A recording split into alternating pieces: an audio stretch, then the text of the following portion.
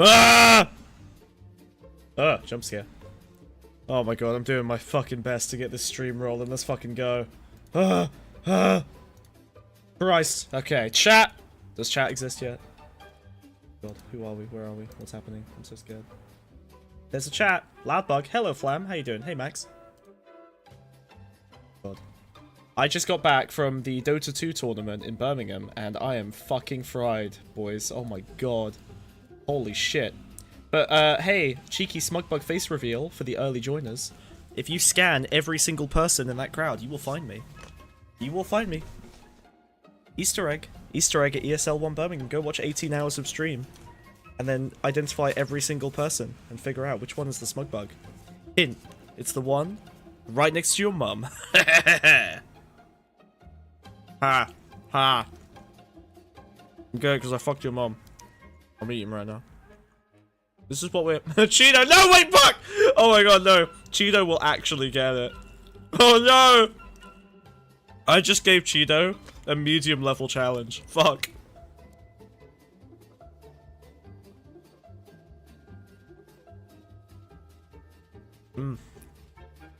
You get to hear me eat. I support a police state where it's just Cheeto solving all the crimes alone. We just give him unlimited budget and he just solves every crime. He does it. It's easy. It's like a 6-hour-a-day job. My man can do it. Oh, my brain is so fucked.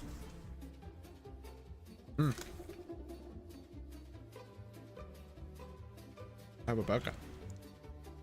How's everyone doing? Oh yeah, we got the fun little, if you spam emotes. If you spam emotes, you get the little ACAB. The C stands for Cheeto. True! If you spam emotes, they float. I love that. I keep forgetting that I implemented that feature. And I don't remember how I did it. So it's gonna stay here forever and never change.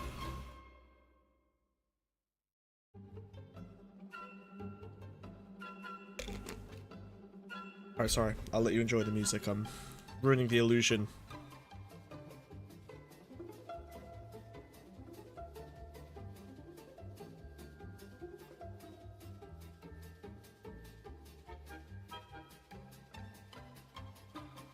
It's not a Whizzler stream, I just have him muted right now. Which is way better. Everyone likes it when Wiz is muted.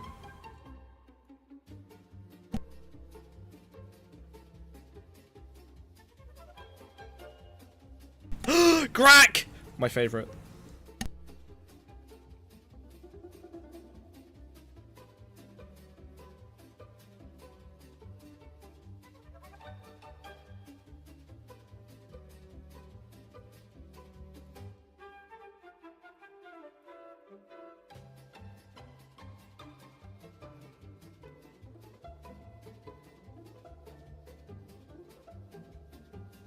I've been having a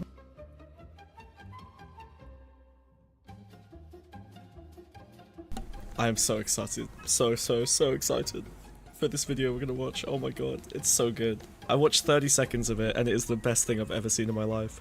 We're at David Starmer levels of joy. I'm so excited. Wiz found an absolute banger. I don't know how he found it because he does no work for the stream, but holy shit.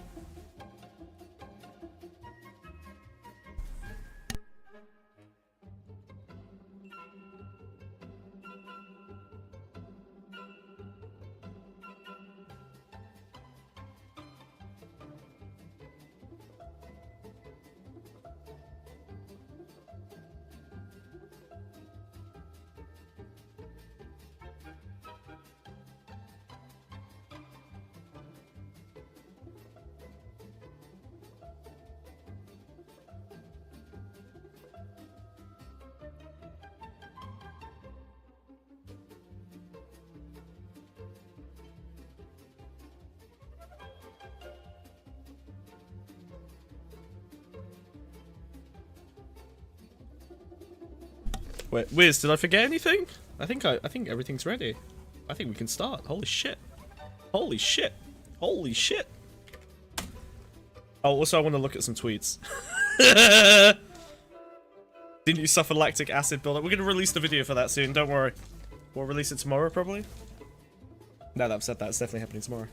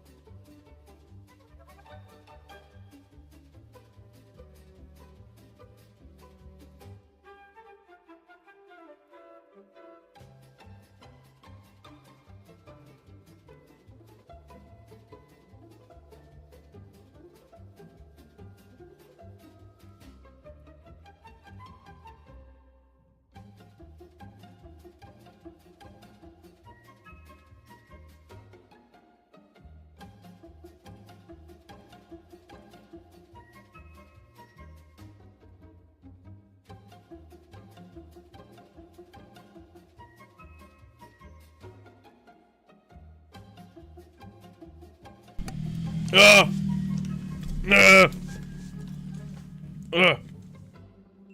God, sorry. I'm eating like I'm doing a fucking mukbang. I'm trying to... Wiz gets mad at me when I don't eat before stream, so I'm doing my best here.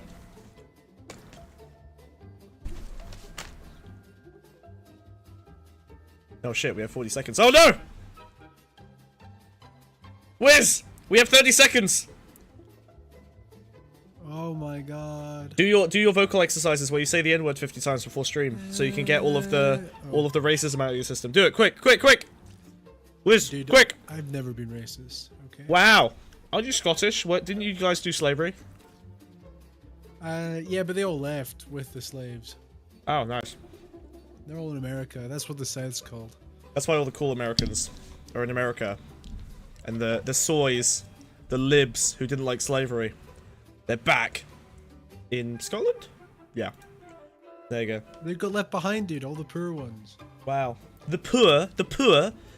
Why do you say poor? Like you're rich. Poor? Shall I Poor! say that instead? The poor! The poor! The poor! Alright, hold on. Let me not cancel the stream. Hold on. Ah! We've been born. Hey, let's see if your audio works, Wiz. Whose audio is weird? Yay! It works! We did it! We did it! We didn't fuck it up! We didn't fuck it up! Let's go! Excuse me, I'm so sorry. Oh my god. This is got my gonna be rough. sunglasses on because I got a bit of a headache today, dude. You've got a headache! Motherfucker, I was at ESL 1! Ah! It was very fun. I was at the Dota 2 Was it tournament. English Sign Language 1? It was, yes. Yes, exactly. It was great. Honestly, UK people are really bad at video games, alright? We don't dominate anything. We're really bad at everything. But, oh my god, I was actually so surprised at how good the crowd was there. It was great. Everyone was drunk as fuck. Everyone was like it was awesome. The vibes were so good. I legitimately don't know what ESL is. It's just a gaming. It's just a big gaming tournament. It's one of the big gaming tournaments. Okay, oh, but here's what. Con? Here's what. Yes, sure, why not? But no, it's like a tournament.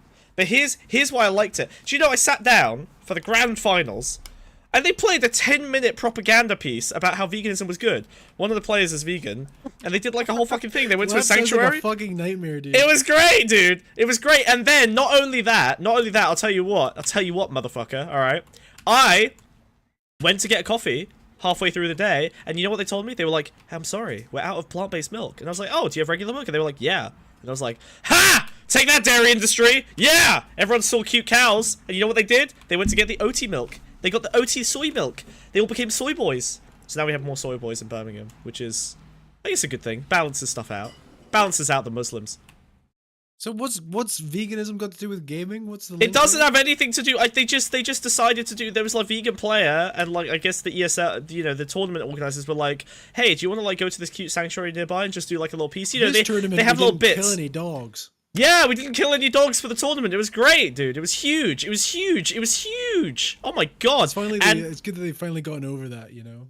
Yeah, No I'm more so blood glad. Sacrifices before I'm so the glad rest that of the game. exactly. Well, you know, the Olympics, they used to like cut open goats and like read their guts to see who would win in you know, the Greek Olympics. So I guess we've improved I heard massively. they still do that at the Olympic Village, among other things. Oh yeah. Well, but that's purely for Big sexual orgies. gratification. It's purely for sexual gratification now. Yeah, they cut the goats open to like signal the start of the orgy ceremony between all the athletes. Hello, babe. Did you make me a coffee? Wow. Oh, I asked you for that, and you gave me a bad face for it. But I appreciate it. I love you. Thank you. No, I mean you did great. Don't give me that face. What have I done wrong now? No, give me that. I need Shake wait. my head. Shake my head.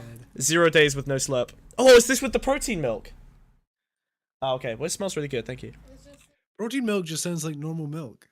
Oh, I'll show you my protein milk. It's Cheeto, different. they're not different. It's the same game, basically. It's just a reskin. No! No! Do not tell Cheeto that. Absolutely not. Hey, Cheeto, you should start playing Dota 2. We'll fucking break him. It's over. It's so over. Okay, fuck. League Bug of getting Legends spoiled? is the anime one. I am getting spoiled on stream.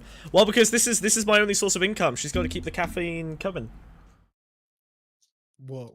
Wow, I know. I don't pay these guys anything. Coffee's your only source of income? We're ruined, dude. Wow. Wow. Yeah, We're true. financially destitute. Dude. Yeah, it's over. It's over.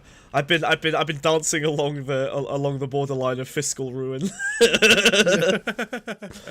Yeah, we've kept Cheeto away from League. League is bad. Cheeto, you should play Dota 2. That's the good game. Right! Hello everyone. How we doing? Either. We're doing content. Yes, we're doing content! Holy shit!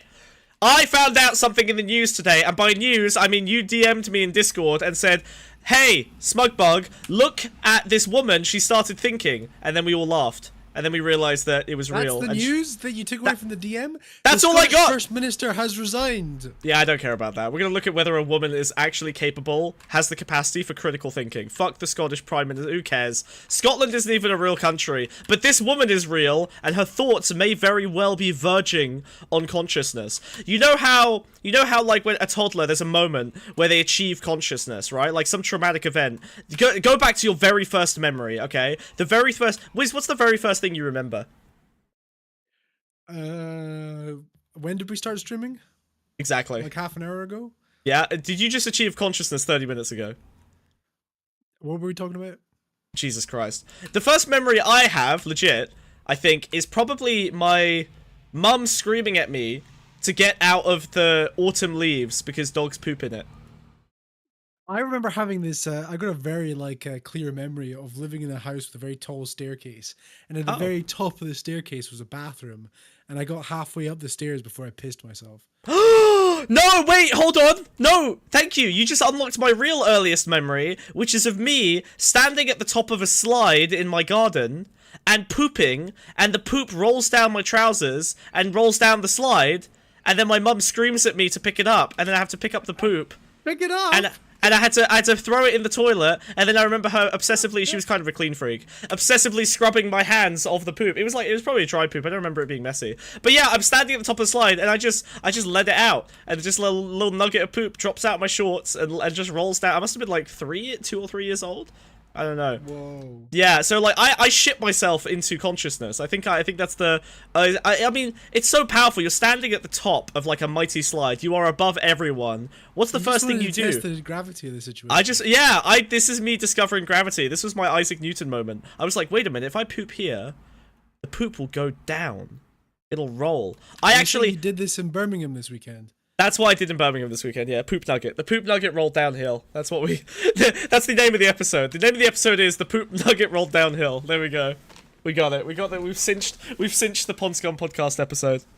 So, speaking of achieving consciousness, that's gonna be a horrible intro. You asked me to do better intros, Wiz. You're gonna have to fucking animate that, alright? This is your deathbed that you fucking made, alright? You're gonna lie in it. Right.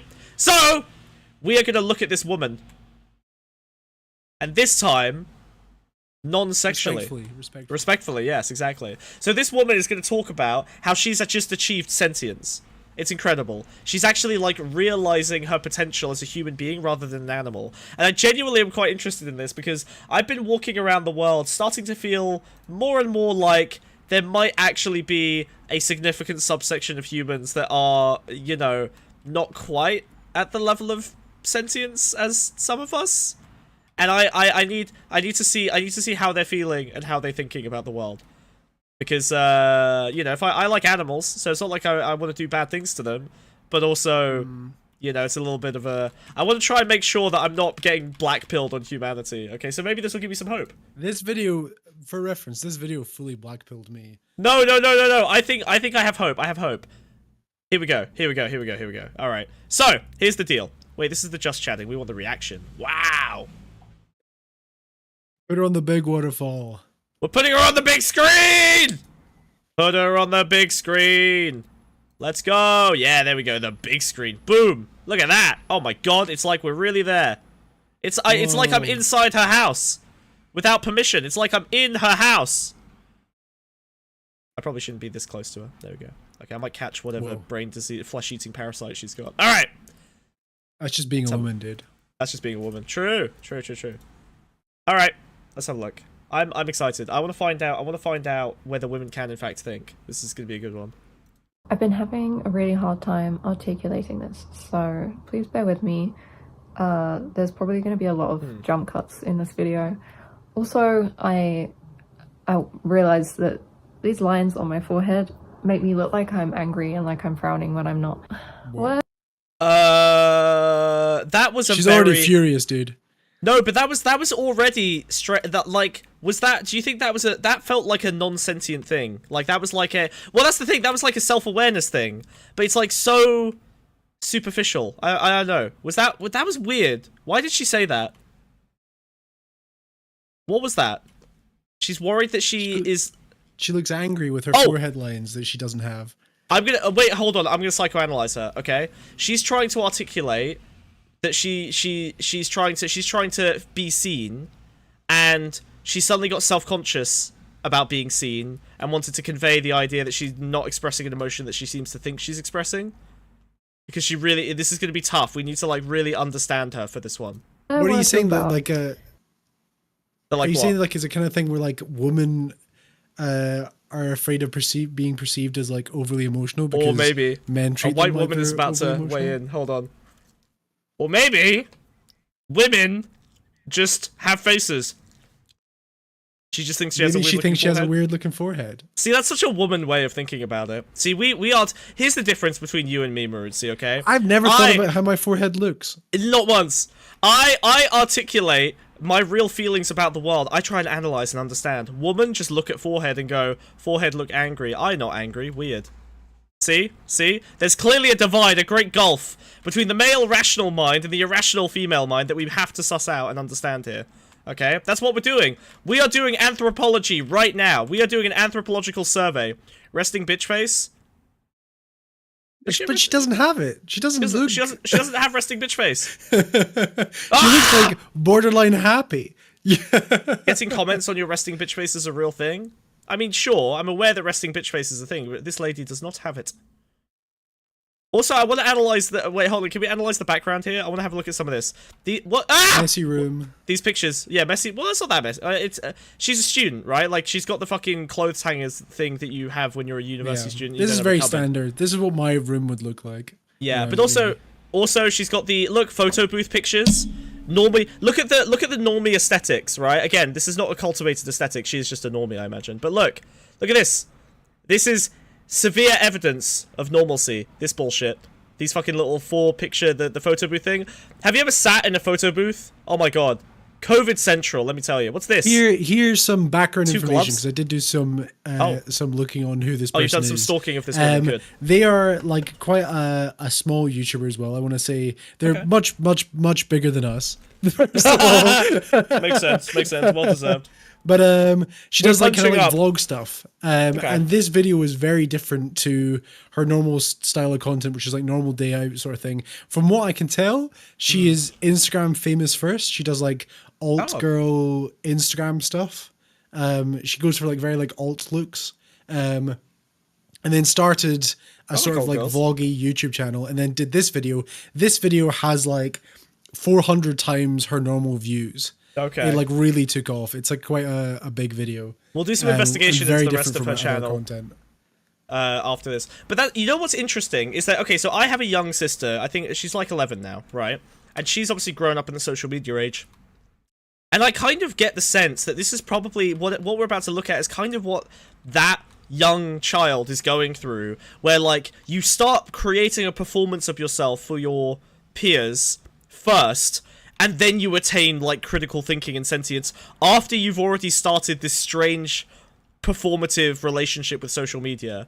I wonder if that's what we're going to see here, if she's already a vlogger. Oh dear god, you have a sister? I have 2 sisters, that's why I'm so good with women, okay? Like all red pillars, alright? I love my mother. How could I hate women when I have a mother and 2 sisters whom I adore? Exactly. You know a guy is legit when he tells you that he has a great relationship with his mother on a first date. That's how you know. That's how you know that he's not a misogynist. I've had a thought that's been blossoming for maybe the last year, maybe a bit less. I don't know how to put this into words, but it's like this very premature thought that I know this is going to sound stupid. I know how this is going to sound. I think I'm starting to feel a desire to use my brain to think more deeply about things and practice critical thought and engage more with meaningful, significant thoughts and discourse. Now, okay, go the off. reason this is something I'm only feeling now is that I've always felt very Put it on intimidated. 1.25? No, I need to see the real speed that this woman's brain moves at. I cannot modify it. Yeah, this It's is where too she's important. like her brain is taking over. It's interesting. too It's important. like a. God, It this is is something beautiful. because there's something about this where like this does happen to you. Everyone has this sort of like moment. Usually it's like, well, I'd say usually. I don't know when it is usually, but for me it was around like high school time. I remember having this thing in my brain where I was like really bad at English in school. Like English was like my worst subject. And then I had like a moment like this, and then suddenly English became my best subject where I was like, oh, I could just write whatever I want. I can think of my own, if I'm analyzing like The Great Gatsby, right? Instead of like just guessing what I'm supposed to write, I can use my brain to think about things to actually say about this, right? And that's when I had like this moment where I was like, oh, I could just fucking do it myself. You know? You know what? I never had this moment, and I think it's because I started off smart. Like I'm always ahead of the, you know, classic ADHD thing. Like you start off clever, and then as soon as discipline is required, everything falls apart. But like I was so reinforced with the idea that he's a nerd, he's a smart one, that like I don't feel like I ever had the opportunity to think I had to step my game up. Like I only ever really had like the big kind of the sea change in my life was like deliberately deciding to destroy everything and just like do a bunch of psychedelics and stop going to school instead of you know, continuing to like be a clever person, I guess, or you know, have good grades and shit. Like I feel like I had the opposite experience where I was like, I would like to be dumb now, and that was probably the more important. I had the opposite experience. I was like, I grew up smart, and then I got to like 60. I was like, you know what? I'm going to blow my brains out with every lab chem I can buy on the black market with Bitcoin that I steal from California fucking the hipster kid credit cards that they posted on Twitter over fucking dumb 4chan ops. Like well, I literally just destroyed my brain with psychedelics and became dumb, and it was way better. This is way better. I wonder I had had the opposite where I went to like quite like a fancy school, right? It was very elitist. It was very like academic, and because I was very disruptive because of my ADHD and stuff like that, I was constantly all throughout school told I was dumb, right? Right. So I had it in my head I was a bit more of a dumb guy, even though I was like really good at. I was like quite gifted at maths and stuff like that, but I always had it in my head that because I was like dumb, I should just follow the formula. And it wasn't until like the very end of high school where I just went like, fuck all of this. I'm doing whatever the fuck I want. I started actually getting good grades. And then when I moved to the UK to go to university in the UK, I realized I wasn't dumb because I was like quite ahead of a lot of my peers. Yeah, because then you end up truly interacting with like hundreds of people, and you're like, wait, all of these people are dumber than me. What is happening? Like, but because my school was like very elitist or whatever, or I wasn't like a very like classic sort of book smart type of person. Yeah, I was told like all through school I was really dumb.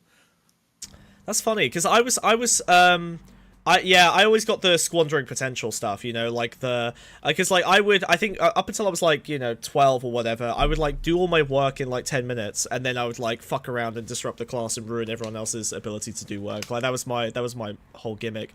I've got a bunch of school reports that are like, we need to give this guy like way more shit to do. Oh yeah, I remember there were literally teacher reports where they were giving advice to other teachers in my fucking like school report, and it was like, just let him like start reading after the first 15 minutes of class, otherwise I swear to God he will just run around and start talking to everyone and make it unable for them to finish anything. So I would do all my work, I would like start speed running my work so I could just read like whatever fantasy book I was reading at the time for like the other 45 minutes of class. And that seemed to work pretty good. I was a big reader, so maybe that helped a lot, is like just getting very, very like into books. Fuck, what was I reading? It was like oh, Darren Shan! I was reading Darren Shan! That was I bet if I go back. Dude, if I go back to those vampire novels, they were so sick. Especially when Twilight was coming out and like Darren Shan was like the boy version. You're like, yeah, real vampires are like they bleed on each other and they're fucking tearing each other's throats out. It's like demons like fucking setting fire to your parents and shit. That was fun. That was good. You remember I met Darren Shan at a book signing, and it was cool. You know what was really cool about those books? Total tangent. When you get to this massive spoilers for the young adult novel series Darren Shan, by the way, what you find out is that I think he goes. What does he do?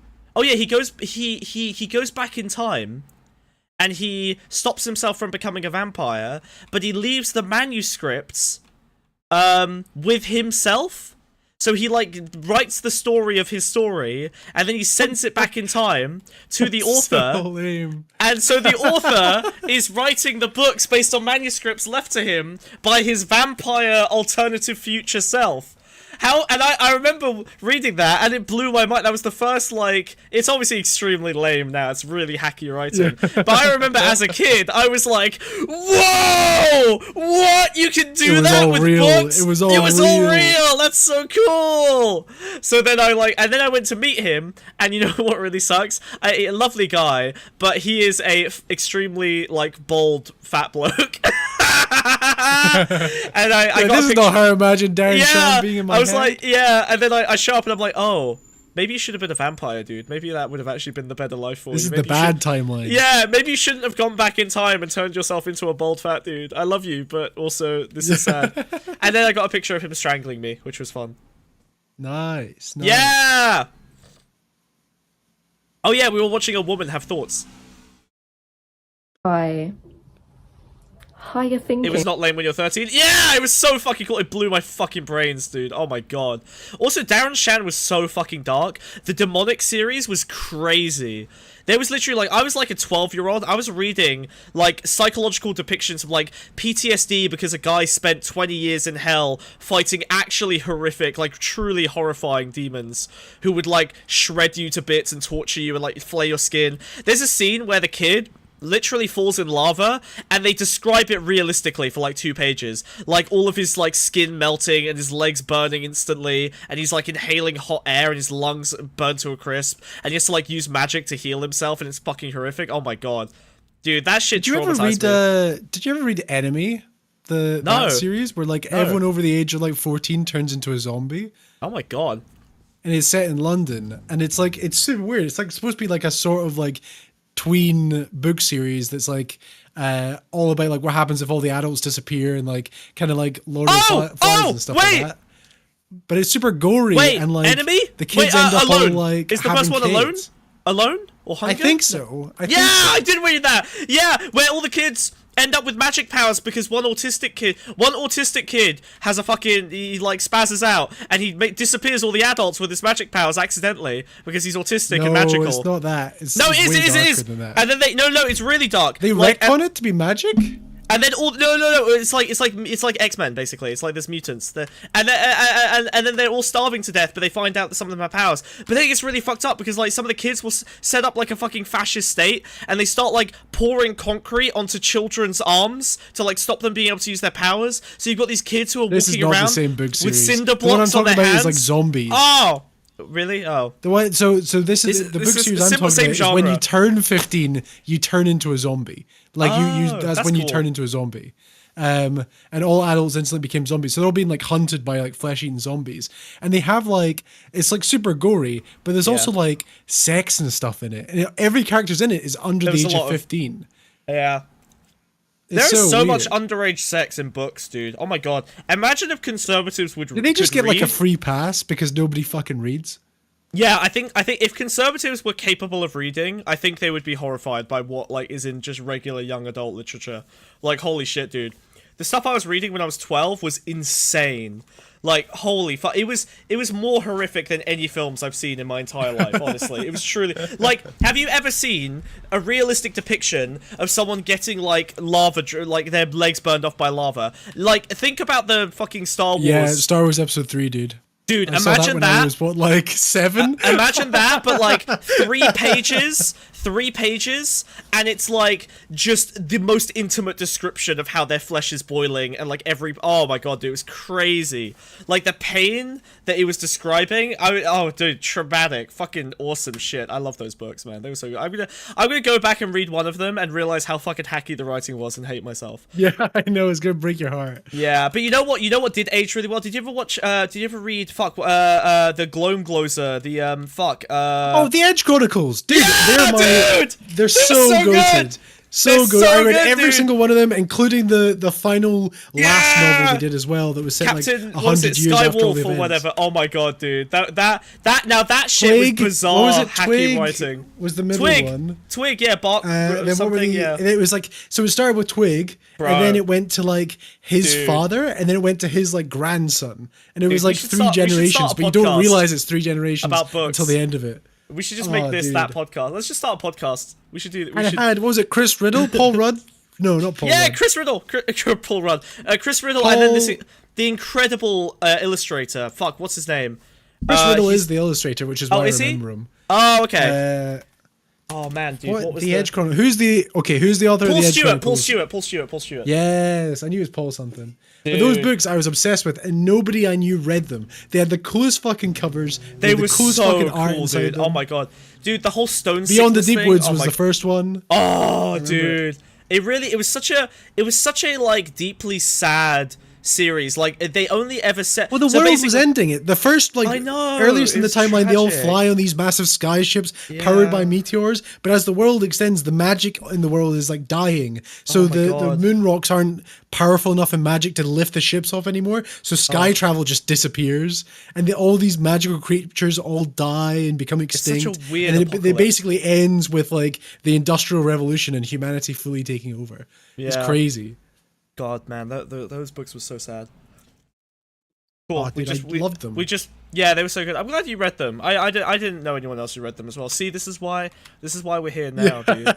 You know, this was our soul bond that existed from childhood. We were reading the same books. We were developing the exact same kind of schizophrenic, autistic understanding of the world through the Edge Chronicles. I was obsessed with the character. What was it? The Sky Pilot that wore that crazy hooded. Skywolf, right? His name. And then it turned out to be a girl, and I was like, "What? Oh, this super badass." The Sky Pilot. They wore like this huge wait, big did mask. you ever read Mortal Engines? No, I didn't, but I know of it. It was pretty good. But the Sky Pilot wore this crazy hooded robe, and they were like the ultimate like engineer for flying in the sky. They could like design all these cool ships, and then you find out it's like something like a 20-year-old woman who's like gorgeous. Wait, a woman was able to do that? Yeah, I know, it blew my mind. Wow, that's crazy. Well, you know what? Maybe listen, maybe this woman has a similar level of potential. If we can see her unlock the key to her brain. I wonder if she's ever read a book. Well, it's interesting you say that. It goes. Oh, it's okay. very interesting you say Maybe that. the last year, maybe a bit less. I don't know how to put this into words. To feel a desire to use my brain to think more deeply about things and practice critical thought and engage more with meaningful, significant. What does she think thoughts critical thought means? Because I feel like most discourse. normies don't know what that means. I think she does understand Now- what it means. Okay. The reason this is something I'm only feeling now is that I've always felt very intimidated by No, I'm gonna be sympathizing. kind of No. thinking. Because I did really badly in school. I performed really poorly No. academically. Wiz, you Here's promised me the this would be important thing. funny. No, I didn't. What? I said it was thought this was gonna blackpilling. be. I thought this was I gonna said be it was black funny, pilling. dude. You're gonna give me a legitimate person who was crushed by the state into thinking they were worthless and couldn't think. Dude, what? Here's the important thing. I thought it and was Oscar just gonna be said a it dumb earlier, lady. and there's a reason I recommended this. It's No! incredibly ADHD coded. No, dude, why? I wanted to see. I think you'll was come around No. and find this deeply relatable, despite it being like the No. opposite path to which you took. Bro, I was so excited to see a woman like stand up and boldly proclaim, I would like to achieve sentience. And for her to like fumble her way, I was imagining that she was gonna like fumble her way through like wanting. Do you remember in Futurama when like, you know, the brain episodes? Like, I Yep. wanted to see someone go from the stupefaction ray dummy into full sentience over the course of 18 minutes. That's what I was so excited to see. You're gonna tell me that she was a victim of circumstance? No! That just makes me sad! not I didn't quite, want to be not sad, I quite. wanted to laugh! Where's... There's a huge part of fuck! this. There's a huge part of this where it's like her conscious decisions had ended her up here, right? Alright, let's see. Because lots of people do bad in school and don't end up. I better hate not this woman thinking. by the end of this video, or I don't know why we were here. Really bad grades, bad results on my GCSEs and such. And I just felt stupid in school, in classes, particularly maths. That was a really big thing for me. I also be fair, I would sucked at compare maths as myself well. to a member of my family who Uh-oh. was Oh, no. a couple of years above me in school No! who No! performed so well. No! So smart. No! And I kind of felt No! This is my younger sister! No, I can't watch this! No! This is literally her! Oh my god, no! Where's why I'm have gonna you defeat shown me your this? misogyny once and for all. dude. No! This is literally her! She spent her whole life thinking she was an idiot because I was so fucking smarty boy, precious first son coded. No, Wiz! What have you done? I'm melting! Wiz! No! Why? Why'd you do this? This is my sister. I remember my oh god, dude. You know what? There's this horrible thing that happens anytime I get drunk with her. Is she'll start explaining to me her like deepest, like her most intimate understanding of like things.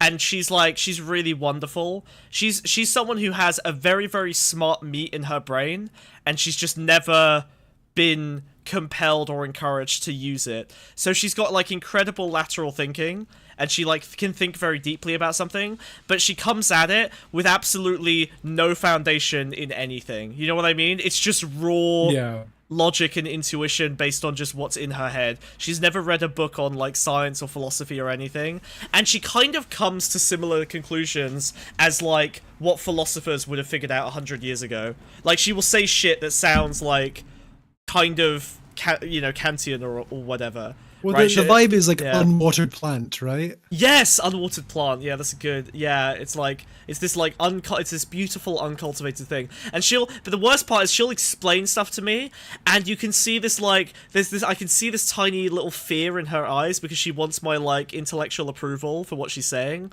So she'll like babble and just go fucking crazy, like trying to explain these like concepts that she's grappling with, and like. So the big one she explained to me was she once went on a psychonaut journey to try to figure out why all of her friends were doing lots of nos and realizing some deep truth to the universe, and then every time they came back they would forget what the deep truth of the universe was and they couldn't share it anymore. So her and her friend decided that she would do whatever amount of nos it took for her to go find the root core of the universe, and then her friend would record it and she would bring it back to society. This is a real thing she did. So they got a fucking tube of nos, and she just went deeper and deeper and deeper into the fucking this is nitrogen, by the way, folks. So like, the balloons where like you're huffing gas. So she was doing just deeper and deeper and deeper, and she realized. Basically, what she realized was that she essentially came up with the idea of, like, the Nietzschean kind of god hole.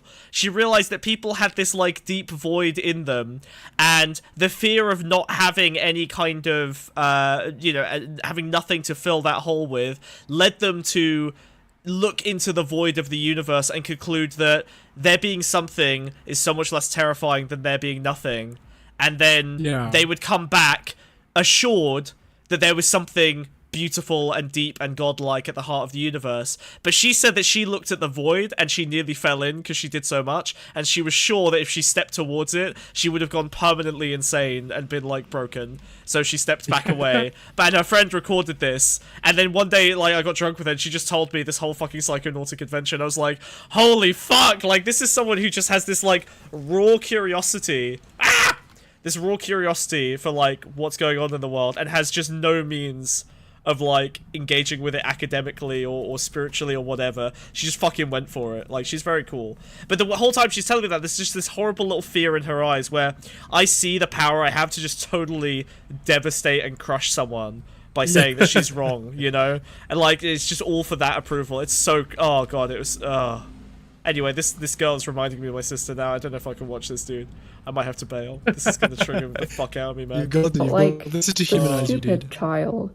I mean, I was autistic. I was the my sister was art autistic, yeah. kid. Oh no, this is terrible. Other She even looks a little bit like her. So since then, I've been very insecure about just being stupid, feeling like a stupid person, just not a smart, not an intelligent person. I've always felt quite emotionally intelligent, but this is academically, awful. Why? Maybe there's better words to describe that, but I can't think of any because I'm stupid. If I sent this video to my sister would cry. I've always 100%. felt really dull. Well, I think that's the important thing area. about this video is part of the reason it's sort of like taken off is because so many people have found it relatable. Oh god. Oh, you see, I thought you fucking scammed me, dude. I was so sure that I was gonna watch a video that popped off because so many people were like, look at this girl, like it was gonna be like a black pilling thing of like red pillars going, see, this is how dumb women are. This is how like I wasn't obviously I don't think women are dumb, but like I was watching it hoping that it was gonna be that vibe, but this is actually just a truly desperately like tragic tale of people's potential being stifled by the assumptions we make early on, and then that snowballing. I wanted to look at funny things today, Wiz. I'm frazzled. I'm so hungover. Why are you doing this to me? Why? We had so much fun last week. Dude, we had so much fun last week. Why'd you fuck me with this, dude? What's wrong with you? It's important. It's important. Oh, fine. I knew you'd have stuff to say about this as well. Yeah, but I'm mad. This episode will probably not be a surprise OnlyFans advert. Watch of this is the most black-pilling genius funnel for an OnlyFans you've ever seen in your life. Okay. This sounds horribly cynical, but my mind went to the exact same place with Glitterbell. I checked; it's not the case. Wow. Wow. Yeah, it's not a channel. Why are you Blake going type robot, deal. bro? Whoops. You're going robot. Am I roboty? Yeah, Discord. Maybe leave and come You're back. roboty to me, dude.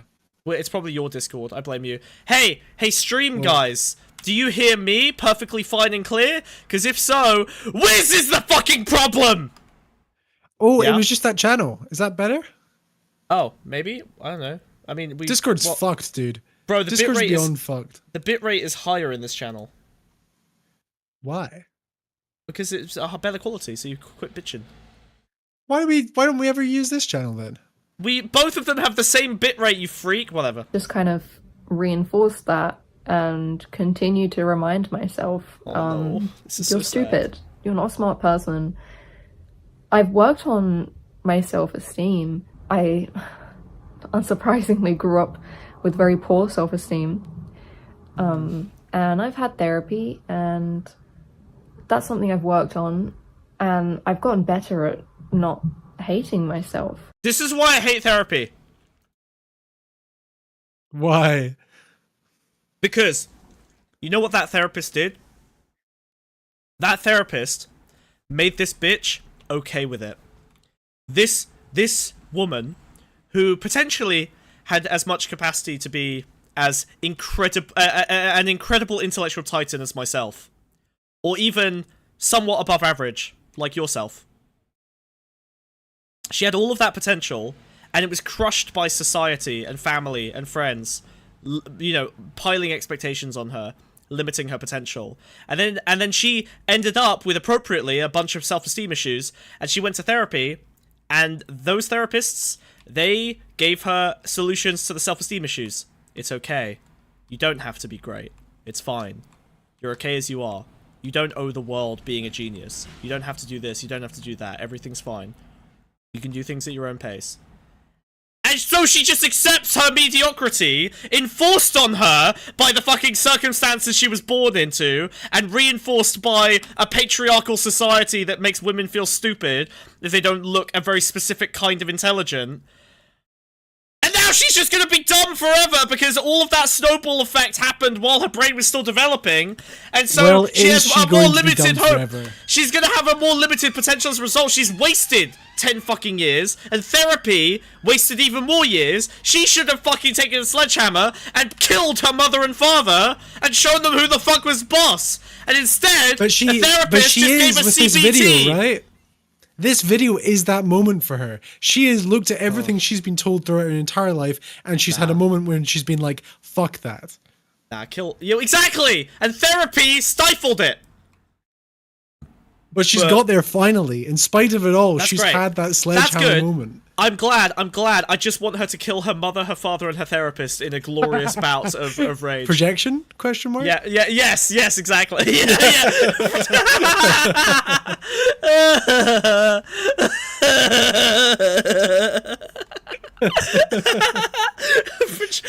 just for reference, that isn't literally your sister. That's good. Yeah. Projection? Question mark? That's good. That's good. I need Oscar. I need a big projection question mark that pops up when you know. That's good. That's good. Write that down. Oh god, Maruti, what's your fucking problem with my monologue? Huh, bitch? What do you want? Huh? I'm right. You know I'm right. CBT just makes you okay with your existence. CBT is no better than marijuana. That's my take. You can take that take to the bank, and you can cash it just out one letter difference. For some crypto. There's one exactly. Thank you. THC CBT, basically the same thing. Well, Murtzy, he's not arguing that she doesn't have the agency, because she's used the agency to have this moment now. What he's saying is all those things arrested her development. Well, her agency was suppressed by societal forces and by like kind of the default that exists, right? You have an intelligent older, just even locally, forget the patriarchy, right? You have a sibling whose thing is that they're intelligent. They're 2 years ahead of you. They're always going to be smarter than you. So you have no hope of being the smartest person in the family. Realistically, if you've already got a smarter older brother who's already been rewarded for being intelligent their whole life, how are you ever going to outcompete them on being smart? You have to find another niche to fill in order to get, you know, validation, even just within that family. So you become the arts one, or you become emotionally intelligent, right? Like you end up filling a gap that they don't. Or there's a third option which we might see. Oh no! What? Let's see. But I still, it almost became like a kind of like defensive reinforcement of like. Did I just fully call out what she's gonna say? That she was filling a almost niche. There's so good. There's a you can feel good what about she ends up doing is slightly different. Okay, let's have a look. yourself, and you do deserve to be alive, and you do not deserve to suffer necessarily, but just be aware that you're not the brightest person. And part of it is not me necessarily trying to be just mean to myself. That's for therapy no reason. right there. Fuck that shit. I just didn't want to have an expectation of myself to. I think I'm getting really blackpilled on therapy, actually, because I did therapy for like 2 years and I hate it. Undeniably, it has helped you, though. Well, undeniably, dude. Are you kidding has me? it? Are you forgetting what you used to be like? Really? Has it actually Even by helped me? disagreeing with your therapist, it has made you more self-aware. Wait, okay, I need you to convey. Okay, you know what? We're gonna have to do a different. I keep fucking ruining this video with the numpad fucking shortcuts for my arms. God damn it.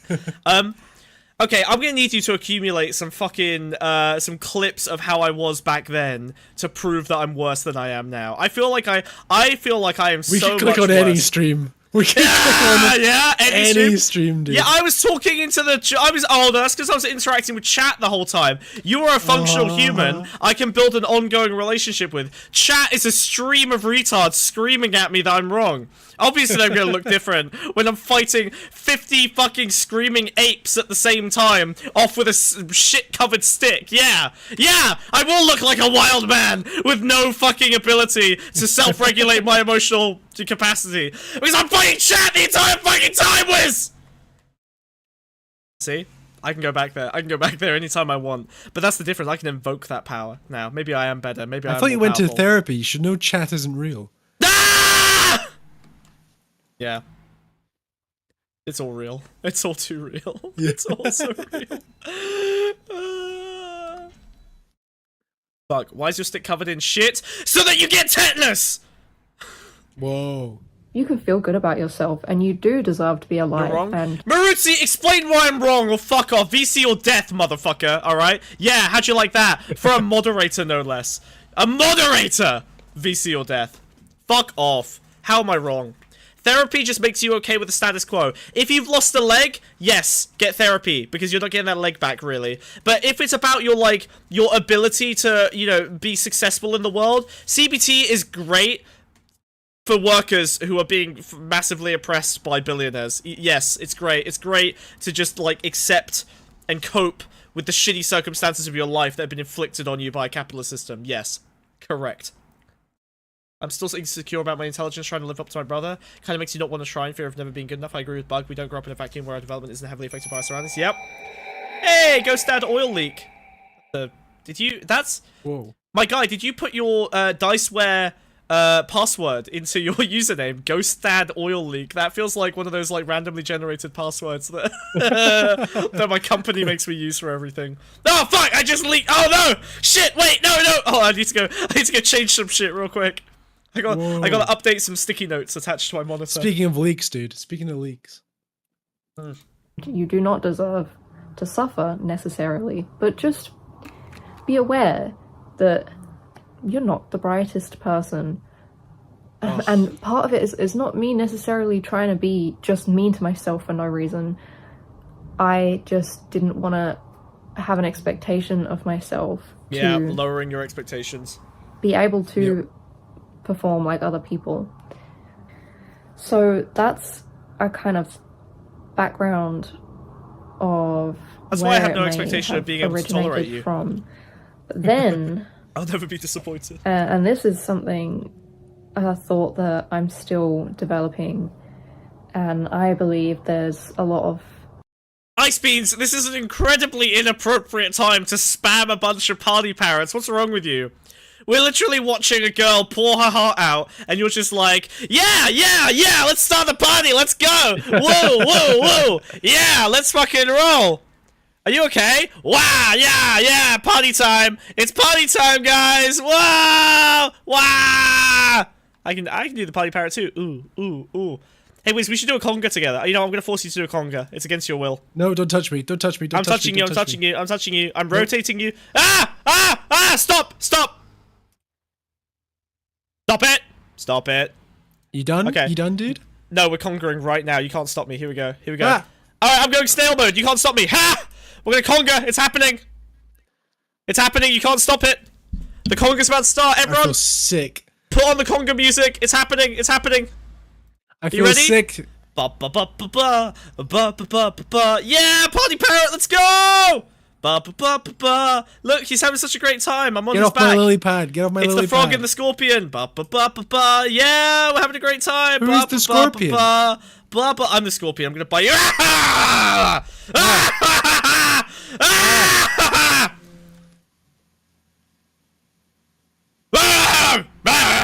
This is disgusting. This is disgusting.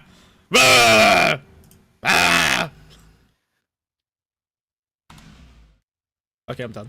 Whoa. I'm done. I'll be good.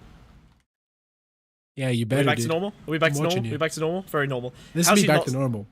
How does he not know what a conga song sounds like? If you say conga in the conga tune, it's actually copyright and YouTube will strike you. So It's also racist to the Congo. it is actually extremely racist to the Congolese anarchist party, who unfortunately had their leader assassinated by the CIA in 1979. Look it up on Wikipedia, it's real. And then they danced like that over his dead body.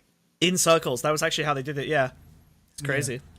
Anyway, He was thanks for letting me ruin the assassinated within vibes. the Congo line. We're doing sad vibes, not conga vibes! Smug's coping mechanism is adorable. I'll kill you! That's my coping mechanism! He's getting too emotionally information close. that I'm missing, true. and there's a lot I still have to learn about this. But I can look back now and reflect on my life. This woman should kill her and parents, for sure. realize that so much of it, and so much of my mental and emotional energy, and so much of my spirit has been exhausted and spent on caring about how I look and whether or not I'm pretty enough. Yeah, no, this is my sister This is as well. it. This is the third Fuck option. you. This is the third option. my She got into looks maxing, which is something a lot of like pathologically incels and excessive stuff do. amount. I've Dude, that's fucking tragic. So Look you are, maxing is where she ended up. and it's such a. It makes sense as well because like it is kind of a creative project, right? It's like you can put. There's like a little hint of self-actualization in this creative niche that you filled. You can end up applying it to your own clothes and looks and body and stuff, and you become like an art piece, and then people validate you for looking pretty, and. You know, some people. What she's Whoa, done hold is she's on, like, hold on. I've got no inherent value in my intelligence. My Yes. only value I can now contribute is how I look. But here's what I think. There's a to get all Zizek sniff on you. I think there's a very interesting little tidbit in there, which is that people don't want actually to be valued for things that are immutable, right? Like that ends up because you have no ownership and no authority over it. So I think what she's done is she's found a way to leverage the fact that people will compliment her for aesthetic. You know, she's pretty, whatever, right? But by channeling creative energy into that prettiness, into the aesthetic, now when people compliment her looks, she can almost proxy that compliment towards something that she's actively engaged in, rather than it just being an immutable characteristic. Yeah, something she has control over. So it's like a way to kind of game the system by scooping up compliments that people would have given to her for her looks and kind of transporting that over to something that's actually a bit more in her control because she's controlling her looks. Oh man, that's so sad. Fuck. Oh, dude. This is like a window into my sister's head. This is so fucked up. Like I knew I kind of knew all this stuff about her, but like this is a well articulated explanation of like the Well, it's so what I loved about this video is it's so vulnerable. Yeah. It's like it's something that nobody would I hate even dare vulnerability. speaking about, right? This is like it's almost like embarrassing. It's like a deeply embarrassing thing, I think. But the ability to be open about it and also have it resonate back, you know? So many people have identified with what she's saying here, and it is like a very good succinct point, and it's a trap a lot of people fall into.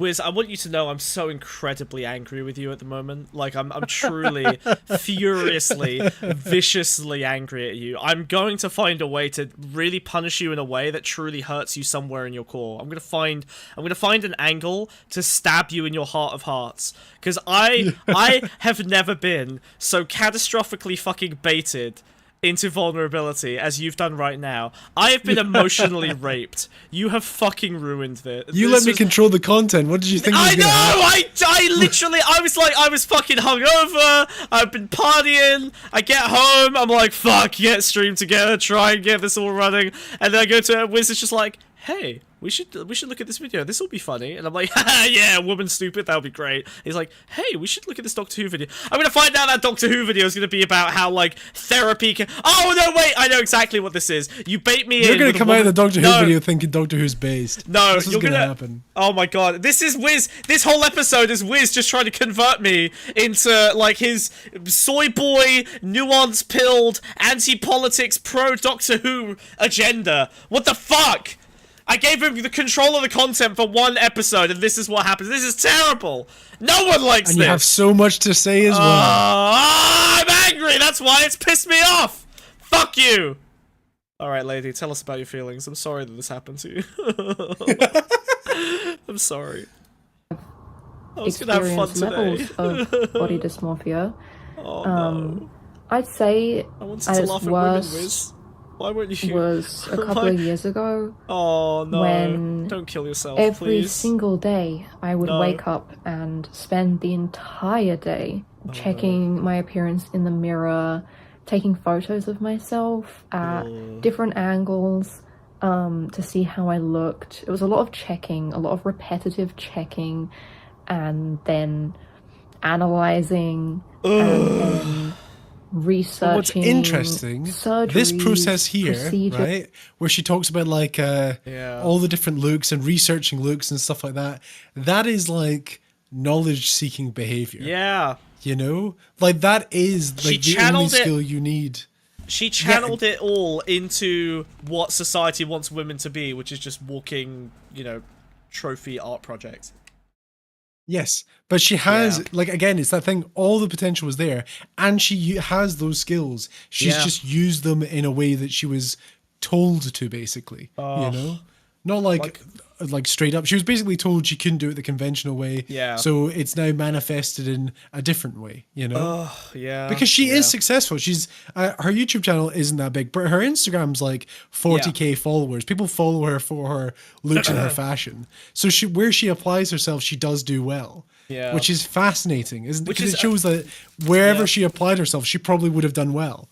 Yeah, like the potential is again, same with my sister. Like she's, you know, she runs her own business. She's more entrepreneurial than I am, frankly.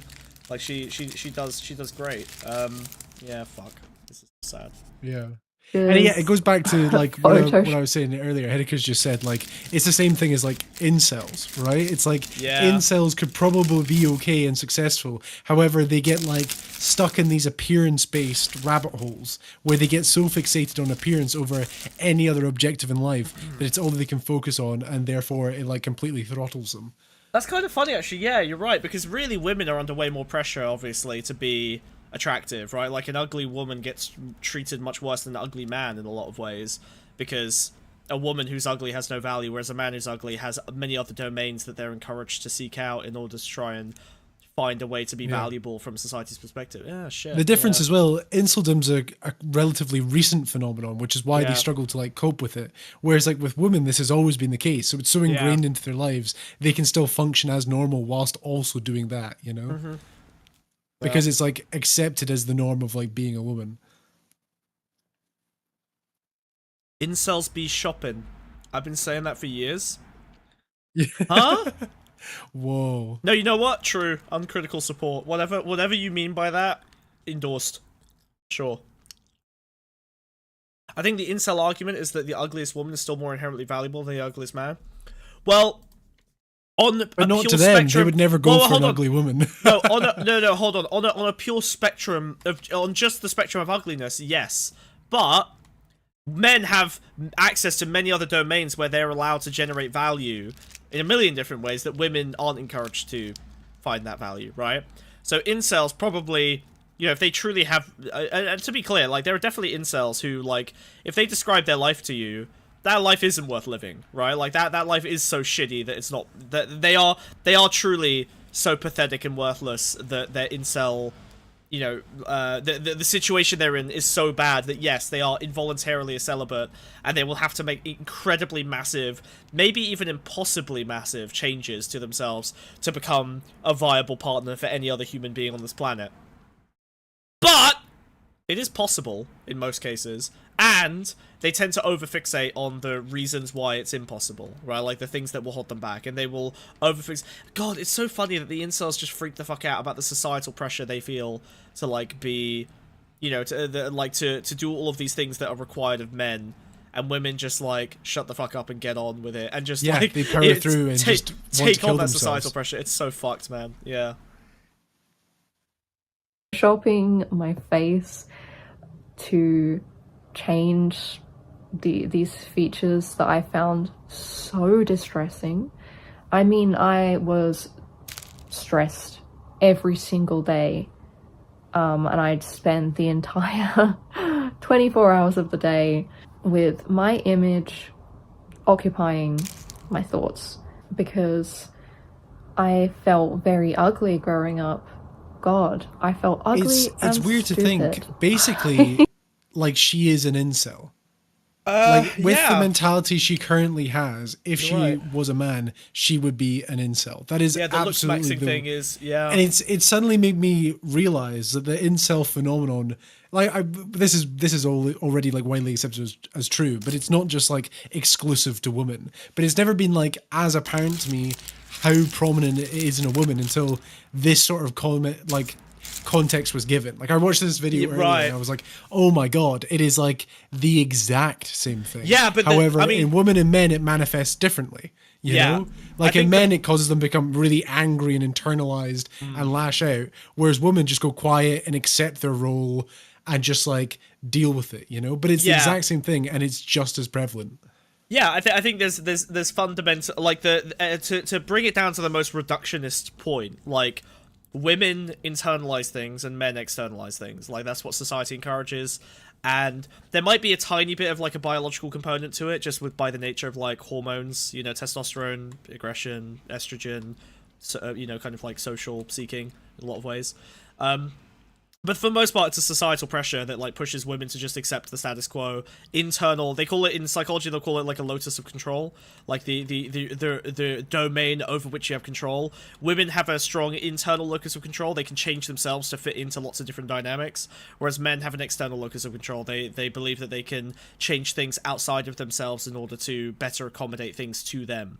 So, I mean, in some ways, it's a compatible dynamic. Obviously, it's one where, you know, the women are very likely to end up heavily oppressed, but women end up essentially just, like, chameleoning themselves into whatever's required of them, and men are more likely to change things. Which is why, like, incels tend to be louder and more prominent, and they'll, like, be creating movements and fucking shooting people, you know, in schools and shit, right? They're gonna externalize that anger more, whereas women just, you know, kind of quietly, like, conform themselves and give advice to each other. And obviously this is not like women who are going against that trend, bucking that trend, obviously there are plenty of them, but there is a pressure they are overcoming in order to do that, and same for the men in many cases. Yeah, testosterone is a hell of a drug. Hell yeah! I was not a happy young woman. I was a very depressed and sad teenager. Original, but I mean, I felt very strongly that I was very, very, very ugly. and I needed to do something about it. Something had to be done. It felt like an immediate threat to my life. Body dysmorphia is something I have a lot of thoughts about that is not what I want to.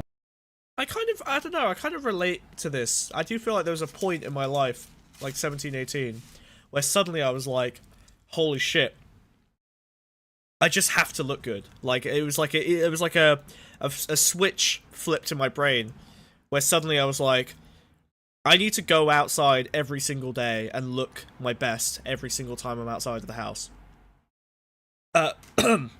You know, I went from, I think, being kind of, I don't know, just like a normal teenager. I don't know, like, it causes me some problems today. I guess, like, I have to shower every day. I have to style my hair properly. Like, I'm a little bit obsessive about as well. Little things like that. Like, I really can't, like, you know, I'll wake up in the morning. I can't function unless I shower in a day. If I don't shower in a day, I'm like, it upsets me to an extent I can't even describe. Yeah, and like my partner, you know, Ladybug's a bit more like reasonable, I guess. Like, you know, she'll be like, hey, do you want to like go grab a coffee? You know, like Saturday morning or whatever. It'll be like 9, 10 a.m. We wake up, you know, whatever, hungover, and she'll be like, hey, do you want to go grab a coffee or like a donut or something? And I'll be like, yeah, but I have to shower first. You know, like I cannot leave physically. I can't leave the house unless I've showered. And it's not like, I don't know, and like the checking behaviors thing, I mean, I fucking stare at myself in mirrors all day. On Zoom calls at work, I'm just staring at myself the entire time. But I like how I look, but there's still a lot of those kind of like weird checking, like the way she says checking behavior, I do feel like a bird constantly like assessing itself, you know what I mean?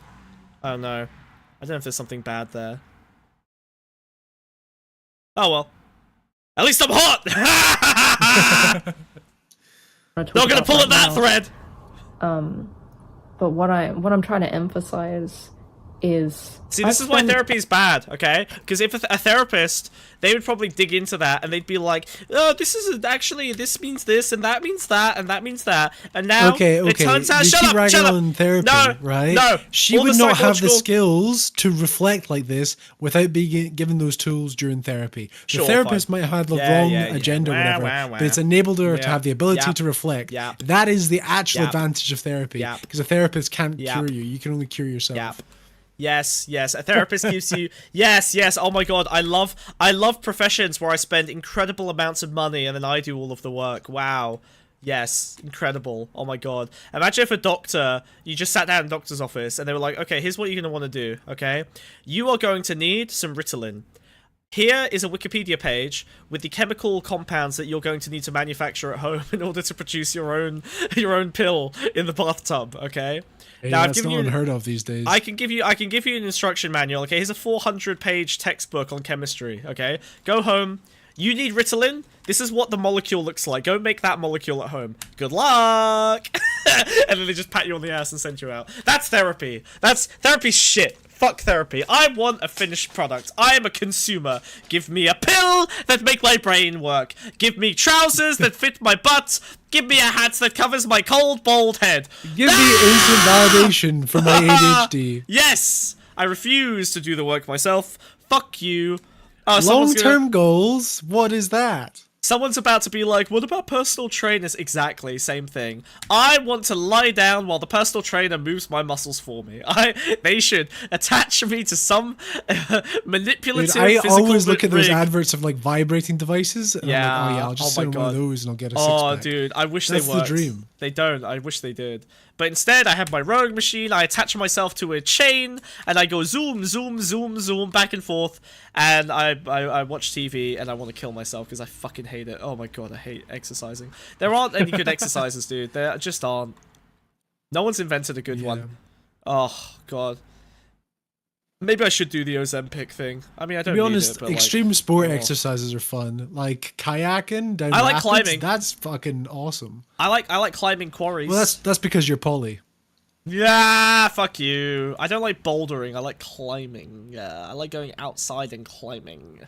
I used to climb into warehouses and trespass. That was fun. I should parkour. Maybe I should do parkour. I used to do. I didn't. Oh god. Not parkour. What's the one? Signs you're about to hit your 30s. True. Maybe I should do holy shit, wait, hold on a minute. Wait, let me cook for a second. Wait, maybe I should do because like the most fun I had running around was when I would like, you know, break into warehouses and shit and go on those like rickety catwalks. The fun part is the breaking into the warehouse. Are you sure? I feel like I liked the climbing. Yes, I know. I'm speaking from experience. I liked the climbing and swinging off of stuff. I feel like climbing is lame because but you need the sense of wonder. You need the well, exactly. That's the whole point of it. Isn't the whole point of parkour that you like trespass? Like you just run around breaking into shit and running from cops. I'm gonna my exercise regime is Mirror's Edge. You can't stop me. I'm just gonna do Mirror's Edge. That's my exercise regime. All right, I am Faith now. I'm gonna do the jump. I'm gonna do the balancing on the beams. I'm gonna hop. Wait, I can parkour around. I'm gonna parkour around the pond. Wiz, you can't stop me. I'm gonna jump. Huh? Whoa. 1, 2, huh! He's getting slime everywhere. Dude. I'm hanging. Oh, okay. All right. I just need to hold on. I can do this. Huh? Look, I'm climbing. I'm climbing across the ceiling, dude. I can do it. I'm parkouring. It's dripping. All right. You can see the I'm gonna hang on to chat. Ready? Swing. 1, 2.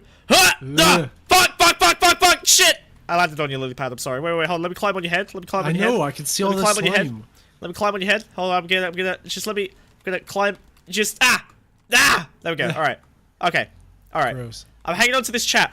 Can someone post a chat message to make this chatter move higher, please? Quickly. Yeah, pull him up. Pull me up, please. Spam messages. Pull me up. I need you. I'm hanging on to this message from Ghostad Oil Leak. Could someone post a message, please? This. Okay, good. Get me to the top. I need another one. Quick, I'm getting there. Yes. Thank you. Yes, one more. I'm nearly at the top.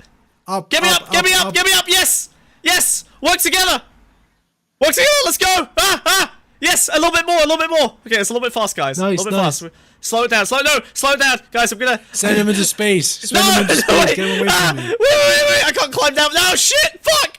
Send him into space. No, stop. Too high. Too high. Help. Stop. Guys! Bye, bitch. Guys, bye, no! Guys! Wait, please! Wait! No, stop!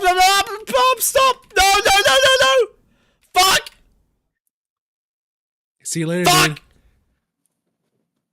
Fuck! No! Stop! It's so high!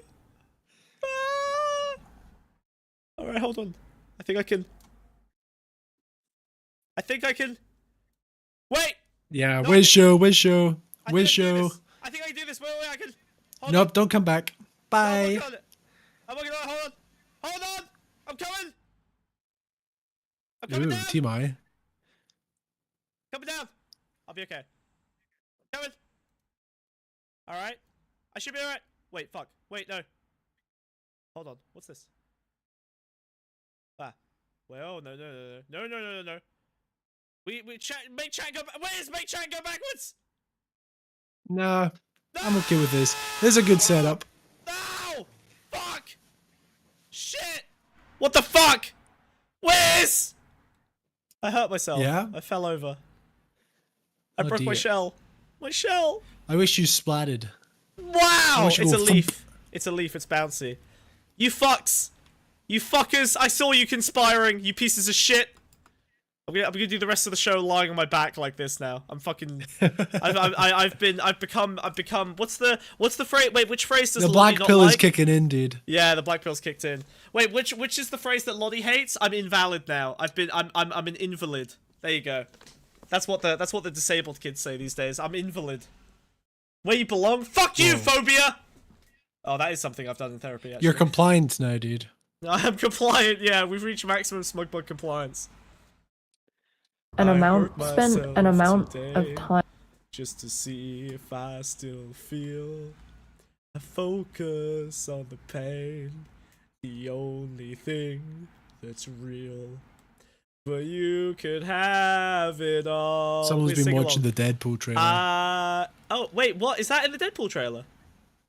No, it's in the Wolverine trailer though. Oh, I just love that song. Honestly, it's just a banger. It's just a good song. Johnny Cash, right? Yeah. So it's like one of his last songs. 9 Inch Nails, buddy. What? No, fuck off. No, it was originally a Johnny Cash song. I'm pretty sure. No. Johnny Cash Cash covered it. He did a cover album. Johnny Cash covered 9 Inch. It's that way round. It's that way round. What? He did it at the end of his career, just before he died. It's from this little album he did. Oh my god! Fuck wow, no, dude. Big ups for 9 Inch Nails. Holy shit, I'm very 9 Inch impressed. Nails are great, dude. Bro, I thought Johnny Cash wrote that. Wow. Yeah, do you think Johnny Cash wrote a song about heroin in his 80s? Yes, I thought it was based. It's kind of cool that he covered it. That's also based, to be fair.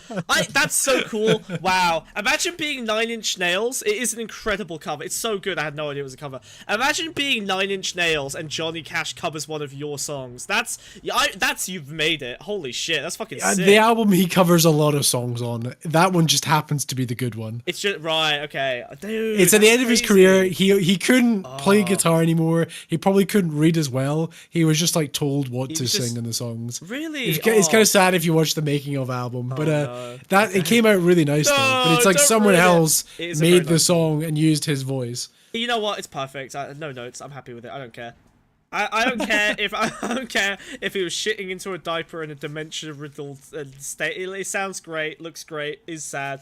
You know what? If it was made in a sad way, that just makes the cover better because it's a sad song. Perfect. No notes. Good art. We love it. I'm on thinking about and performing actions towards my appearance and changing my appearance that I will never recover. Wow. That time was spent, and I believe it took something from me. Oh no. That is irredeemable, and my point in what I'm trying to talk about right now is... What does she mean by that? Because that doesn't make sense on the surface. I think it's the time commitment. It's given her a lot of issues. It's given her a lot of body issues as well. The idea of pursuing perfection has probably damaged her mental health significantly as well. Yeah. Okay.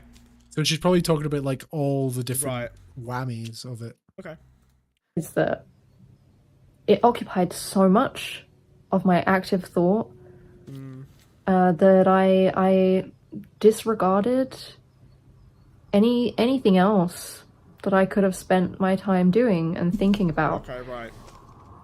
This was more important.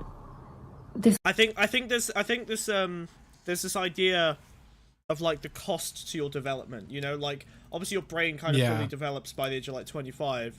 There's an implication there that there's some kind of limitations that, you know, your plasticity of your brain changes such that anything that you do after that point is, you know, it's not like you can't learn new things, but you don't have the same capacity to become something special, you know, to like make these kind of connections without the stuff that you've kind of put together by the time you're 25 in some senses. You know what I mean? Yeah, definitely. Like I think everything that I do now, you know, professionally, creatively, whatever, is very much an amalgamation of everything I put into my brain by the age of 25. And it's not that I can't cop new stuff based on things I've seen more recently, but like even my tastes and the things that I focus on and find interesting and exciting are going to be comprised of things that kind of made me who I am by the age of 25. Roughly. So like the things I get excited about are themselves defined by what I've put into my brain by 25. Well, maybe in the next like 5-10 years, but by the time you're like 40, it'll be completely irrelevant. Well, no, because I think the things I like will stay. Like I still. But you'll find new things to like that'll take its place. Yeah, but they'll be just more advanced versions of old things. You know, like they'll be like layers and layers and layers. You think you're not going to find anything new in the next like 30 I'm not saying years? no. It will be new, but the things I like will have. Like they will be in conversation with the things I used to know and like, right? Like the things I'll be interested and excited about are built on top of, like, I really like structure, for example. And so I've liked pop music since I was like, you know, 15. You know, I liked Taylor Swift pretty early on. And then like better pop musicians after that. I think I probably, I grew up listening to like kind of like older, you know, like David Bowie and stuff. So like I liked the kind of structure of pop music. And then in later life, you know, maybe a few years ago, I found out I really like action movies. And more recently I realized, oh shit, action movies. I think I saw a video that nailed this quite nicely, but maybe it was Jacob Geller. Action movies are very similar to pop songs in the kind of structure they have. Like, what's really nice about a pop song is that you can sometimes kind of sing the next lyric. It's so predictable, but that predictability is itself, you know, it's easy to say, oh well, so it's obvious that it's gonna make it. But the thing that's cool about that song is that what they gave you beforehand put the next thought into your head, and so you get this really nice, like, oh god, this is music theory shit that I'm just too dumb to. Bad brain for music. We need Loner Box to talk about. I see your point though. It's the idea of like what's come before can inform it. Some scientist, I would argue. I just need the word. Wait, I just need to ask chat one thing. Some scientist somewhere has a word for the orgasm you have in your brain when an action movie guy shoots the bad guy in the head, and then, you know, on a movie you've never seen before, you say the next line of the script at the exact same time that the movie does, because it's so obvious what the coolest thing to say would be that you both hit it at the same time, and then you come. There's some word for that. Same for pop songs, where you like kind of guess the next lyric, you know? Because I do that a lot with like action movies. Oh my god, Reacher. That Amazon Prime show, which is good. Bro, like okay, I was actually going to talk about Reacher today. This is so weird that you brought this up. Yeah, we're buddies. Is Reacher just like, man walks about town and does things you want man to do? King. This guy, he just walks into this thing, you're abusing a dog, bam! You're mean to that old lady, bam! Yeah. Like, that's the entire show. Yes. The reason I watch Reacher is because me and my girlfriend will sit next to each other and we'll watch it, and every 20 minutes some cool thing will happen, and then both me and her will look at each other and we'll both say the next line in the script at the exact same time that Reacher says it, because it's so predictable and formulaic, and it's so obvious what the coolest thing he could say is, and then we just fucking Marvel film soy out at each other like, oh, we got it, and it always feels super good, and we never miss because it's so clear. Do you know who else loves Reacher? My 87-year-old grandmother loves Reacher. It's so, and it's because it takes so, like I was talking to her about this, and she was like, "Yeah, it kind of reminds me of Columbo." And like the more I thought about it, I was like, "Yeah, it is just Columbo. It's like 2020's more violent Columbo." I was watching. Oh fuck, Monk. No, is it Monk? You know Monk. Yeah, Monk. Could be Monk. Monk. You know that detective show with the guy with the OCD? Monk? Mr. Monk? Sure. Yeah. Well, anyway, Monk is basically modern Columbo. Like, Columbo was Columbo until, what, the 70s? And then Monk basically replaced Columbo 80s. From the 90s to 80s. So, and then Monk started in the 90s and basically replaced Columbo as the new Columbo. And it is as good as Columbo. Very, very similar format of show. And yeah, like, same thing. You can kind of say the next line because it's so obvious. And it's so, like, yeah. I like that. I like that. It's good. Good. And you know what it is? I know what it is. It's because you feel connection, right? Like, the writer, it's like there's this human experience that you're sharing with the writer, where, like, the people who made this show, they know what the next line is. And sure, maybe it's a bit of a magic trick, right? Because they're putting that idea in your head. But, like, you get to do it at the same time as them, and you feel this like sudden, like this kind of like connection with humanity almost. Because like, oh my god, I feel the same. I had a psychic moment with someone who made this show like 20 years ago, and like they kind of set it up, but we both thought the same thing. There's like our brains are made of some of the same stuff, you know. Like it's like a moment of connection. I think that's it. That's probably where the I'm sure there's philosophy about this, but that's where the vibe comes from. Yeah.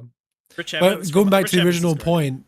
There was a point? Going back to the original point that this girl was making, despite everything and all her experiences or whatever, I still wouldn't say it's time wasted, because she clearly has still like learned from those experiences. Yeah. She's probably being a bit too critical by saying like, I've wasted my time doing these things. You might have wasted your time like emotionally, you know? Yeah. Or like that's the negative effect. However, in terms of like skills and the ability to move forward, like you're absolutely fine, you know, you'll still be able to do it. But what she maybe what she hates is that the time is like it's in a domain she doesn't truly love, right? It is like she was forced into it. So like, yes, there are some transferable skills, but like it does suck to find out 10 years later that like, oh fuck, I invested all of my time and energy, and the skills I've developed are all in this space that I don't want to occupy anymore. And while there's like the ways you learned are transferable, the things you learned and all this expertise and skills and shit you developed are pointless now because they all are in service of a thing you don't actually love and respect. This was far more important than anything. I was so distressed. And, you know, maybe even body dysmorphia aside, and this is definitely where I'm not gonna sound very articulate. As a girl, as a woman, I have been truly convinced that my appearance is my only stock, my only currency, and being pretty. You know how fucked up the world is, dude? I relate to that. Not at all. Not even slightly. I have zero relation to that experience. I literally have never once in my entire life had the feeling my looks are like fundamental or important. My looks have always have anything felt like, to do with what I'm doing at all. Anything. It's not even a part of my identity. My looks are like clothes to me, and the clothes don't even matter that much. You know what I mean? Like, I think that's half the reason we can be cartoons. Yeah. You know, like we are so not like. God, you're right. I don't actually, think we identify with our appearances to the point where like we're like, I could be a frog, you could be a snail. We're just voices because that's what we view as our selves. Right. Like we are our voices, not our person. Yes, that was deep. Holy shit. Yeah, you're right. Like, I made myself a disgusting little snail creature, and I love it. I find it funny. It's like, because it's like, yes, I'm like, I'm conveying my identity through this vessel, but the vessel doesn't really matter. Yeah, so that was good. That was good. Holy shit. Wow. Deep thinky frog. Well done. That was good. Rare WizW. Rare. Very rare. Don't get used to it. He's still a fucking... It's like I almost have stuff to say when I choose the topic. Yeah, well, people are here for politics, alright? They want to know how to fix the world. No, this is interesting. Spending 2 decades in development only to be replaced by the work that you completed, then reserved for the glue house. Yeah, the coal miner. This is the female vote. This is the femoid coal miner feeling. Is the most powerful thing I can be, and it's the most important thing I can be, and it's the only important thing I should be aspiring to. I mean, I truly, I cannot emphasize how true that has felt for me growing up. And that's why I invested so much time into it. Imagine dating this girl. Ugh, what a bore. I mean, yes, unironically correct, true. But, I mean, you can sympathize with someone without wanting to date them. You know? But yeah, I don't know. Wiz? What? She seems nice. It's She seems like a nice person. I'd maybe be friends with them. I probably wouldn't date them. I need someone who's I need someone who's a bit more... I need them to either be 50% more aware of how fucked up they are, or 50% less aware. This middle ground's I think not she's good. plenty aware of where she's at. What she's having problems with is articulating exactly how. I need so what she is, unfortunately, is she's a bit dull, and I don't mean intellectually. I mean, like, she doesn't have that like stabby sharpness of like fight and edge and like. But is anger. that her fault? Like, given the information that we not at know. all.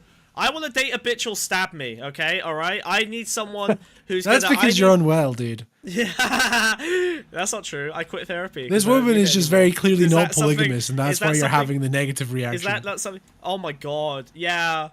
Yeah, she's so monogamous. Yeah, maybe that's it. Oh no, I really am starting to degenerate. She seems to be someone that's in like a well-adjusted relationship, and you're like, oh my god. Ugh, she needs too much support.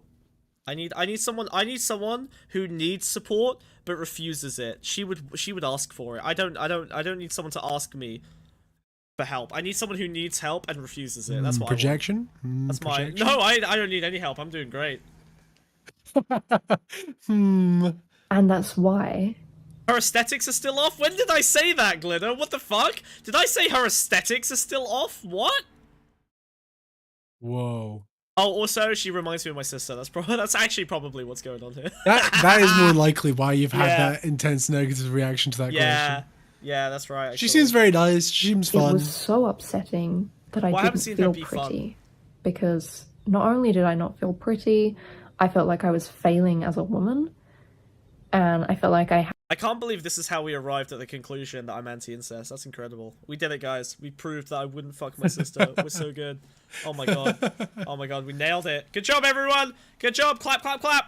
That puts me in a rare upper echelon of streamers, okay? Alright? Wiz has no proof that he wouldn't fuck his sister, alright? Me, confirmed. I don't have a Clearly sister. unbiased. Exactly. I literally couldn't. That's my proof. Exactly. Well, I mean, your parents could have a kid. And then No, it would, dude, they're like then it would be old. 2 birds with 1 stone. They're have no way power. Capital P incest. and for the not being claps, thank pretty you. enough eliminated any possibility of me having worth and happiness, which has also been aggravated for me by being online and not just spending time online, but being a content creator online. Okay, we are go. Oh man, should I 1.25 her? Yeah. You can do. Okay. Is it disrespectful? I don't care. Online, which I have been for the last like 4 or 5 years now, maybe. I mean, I've always been like No, I don't. I prefer regular speed. Sorry, autists. posting Sorry. myself online. You felt and bad to in your general, sister. I've been on the internet. Oh no! I feel like I just told my sister to hurry up and make her point. Yeah. It's like, no, it's fine. Take your time. Take your time. I am ceding ground. I'm ceding space to you. Okay. All right. Okay. I'm offering you plenty. She's of giving time. very valuable perspective. This is For information sure, that I yeah. like need in my life. I mean, I feel like I knew all this, but I haven't packaged it. But it's such a foreign Yeah. perspective to me that I haven't seen it articulated quite this well. Right. Yeah. I think Because it's something I don't relate to. Even if you had a slightly. younger sister, you would know. You would have all of this in your back pocket. 'Cause Yeah, This is. but I've had this I don't, conversation with you her know? drunkenly, like multiple times. Yeah. Oh god, it's so rough. Since I was maybe 12, 11, between 11 and 13, I don't know. So that has influenced me. And what made me want to record this and talk about this is noticing that legitimately for the first time that I can understand Oh, in my no. life, I'm starting No. to consider No. being a pretty girl is not the most important thing No. I can do with my time on this earth. And Patriarchy. as I'm saying No. We lost one, boys. re- We lost a soldier in the war. He's broken out of the Matrix, dude. No, yeah, she's taking the red pill. We're gonna put her back in. Quick. Broken free, Quick, finally. I'm gonna need 500 TikTok videos and 45 Instagram posts. Stat! Straight to our eyeballs. Go! Get in there. I need 50 broken notifications free, into this dude. bitch's phone. Nah, I need 50 notifications into the bitch's phone right now. Ain't nothing you right can fucking do, now. dude. Nope. As soon as you realize it's the Matrix, you can't go back into the Matrix, dude. No. I'm gonna show her the top 1% fattest ass white girls on Instagram 400 times until she wants to kill herself again. She is not allowed. She is not allowed to leave. I will pipe insecurity directly into her fucking veins. I will control this woman's brain with an algorithm so powerful You've lost. it'll know Too that she slow. wants to kill herself and give her the tools to do so. She at a came low to and this affordable conclusion price. naturally, dude. It's over for you. Oh, god damn it. She did this with her own brain. We'll get her back. You know what? She is one. She is a single, bad, narcissistic boyfriend away from coming straight back into my tech bro clutches. I will have her mind, and I will feast upon it for the delicious, delicious data within, and I will use that data to advertise to her. She will buy my products. She will buy my quirky little septum piercings and my cute little hair clips. She will purchase the semi-permanent blonde highlights that she uses to maintain her aesthetic, and I will be victorious by dropshipping all of it to her directly. Yes! You cannot stop me! I am tech! To be fair, she does live in London, so the chances aren't zero. Exactly. True. True. I will find her. We start scrolling real hard. I'm gonna start sending her cute earrings from Etsy. That's how I'll get her back in. Bitches love Etsy earrings. They can't help themselves. Realizing how severe it's been, how severely convinced I've been that the fact that I'm having a thought like this is shocking to me.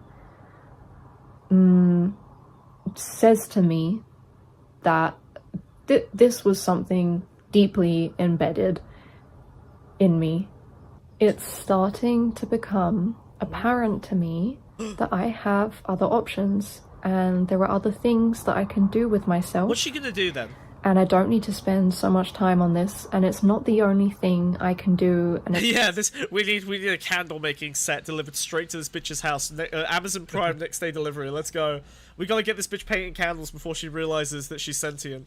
We gotta get her back in the box, back into the calf crate with the feeding tubes. It's not the only thing I have to offer, and that I can nurture parts of my character, my personality, my mind.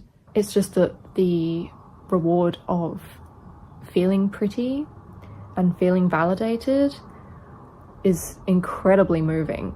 I think also because I grew up feeling so ugly, and I looked different as a teenager, and like right up to like 21. I mean, I got like braces around that time. I looked different. My face has changed. I look different now in my mid-20s. Feeling ugly as a young girl and as a teenager was so impactful that now that I don't feel that way as much, it has felt like something I need to... OMG, I look different as a teenager too. It's crazy. Oh my god. Her face changed as she grew up. Wow. desperately hold on to with my life. Why am I crying? I'm a white male. Because this is what you've done to all the women in your life. Repent. Repent, sinner. And continue to harvest and maintain and just feed. If you, hey Phobia, if you feel bad, might I recommend this Amazon referral link to a book about white male privilege, from which I will get a 7% kickback commission. Come back to me at any time you need the next in the series, okay? I got you, buddy. I got you. What put Wiz onto this video? I'll never tell. I'll never He hates tell. women. He hates women. A woman sent it to him and was like, hey... This is woman euphoria. This is the opposite of hating women. That's true. I really did want to hate a woman. This is a massive W. This is like an ultimate W. Yeah, and it's gonna, and the YouTube algorithm is gonna punish the fuck out of it. You have doomed this segment to failure. It is over, Wiz. No one's gonna want to watch a woman. And has anyone ever wanted to, in the history of humanity, wanted to watch a woman think? Not once, Wiz. Not a single time has anyone requested that. Our audience is like probably 90% male. Okay, we're gonna get 3 women. I'm gonna send this video to her. I'm gonna send it to her. You should. You should. This effort. She needs a mortgage and more bills. Yeah. Now I'm almost emotional thinking about the fact that I have a desire to engage with information in a way I haven't. No, I feel too bad doing it. I'm gonna do it. Ever before in my life. I want to learn things. I want to broaden. No, sorry. No, for the men in the audience, I'm sorry. I know. Listening to a woman talk is like agony, but we're gonna just this once. Normal speed, woman talking. This is your ADHD projection again. I know. We're gonna train. We're training ourselves on how to listen to a woman speak at a normal pace, okay?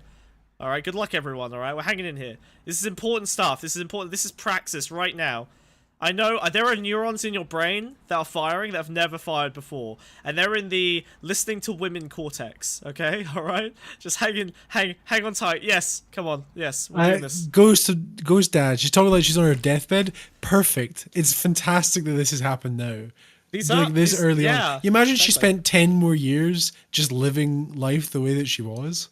Holy. The feeling behind her words is important. It's not just data. I understand that, but also, listening to a woman speak for this long uninterrupted is basically goes against everything I stand for and have been raised to believe in, okay? Alright, I'm working on myself as well here. That's no way to talk about your little sister, dude. Yeah, nice try. My mind and broaden my understanding. I'm going to be 27 this year.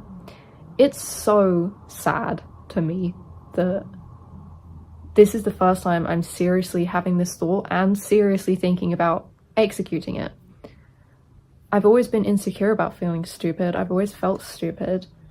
I want to know what her first steps are going to be. It felt like I had a more pressing issue Everyone take a little Adderall. attend to. Let's go. And that being not being pretty enough. And I do hope that people can watch this and have enough sensibility that they realize that I'm not asking you to reaffirm how I look or try and convince me that oh my god, I am pretty. If you do, if that's your immediate response to this, then you've not understood anything I've said. Yay, we fall into the trap. We did it, Wiz. I want to think less. Yeah. We did it. Yeah, but she's right. There are going to be so many girlies who are going, no, darling, you're so beautiful. You are gorgeous. How are you ugly? And guys There's as well, no way. dude. I've seen. Well, I feel like guys. Well, yeah, I guess they're more present tense. Don't worry, I came to this video 4 times. that's the dude version. the women. That's your like, sister, dude. Girly, you did it. Well done. Oh my god. Yeah, I saw your pictures of a teenager. You were so pretty. What are you talking about? That's crazy. I was so much uglier. You were never ugly. And then the dudes are like, I fucking jacked it so hard to this fucking video. Oh my god, you're so fucking hot. OnlyFans when? Those are the two reactions on YouTube, I'm sure. If we go to the comments, I guarantee it. Comments about are all the way very I positive, look. actually. Yeah. I want to experience the joy of that, and the joy of investing more in. Okay, you know what I am black-pilled in, though? I am so black-pilled on the concept of people explaining what they're going to do and then not showing evidence that they've done any of it. You know what I mean? Like, this is great. He has got a whole YouTube channel. Chill, you're shooting off too quick here. I'm not saying what this she video hasn't done is it. describing the problem. Yes.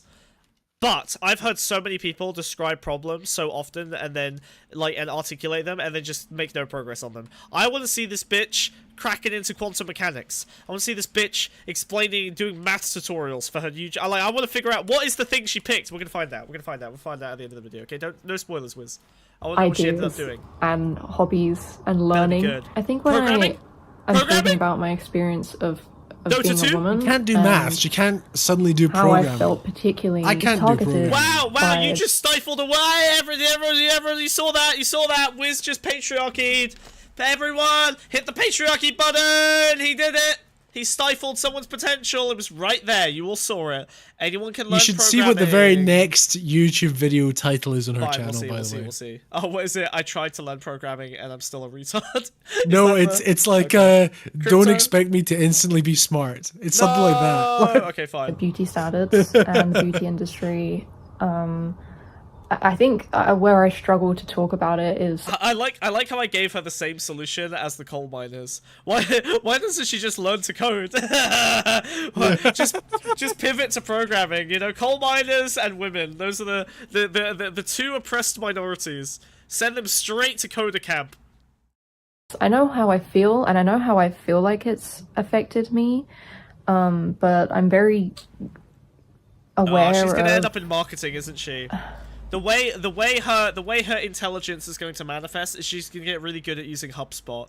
That's the fucking Oh god, she's gonna get good at customer relationship management and fucking I mean, you're not making marketing materials. again. You're not too far off without spoiling. No, see, I fucking know how this goes. This. Oh god, this is gonna go. Okay, we're gonna get blackpilled real hard, aren't we? What comes up in my mind when I think about making these points is the people who will fight tooth and nail to. I want to achieve the upper echelons of human intellectual stimulation.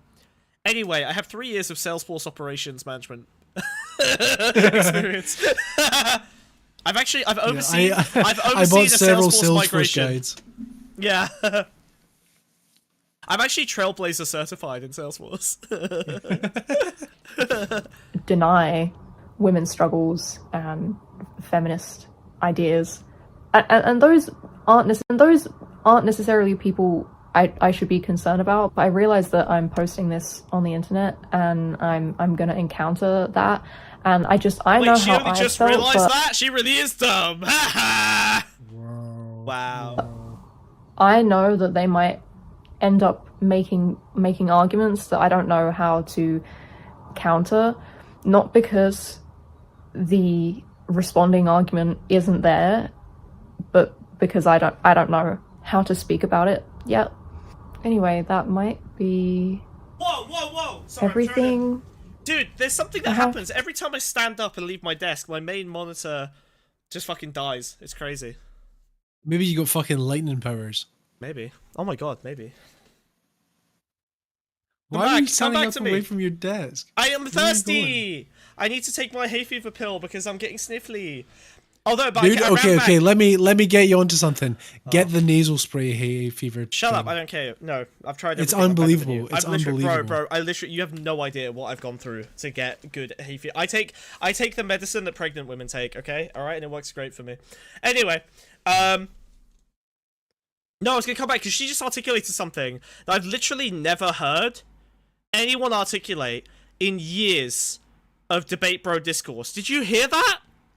She said, I'm not going to be able to give... people are going to come at me with arguments, and I'm not going to be able to provide the counter-argument. Not because the counter-argument doesn't exist, but because I won't be able to... I won't be able to think of it.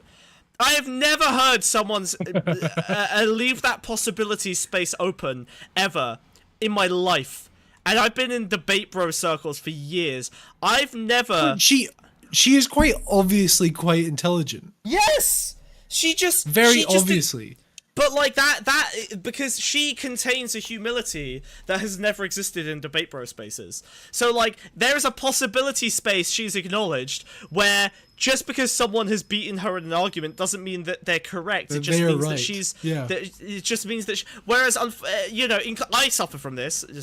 I wholeheartedly endorse and embrace this idea, which is that I am the smartest person in the world. Which means that if someone beats me in an argument, it means that they're correct, which is dangerous. Because actually, you should probably have some humility and be able to, like, say, hey, like, I lost this argument to a Nazi. And that doesn't mean Nazism is correct. It just means that I didn't have the right arguments. And I guess if that happened catastrophically enough, then I would be forced to admit that. But she takes an L without anyone asking her to. It just happens randomly. God, women are so great at taking unasked for L's. Very impressive. Good job, ladies. Well done. Clap, clap. Clap, clap, clap. Whoa. To say about it, I don't know. This is a new idea for videos because I do this a lot. I introspect a lot, I reflect a lot, and I really enjoy writing. And I didn't write this. This has been completely ad lib and probably messy. And I'm sorry Based. if I have to edit this heavily, and that makes it harder to watch. I'm taking great pauses between things I'm saying because I just don't have the words to describe how I'm feeling, which is part of why I want to do this. I want to be able to speak more effectively and more accurately to some of the things I know I feel. It is so frustrating not being able to describe how I feel because I know it's in there. I know that... And this is what I mean. I know. I'm starting to recognize that I have the potential to have meaningful critical thought. I've just never given myself the chance, and I've never opened myself up to engaging with it. Or this is just how I feel right now on this very day, and I'm never going to record anything like this again, and this is going to be really embarrassing. That could happen too. I really just wanted to talk about how I feel and this thought I've been having and what my experience has been. I know that once I stop recording this and start editing it, I'll think of more things to say, but right now I think I've said what was on my mind. Have I been dream angling this whole video? Oh god, I do have a dream angle. Those of you, if you watch my streams or you follow me and pay attention to me, I do have this whole situation with the left side of my face. God, there is she is a looks maxer. Dream angling? Dream angling? What the fuck is that? I know. Okay, actually, you know what? I didn't know there was a word for it, but yes, I'm aware of it. I have positioned my camera for my business calls such that it is always at the dream angle, and I look fucking beautiful every day at a very specific angle. I do it too. Whoa. What's her dream angle? So this is my dream angle. Is it? That's not her dream angle. How is that her dream angle? That's a shit. It's been a shit angle this whole time. That's her dream angle? That's the dream angle? Teeth first? Nah, what? She's a looks maxer? Dream angle doesn't mean the perfect angle. Watch the video. Let it finish. Absolutely love to hear from you. That's part of why I want to do this. This spoke to you in any way. Where's the dream angle shit? A whole situation with the left side of my face. So this is my dream angle. Whoops. Okay, yeah. If you watch this, if you're at this point now, you just skip past it. I'm touched. Ah! She just explained as much as she's going to explain. Or you follow me and pay attention to me, I do have this whole situation with the left side of my face. So this is my dream angle. What situation with the left side of her face? Or you follow me and pay attention to me, I do have this whole situation with the left side of my face. What's wrong with the left side of her face? What do you mean? There's a situation. Point to me. I need a woman. I need a woman right now. I need a woman. I desperately need a woman, Wiz. I know. So this is my dream angle. Wait, what is this? Whoops. Okay, yeah. If you watch this, if you're at this point now, what? I'm touched. It's the angle Dream used? That can't be right. Oh yes, it is. That is what that means. When his face revealed, face revealed, so it looked like he had a great big chin. So he looked like a Chad. He did a certain angle with his camera. I know what it means now. It's when he did that certain angle with his face where he looked more masculine, and then he maintained the entire angle throughout the entire video. And then people found photos of him like since and stuff like that where he doesn't look the same because he was using a certain angle to make himself look more handsome. Oh my god. No one handsome has an angle looks better. Sorry, hold on, let me rephrase this. No one looks better from a low down angle chin first. No one. What Dream does, but that's because Really? he's rather unfortunate looking. Oh, he's rather. I've only heard you. He's use doing the phrase, incel thing where like I've only heard you use the phrase "rather unfortunate looking" one other time, and I don't need to be reminded, okay, of you being accosted by pictures of Destiny's dick. All right, I don't need the reminder. Rather unfortunate looking. Thankfully, I've never seen it, and my eyes are unstained. But Wiz is wearing sunglasses right now because he was blinded by the holy light of, I don't have eyes Stephen under these. Borelli's donga. Yeah. His rather dude, I'm so satisfied I managed to figure out what that was. Oh my god. What, his dick? Oh no, the dream angle. No. You didn't figure it out? You read chat, you fucking hack. Phobia figured it out, dumbass. Wow, what clout I chasing appreciate piece that. of shit. I wonder if Phobia was right. it held any value for you, and if this spoke to you in any way. I would absolutely love to hear from you. That's part of why I want to do this, and that's part of why I want to share these things, and maybe not. Alright, I'm going to a channel. I want to figure out what the fuck's going on. Wait, her channel's kind of small. That's what I was saying. So this video is huge, but her channel's quite small. Jesus, wait, how big is this? Oh, it's like 200k. Okay. Alright, but hold on. the first video I saw of hers was actually her most recent one, which is I am trying to be less stupid. Which okay, alright, hold on. I don't want to. Oh god, it's 42 minutes. Fuck. Yeah, I can summarize what she ends up doing basically. Let's. Oh my god, these. Hold on. Let me just get. Okay, hold on. I'm gonna crack open the browser for a second. We're not gonna go too deep. I just want to get her YouTube channel up and figure out what the fuck is going on here. But the I am trying to be less stupid video is slightly more interesting from like a internal thought perspective. She goes through basically like how she always assumed throughout her entire life that gaining knowledge was a passive process for other people. So people weren't actively learning things. She assumed that a person would see something once and they'd have it forever. And she never quite realized that people... That's how I do it. You don't do it that way. You read shit and internalize it. What do you mean? Or you see things repetitively. Anything. I don't internalize anything. Head empty, baby. I just shove it in, and then I have a debate, and then it all falls out, and I forget all of it. Just like exam season. Let's go. I never have to learn. Right. She just assumed that like things would be mentioned in conversation and people like got it from that, you know? Like she goes through an example of like someone's talking about like the French Revolution and she was like telling someone about something, a character that was in the French Revolution, and the other person went like, oh yeah, so and so, blah blah blah blah blah, and did this and this and that, and she was like amazed that this person knew this, you know?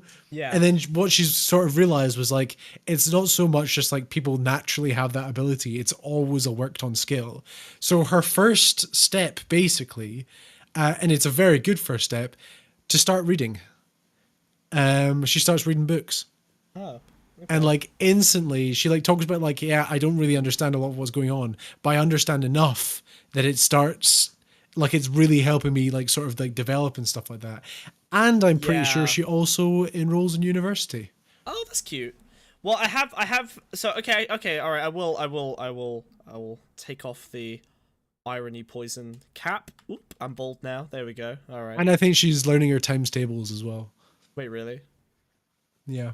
Oh no. Okay, that's fine. Don't tell me you've got all your times tables memorized. Don't lie to me. Hit me, motherfucker. 9 times 4. 36. You worked that out mentally. No, I didn't. 7 times 6. You're working these out mentally. No, you don't have them memorized. 42. That's because you added it. That's 42. Well, so give me harder ones. Okay. 5 times 5. 25. You still worked that out. You didn't. Well, I said it instantly. 9 times 6. 51. You're still minusing 9 from 60. I know what you're doing, dude. Hit me harder, bitch. 54. 12 times 3. 12 times 3. 36. I never got. Well, no, I did do 12 times tables. Hit me, motherfucker! Give me something hard. Okay, 15 times 7. Well, obviously I'm gonna have to work that one out. No, because it's your 5 and 10s. Come on. What? Wait, hold on. How is that my 5 and 10s? Wait, sorry. 70 plus 35. 105. Come on. Oh, is that... Wait, hold on. Is that how you learn... Is that why we learn times tables? Oh my god, dude. What? I just That's why you need to memorize them for when you do the more advanced calculations. Oh, wow. I didn't know that. No, in my school, we just memorized them up to 12 times 12, and then we stopped and did nothing else with it. 12 times 12 is all you need, because then you just do that with like basic sums to get really high numbers. Dude, that's crazy. I had no idea there was value to learning your times tables because we never synthesized it with anything useful. It was purely a memory exercise in my school, and then we did nothing useful with it. Well, you're supposed to take that memory exercise and then like apply it to more advanced calculations. Because when you're doing algebra, you don't want to have to sit there adding numbers when you're solving equations. Yeah, but that should be an automatic process by that point. That's crazy. I don't like the idea. Hold on, let's think about this. Hold on. Wait. So there used to be a point where like anyone could give me any two numbers to multiply and I could do it within like 20 seconds. That I can do that within 20 seconds today without any of your fancy memorization. Okay, but I'm talking about like in the triple digits. Like 315 times 754. Like I'd be able to do that very quickly purely because I had these memorized. Open But that's where it gets calculator complicated. Skills I haven't used in years, so I can't do it now. But that's like the point of memorizing them. 7. It's a number for sure. Yeah. Yeah. Okay. And then there's other like models that you can do to multiply even faster when it just becomes addition rather than multiplication. This seems pointless, to be honest. I mean, it's only useful for like later. It's very useful for stuff like compound interest and stuff like that, like accountancy stuff. So when you're multiplying decimals, it's super useful for multiplying decimals. I'll show you. If you're trying to calculate interest rates and stuff. Interest calculator. Check this out. This is gonna blow your mind, bro. All right, and then you go to a website called Investor. But what if you have to take out a loan without looking at your phone? There's a lot of and then so here's what you do: you put some numbers in here, and then you put some numbers in here, and some numbers in here, and some numbers in here, and then you calculate, and you find out that you're a billionaire. 2 errors have been found. Oh no! Oh no! Length of time in years and estimated. Okay, I'm not gonna lie. Oh, it's because I asked it to compound interest for me over 125,000 years. Okay, you know what? Dude. I'm starting to understand the value of mathematics, boys. I'm figuring, you know what? This is proof. I broke the compound interest. I was very good at maths in school. I know, I was terrible. I was terrible at maths. I was good at everything except maths. I was okay. I was barely. I was like a solid B in maths, which was not great for that school. My school was kind of insane though. They'd properly drill maths into you. Yeah, you'd have like teachers in the hallway asking you questions. They'd be like da da da da da, and you'd be like, it's fucking da da da da da da. No, my school didn't give a shit about maths. It was very English and sciences. It was all like wordy. I was a great essay writer. That was which also sense. Another thing that really motivated me to get good at maths. All my maths teachers were arseholes, so I wanted to get back at them. See, here's why I'm bad at maths is because I was more psychologically powerful than all of my maths teachers. So I would just destroy them emotionally every class, so I never had to do any work. They would just leave me alone because I truly could ruin their ability to something about that age. Like I don't know what it was, but like I think I probably had just discovered how funny I was, and I could truly just make the class unable to get anything done at all. Like I would class clown them into oblivion until eventually, I kid you not, the maths teacher, I was doing okay. My grade, again, I was getting a B. The maths teacher managed to conspire to put me in the bottom level skill maths group, despite my grades being good, because I was so disruptive. And so he literally just flung me off of Mount Olympus into like the shitheel camp of people who just did drugs and fucked around and did nothing all day. And then I never learned any maths again after that. Apart from the last 2 years of high school where I intentionally took like a really easy maths course, what my maths teachers used to do, I had like one who was an arsehole. He would like, if he like called you up, right, he'd put a question on the board, and if you answered it too quickly, he'd put a harder question, and then he'd put a harder question again until it got to a point where you couldn't answer it, and you'd look like an idiot in front of the entire class. Wow. And everyone would laugh at you. That's really that was like part of the culture. Kinda like crazy. the entire class would laugh at you if you couldn't get it. My French teacher used to hit me in the back of the head with textbooks like Snape. Whoa. Yeah. Did you go sacre bleu?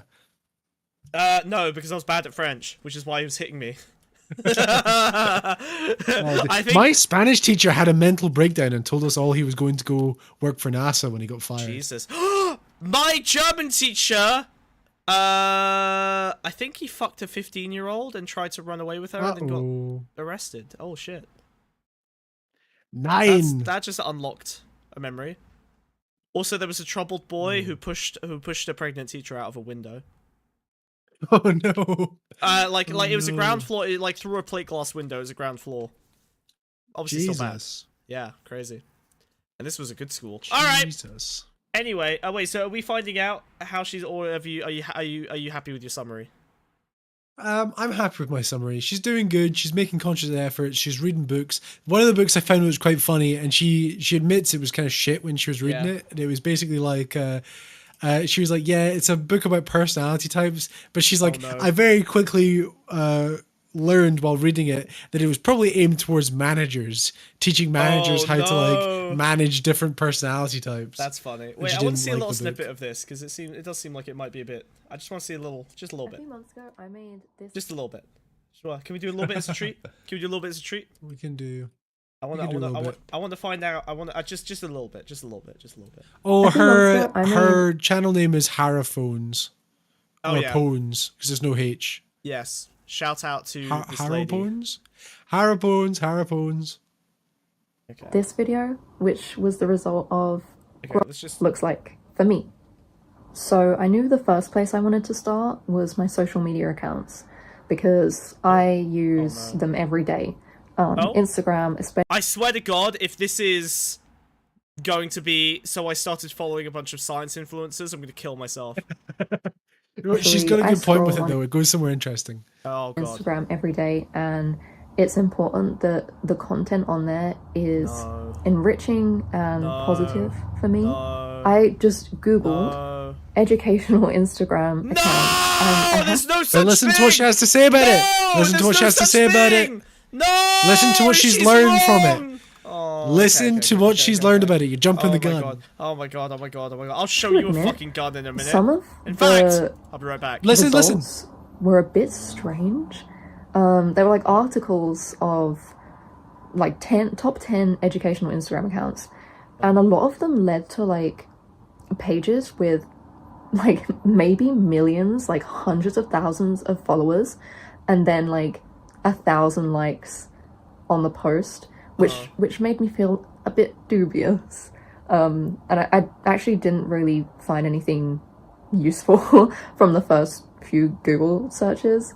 But what I did end up doing is maybe finding 1 or 2 accounts, and then when you follow an account on Instagram, it will drop down with similar recommended accounts. And I just went through there. I just follow an account, go straight to the recommended, and see what felt relevant to me. And I would have a look. Listen to what she has to say. I'm putting the hat back on. Let her cook. Duma cap is going back on. Nope, Duma hat back on. Black belt hat's back on. Cook. I'm getting Siggy. No, bad.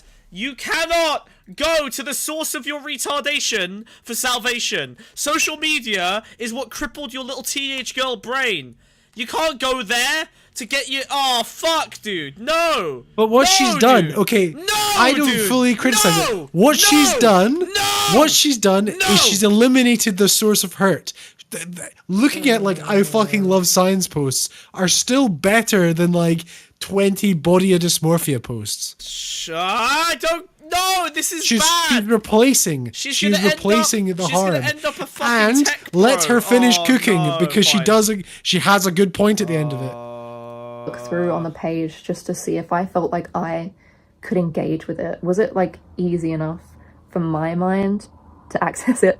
And because I use the Harapones account the most, that's where I decided to follow these new accounts. You know, there were like infographics pages, news resources, journalists, little like fact slideshow. Someone coming online and saying, I would like to be less stupid, I'm going to begin to learn, is actually the most dangerous thing you can do in our modern environment. It is like going to Cultist Con and saying, I'm looking for a new patriarch, very loudly in the middle of the convention center, and then letting 400 cultists all run at you to try and convince you that their cult is the one you should join. This is horrible. This is a disaster. She's gonna get 400 fucking messages a day going, you know what, you should really look into chemtrails. You know what, you should really look into the red pill. You know what, actually a lot of women don't understand that really they should be barefoot and pregnant. You know what, you should really look into how the government and the CIA is the reason why socialism isn't really here today. Hey, you know what, you should really look into how printing money is actually a bad thing and we should all go back to using gold and fiat currency. Like, fuck! She's opened herself up to disaster. This is horrible. How is she going to possibly do this without being inundated with bullshit? Wiz? Let her cook. Let her cook! Pages, which I obviously don't even know at this point if they're trustworthy.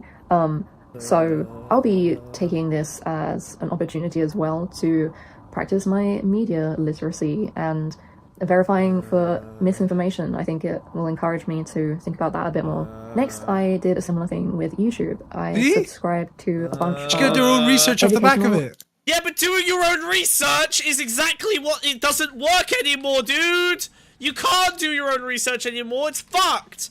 Unless you already know how to do research, it's very hard these days to do your own research. She's also a university student. I don't think she's totally ill-equipped. Well, you're being very, you're treating this like she's still a high school student. She's not. No, I'm scared. University student. She's undeveloped by her own admission. Her brain is vulnerable, is squishy. It is, but clearly not in terms of rationality. Her mind is the Gaza Strip, and the world is Israel looking to colonize it. She very clearly is aware of feminism and stuff like that, concepts like that, right? Okay. She is like, I think she is, because her self-esteem is what's really also an issue here. I think she's undersold her own core competency at like thinking. She just doesn't, she wants to be able to think about subjects. She's able to think. She's able to think critically. It's just about the subject she does. Okay, I'm just going to point this message in chat right now. No. I'm just going to point this message in chat right now from Ancom Psycom. Okay, I'm just going to read this one, yeah? See, this is the problem. This is the problem. This is the problem, Wiz. You see? This is the issue. Whoa. Yeah, right? Now, Ancom Psycom, okay, could have gone on Wikipedia, but they think Wikipedia is a CIA psyop designed to control your mind. Okay? They're going to tell me, oh, there's like 14 people who control all of Wikipedia. Yeah, and they're based. They should be the technocratic kings of our fascist, I do not think dystopia. This woman here is Ancom Psycom. That's a great quote. I do not think this woman here is Ancom Psycom. I have very little evidence to support. I don't know for certain. However, but I have I don't think. no evidence to support that this woman is Ancom Psycom. Yes, I am the problem. Is this your new wife, Smug? Yes, I'm working on it. Although this haircut is devastatingly bad. Wow. Why? What? Wiz? This is terrible. Dude, I've already told you. She is sort of Instagram famous for alternative looks. That's her thing. Guess I know, but you know what? I just don't. Have you fucking been to Shoreditch? Have you fucking been to Camden? Yes, I know, and I don't like it. I've seen 5% of girls look good with this haircut. It's so rare. It's so rare that you can pull it off. I think you're being too critical. Lottie, I'll quote Destiny. Stop treating women like retarded children. I'm not treating women like retarded children. I'm treating this self-proclaimed retarded child like a retarded children. Okay? She's just started learning. She's just started thinking. She is an adult. I'm still going to send her the link to this stream. You fucking better, okay? Look, I'm proud of her for being, like, humile, which is a real word. Go look it up, sweetie. Okay, humile. There you go. Word of the day calendar. Humile. Alright. She's still being very humile. Wait, okay, actually... You failed, actually. You failed the test. It's gone back to her appearance. You focused on her appearance. Yeah, but the haircut's funny. You've failed. You've failed by her own metrics. You've missed the point entirely. No. I mean, You've fallen into the trap, dude. You've fallen into the trap. Why did I mention her hair? What happened there? Yeah, why did you mention her hair, dude? I don't know. Is it misogyny? Let me think. As a woman, you think her value is her worth, when in fact, you didn't have enough to attack her on for what she was saying because she's being reasonable, so you lashed out and attacked her hair, dude. Is that true? Let me think. Why did I do this? Sometimes I'll do something. Sometimes I'll do something. No, this is something I don't know if this is probably I'm gonna talk about this. This is probably a common experience. I assume that everyone does this, but maybe I'm gonna find out. But I will often I'm sure everyone in chat does this. I'm not gonna talk about this like this is a unique thing. I'm sure this is every human in the world does this. Where you'll do a thing will happen, and then someone will go, you did a thing, and then you close your eyes, okay? You put your hands on your head. And then you trace back how you got to the thing you were at in your head, and you follow the train of thought and logic and things back. You reverse engineer your current thought, and you go back in time to figure out how you got to that thought. Everyone does this, right?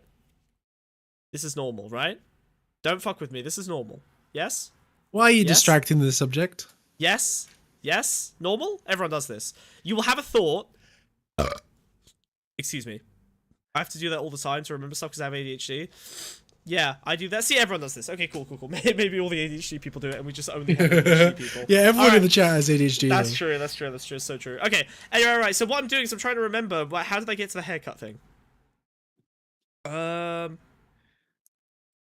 I know why. It's because I saw a lot of women with annoying haircuts at the Dota 2 ESL 1 tournament, and I kept thinking, if I see one more mullet that, like, makes a good-looking girl look stupid because they don't realize that it doesn't suit their head shape, I'm going to fucking kill myself. And then I saw this haircut, and it triggered the exact same line of thinking, I think.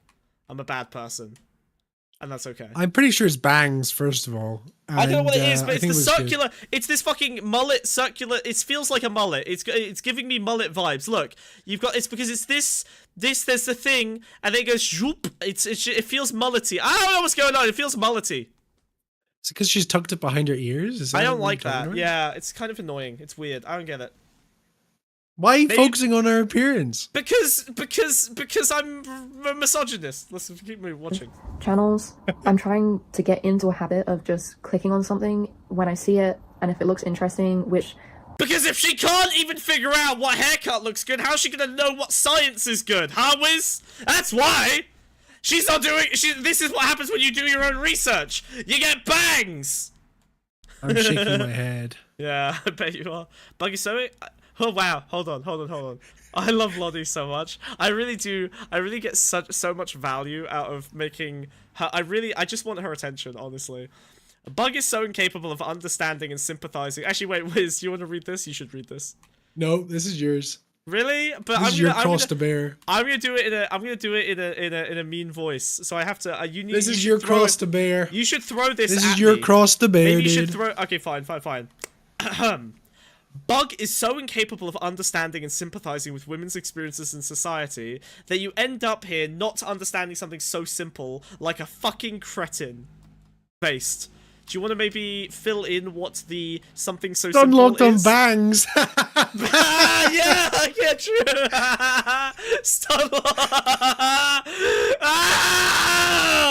Stunlocked on bangs. This is all hit way too close to home for Smug, and he's lashing out. I've lost it, dude. Stunlocked on bangs. Okay. The concept of bangs has ended stream. It's over. Fuck. Okay. All right. Fuck. Let me just reconvene. All right. It's hard for me, as I explained earlier. It's very hard for me to face new information, and I think it must be some kind. Maybe she doesn't exist, only for your approval. Okay, I don't know if you don't understand the concept of the screen, but here's how it works. Whatever I put on stream, I give you a thumbs up or a thumbs down on whether I approve or disapprove of this message, okay? That is literally the entire concept of React streaming. You do understand this, right? You can't just go, well, they don't exist for your approval. I put it up on the screen so I can tell you whether I approve or disapprove of it. This is the basic conceit of reaction streaming. Welcome to the format, motherfucker! Enjoy your stay! You've just learned how they all work! But Smug, you don't have thumbs? I'm gonna fucking scream. Is her hair what's put up on stream for you? When you put little people on the thing, are you rating them by looks, dude? Everything is in scope. In fact, why don't you rate her number out of 10 as well, dude? I was mere moments away from critiquing her shitty little plants over here as well. So don't even get me started, all right? I will. What is this? They're clearly fake plants, dude. What is? I know exactly. Well, this one's real, but it's also this bitch needs watering. Look at this shit. All right. Maybe if she spent less time combing her mullet and more time watering her planties, she wouldn't be killing precious little beacons of nature that would be providing enough oxygen that she wouldn't need to struggle so hard reading because she'd be fueling her brain with the good stuff. Yeah, no. I hate that. The rack is disgusting. The rack is so bad. Why is she still rack maxing? Just get a wardrobe. I hate poor people. She's poor. She's a poor uni student. I already said that I covered that with my follow-up statement of I hate poor people, Wiz. Nice try. I saw it coming. I saw it coming a mile away. You thought you could catch me? Nice try, motherfucker. What's happening here? Have you emotionally engaged and now you feel the need to attack this woman on every front? Yeah, this is my She said something you not only you resonate with, but you completely agree with, and now you're like, ah. Well, what's really helpful is that she's changed aesthetics enough between videos that now I can attack this woman as if she's a different woman. It's very helpful, actually. I'm really appreciating that. So, okay, do we need to watch this video from the start so you get emotionally invested again? Kind of fear of I'll be good. disappointment and a fear of like being confused and the discomfort of exposing myself to something. No, shut the fuck up. Sorry, not you. I mean, not you, lady. I mean, I accidentally misclicked second tab of the I'm same not thing. going to be able. Oh, fear of confusion, I think is kind of interesting. Like, I definitely. Oh yeah, there was. You know what? There was a point in physics where this is close to when I started doing psychedelics instead of school, but like, I remember you had to take further maths, which was like advanced maths, at the same time as physics, and no one told me. So I didn't end up in the further maths class, but I did end up in the advanced physics class. And so, like, every single day I'd go into physics, and they'd be like, okay, kids, so this is what you learned in further maths. Now we're going to apply it to fucking astrophysics. And I would be like, and no one would tell me how to... I know, because apparently everyone just knew this, and I didn't. Everyone knew you had to take them together. I just you probably told it, but you didn't pay attention. Yeah, probably. People are stupid. Probably. People are stupid and have no input. That helps me. Yeah, but anyway, so like I hated my teacher's bangs that day. Shut the fuck up. No, it's because I don't know. It's because everyone was getting coached in some way, I think, and so like they all like the teacher, and I would go into lessons, I would sit and listen, I would nail everything because it was exams and it was still at the easy level, and so I just never had to talk to the teachers about anything for like physics and stuff because I just liked science and got it all right. I had been reading fucking massive encyclopedias on science for like years before I ever got to the physics stuff, so I found it very, very easy. But then when we got to the point where we had to start like calculating fucking orbital trajectories and shit with like some kind of dialectic further mathematician bollocks I never learned, then suddenly I was fucked. And I had like 3 lessons where I was sitting in class just totally lost. I kept raising my hand. They were just like, well, you should have learned this in further maths. Well, this is just the further maths thing. And I realize now today that this physics teacher did not know maths enough to teach it. They could teach the physics with the basic stuff, but they actually didn't want to teach the maths part. So they just had no idea how to do that for me. So I was kind of just fucked. And after 3 lessons of that, I just stopped going. I didn't like sitting there feeling confused and dumb. Like it was really strange and bad. So I just stopped going. Yeah. I did a similar thing with biology. Biology was linked with chemistry when I was at school, and I didn't do chemistry, but I did biology. I just got my friend to take all his notes, and I just memorized them all for the exam. Wow. Didn't understand a fucking word of it. Didn't learn a thing from it. Just memorized it. Yeah, I just did insane amounts of drugs and stopped going to school. And look who's rich now. Maybe you should have done lab chems. Maybe you should have smoked salvia every day. Did you think about that? I think not. Maybe you should have explored the universe within your own mind and unlocked your true potential. Oh yeah? You're going to start smuggling drugs into the Middle East? Is that something you're going to start doing at 15? Start? To understand. But it's a bit different for me when it comes to learning through video format, because the way I usually use... Wiz, what's the powerhouse of the cell? The mitochondria. It's mitochondria. Fail. F. YouTube. Well, if you've got an English accent. Background. Mitochondria? There has never been a Scottish scientist ever, so... What do you think we go, mitochondria? Mitochondria? Mitochondria. Mitochondria! Yes! Mitochondria! Yeah, it does sound very... It is very dandy, yeah. We should name everything like that. I like that. That was good. What, Latin? Mycelium! If you can't do like the English whale, discovers the language Latin. Yeah. Well, it's the Englishman whale at the end of every word. Yes. Wiz Walker! It's that. I don't know why they all do that. No one does that. I don't know why. Stop saying my surname, dude. Wiz Walker! Yeah. It's Mr. Walker to you, dude. Mr. Walker! Videos while I'm doing other things. A lot of the things I watch is very kind of mindless, watchable, easy kind of entertainment, and I usually have it on while I'm doing something else. When I first started thinking about this, I thought, okay, well, I'll subscribe to these channels and I'll just put these videos on. Wiz, that's not us, is it? Tell me that's not us. What? We're mindless. We're mindless entertainment that you can just put on while you're doing something else. No, because people don't put us on. Yes, I forgot.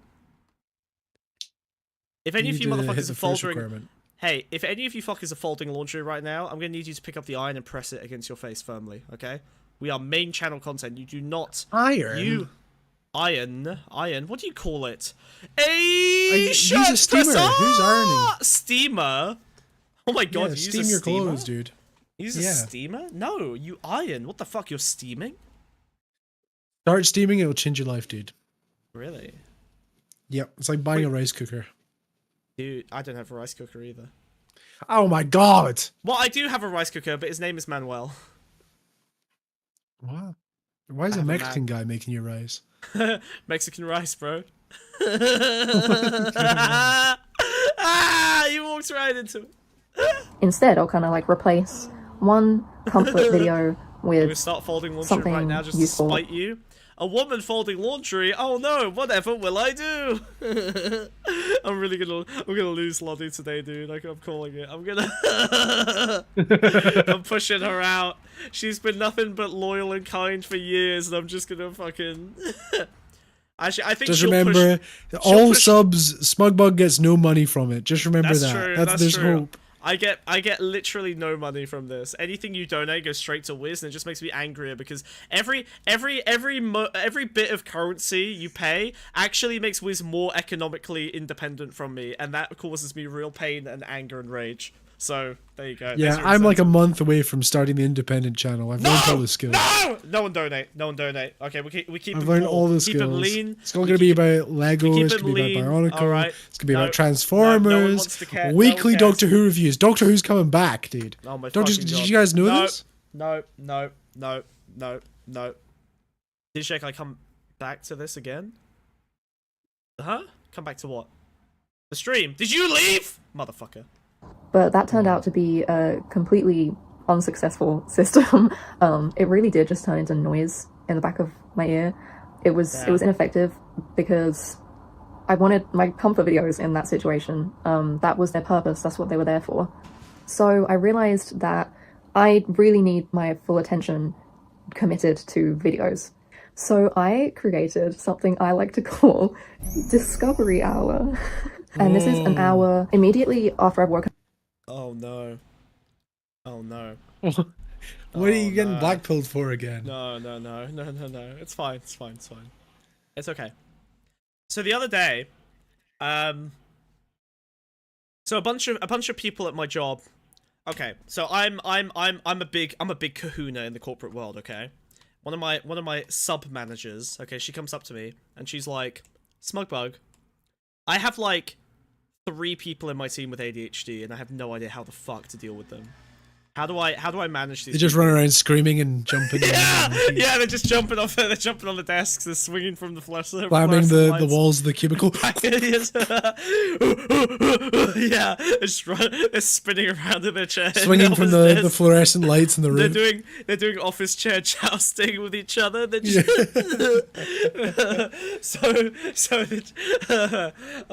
she's like, how the fuck do I control? How do I deal with these people? Because you have ADHD, and working for you was so difficult that it made me cry often. And yeah, I believe her.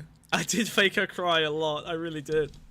Not because I wasn't mean. It was that every time we were in a boardroom and we were doing like strategy sessions, she was normie. So I would just go full ADHD and they'd be like ba ba ba ba ba ba ba ba ba. Like I'd be like, and you know, get like, what's your take? What about that? You know, and most people could handle it. And she could handle it for about 2 hours. And then we'd hit like 2 hours and 5 minutes and she'd start crying. And I'd be like, what's up? And she'd be like, I would just be like, why are you crying? She's like, it's just too intense. It's too intense. And I'm like, okay, I'm sorry. I'll calm down. It was just, she would just get overwhelmed and like overstimulated or something. I don't know how it works. But yeah, normies don't like it when you just bludgeon them for their opinions on stuff. I don't know how it works.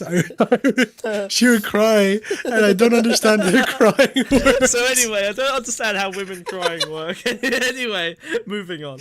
So she was like, Smugbug, how do I deal with these people on my team with ADHD? So I decided to go look around for some more kind of normie resources, and I found, based on research that I've looked at, but I can't just enter research papers. And I found this like very famous, I guess, YouTuber who's like a science person who does ADHD videos, that ADHD girl or some shit, I don't know, some Instagram or whatever. And she had something called, Wiz, you ready? Whoa. Are you prepared? She called it the ADHD solution, the final ADHD solution. A dopa menu. Of all the little things, you make a menu of all the things that give you dopamine, and you put it up on your fridge, and you've got lots of little tasks. You have your starters and your main courses and your desserts. You put together a dopa menu, and then every time you feel like you want stimulation, you go over to your dopa menu and you select an appetizer and a main course and a dessert. It made me want to kill myself. What's the point? Why wouldn't I just eat the whole time? Yeah, a list of drugs. Yeah, it's just Ritalin. One starter, main course, dessert. What the fuck is the point of that? It's a menu. Go, okay, I'll do this. Well, so the menu is like read for 45 minutes, and then a dessert would be like I am a fucking menu. I'll tell you that. And then Instagram is like 15 minutes of Instagram or whatever.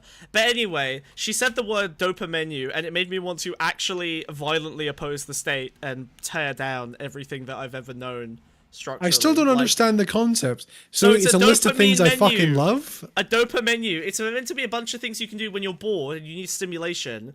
You make them accessible. So like, you make sure your piano is I'm ready, never bored. You go, like, me neither, but shut the fuck up and listen. It's not about boredom, it's about no, hold on. What the goal of it is to avoid, instead, to be honest, it's more of a woman problem, but, no, wait, you're never bored because you have a dopa menu. You've got all of your little Legos and you're painting, and you've got a million little things you can do to stimulate yourself. That's what I mean, I'm just eating all the time. Why would I need a menu? Normies just take their phone out and scroll Instagram for 4 hours, and then they want to kill themselves at the end of it. That's how normies with ADHD do it.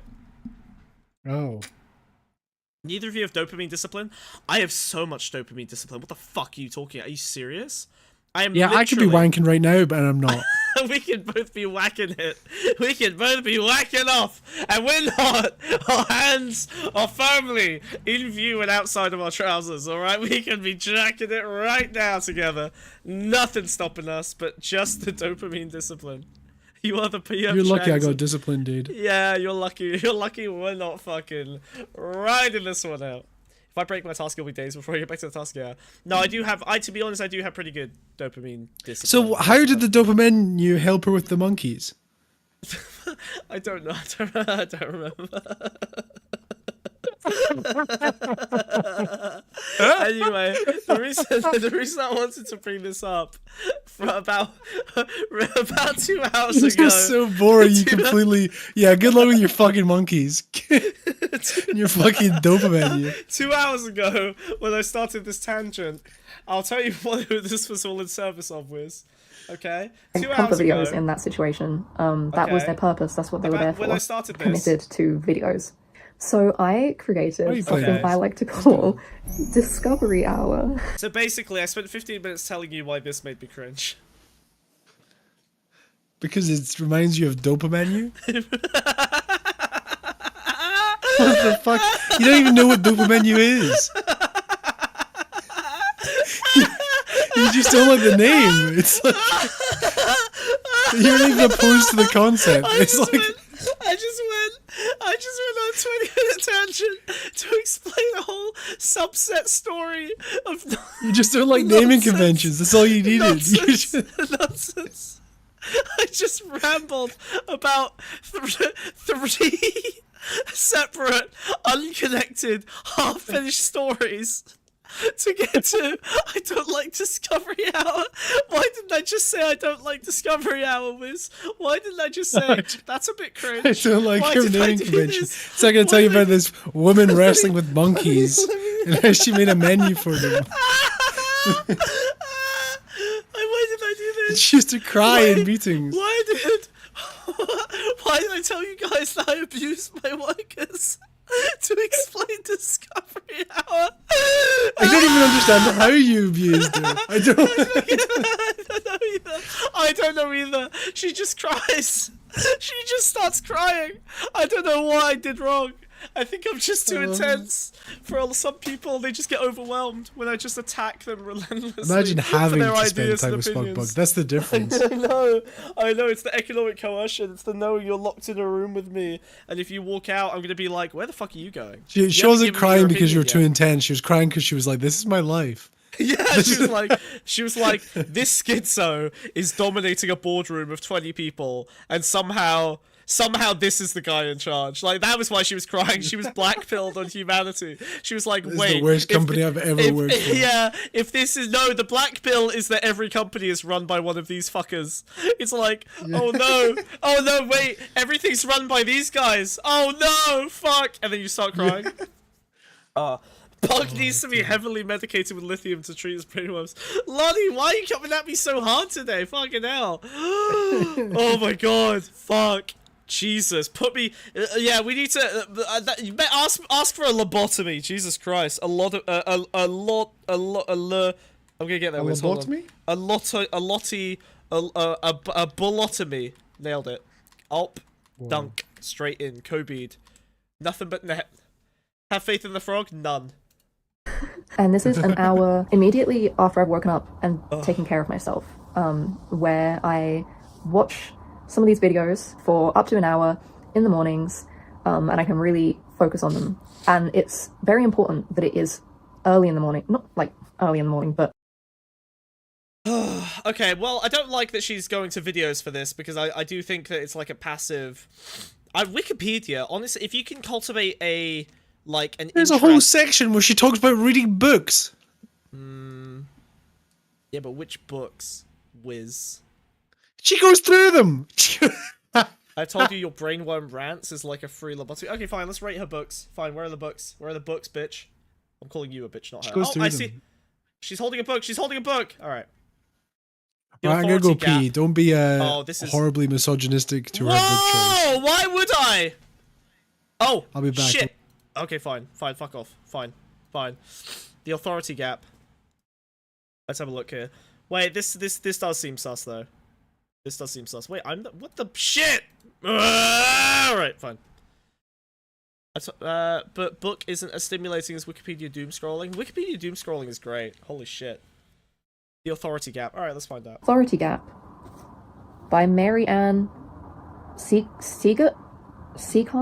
I feel like I need to be a lot more educated and aware of women's struggles and feminist discourse.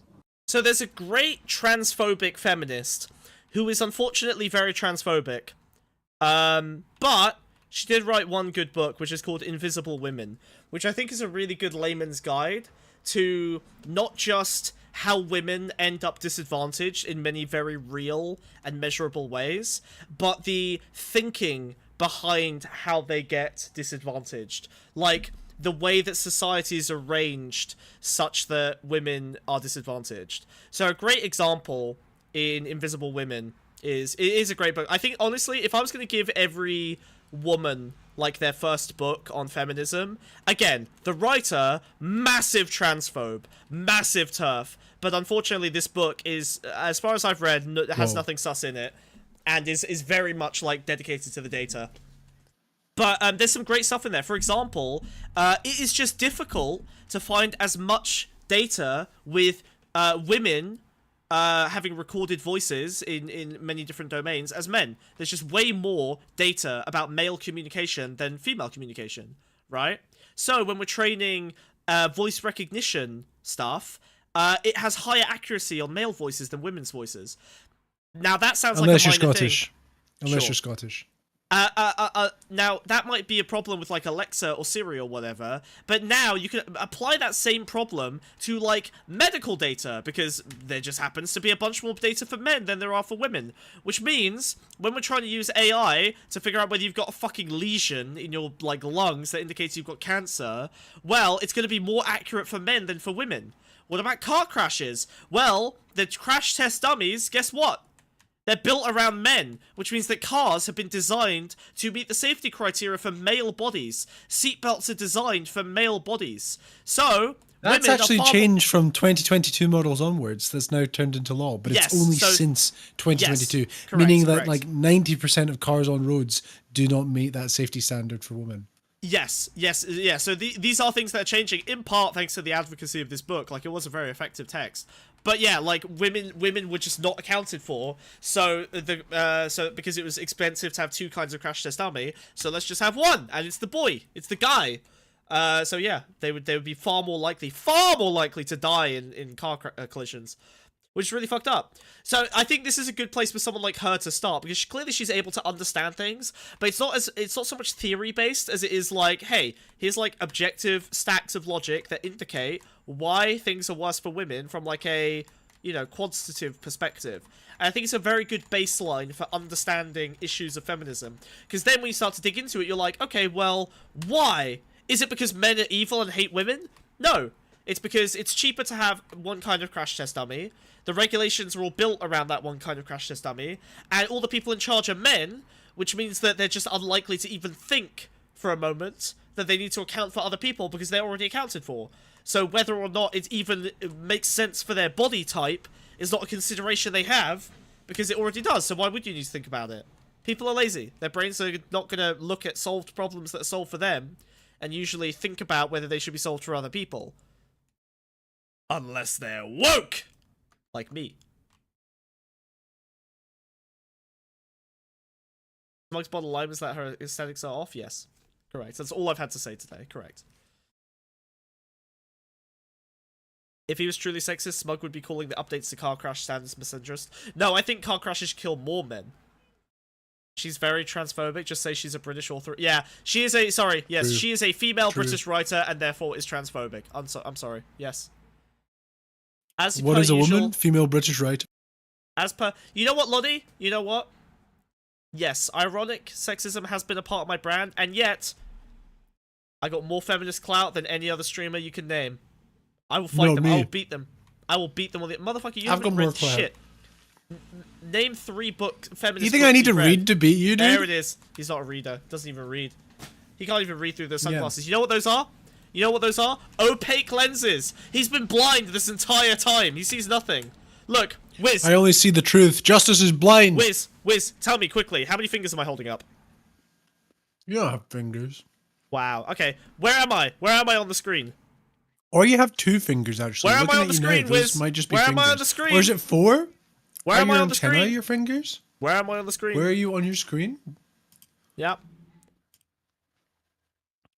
I can't. Ah! He's blind. He's blind. He couldn't see. He can't see. He's blind. Too late. Too late. See? He can't see in those sunglasses. He can't see. He's been blind this entire time. Yeah, but I can feel your drips. I'm always dripping. That's why I bought this. And in other than sexism, what could bring me here? In a similar way, I wanna be more mindful of racial inequality and understand more about what's happening. See, this is the problem, Wiz! She's reading White Fragility! Wiz! Yeah, but everyone has to at some point. You tell me you haven't read it? Have you read this book? No, I read the synopsis. I'm not gonna read that fucking thing. Absolutely not. Yeah, you don't read either, dude.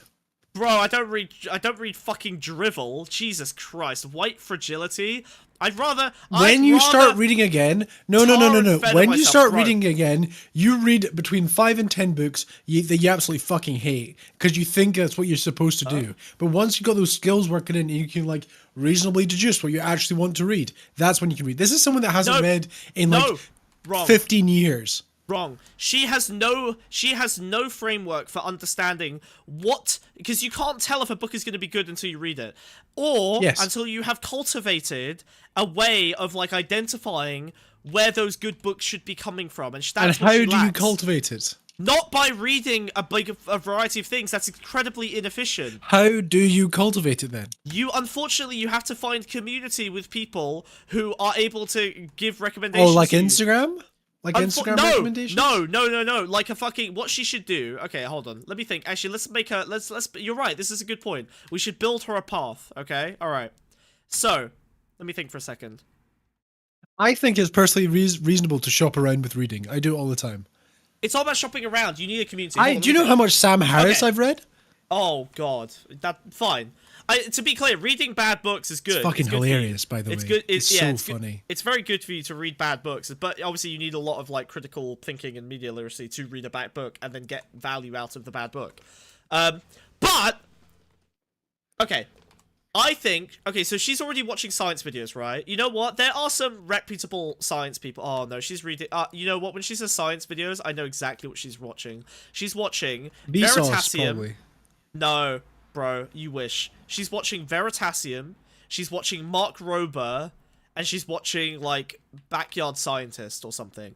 She's watching these, like, guys who make bombs in their back garden and then talk about how a bomb works and like, wow, look, we're making elephant toothpaste filling a pool. That's still better than what she was doing before. No, it's not. It's actually worse because it gives you a false sense of security. It's a release valve for feeling like you're engaging in intellectual content, but actually learning nothing. Kurzgesagt is fine. Why are you? But you do learn even when you're watching like, even if you're watching like nothing, it's still building a framework that you can build off of. It's like the first step. Hold on. What's wrong with Kurzgesagt? It's fine. It's 6 out of 10. It's actually someone did a deep dive. A lot of it's unreliable. Of course it's unreliable. A lot of it is just fucking memes. Like a lot of it is just like funny thought experience and stuff. But there are plenty of videos that they've done that are reasonable. Like on the important parts of physics, they're fine.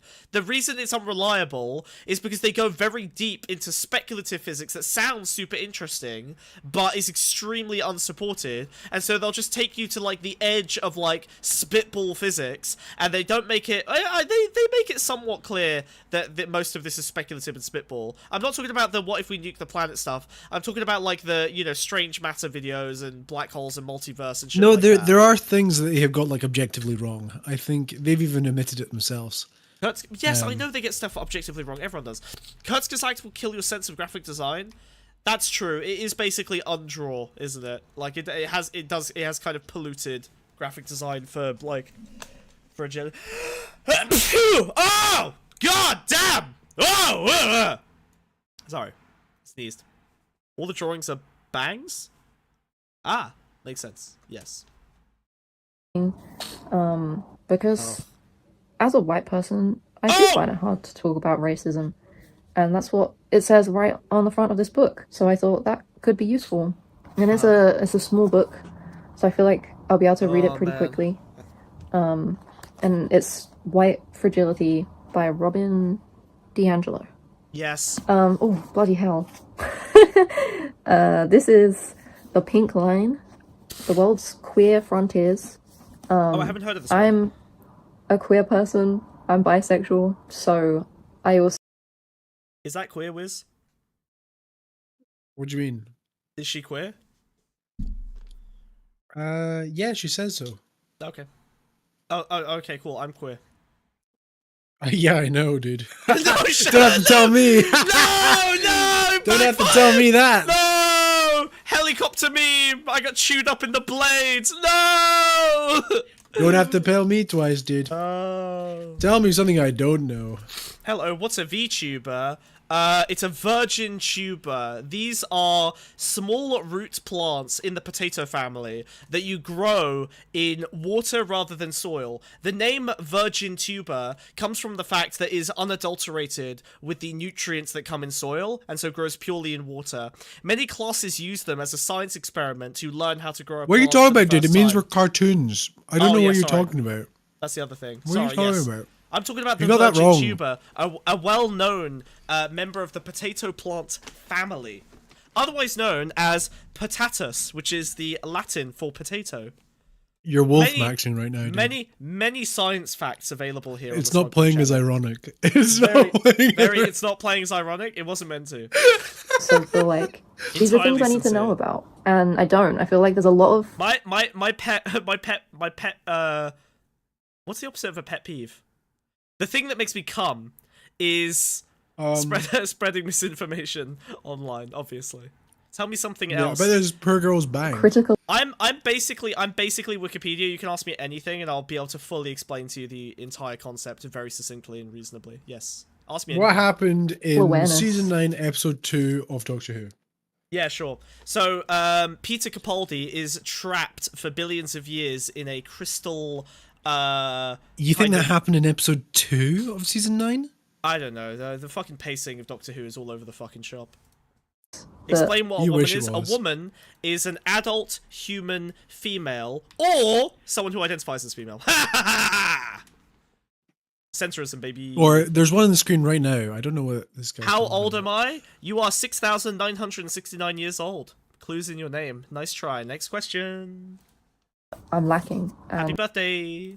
That was the year he was want- born, dude. I want to Oh, change no! that, and I feel quite passionately about. I've been reading massive encyclopedias. My mum got worried because I would go to the toilet and I would poop, and then I would spend 2 hours sitting on the toilet with a giant encyclopedia on my lap, and I would forget that I had gone to the toilet, and I would just be sitting on the toilet, and I would just flip through my giant encyclopedia that was bigger than me. Dude, that's such an ADHD thing, Yeah. spending too much time in the toilet. I love encyclopedias so much. Oh my god, I love. I just forget I'm there, dude. I spend like an hour in the toilet. I'm just forget I'm there. Maybe you should flush.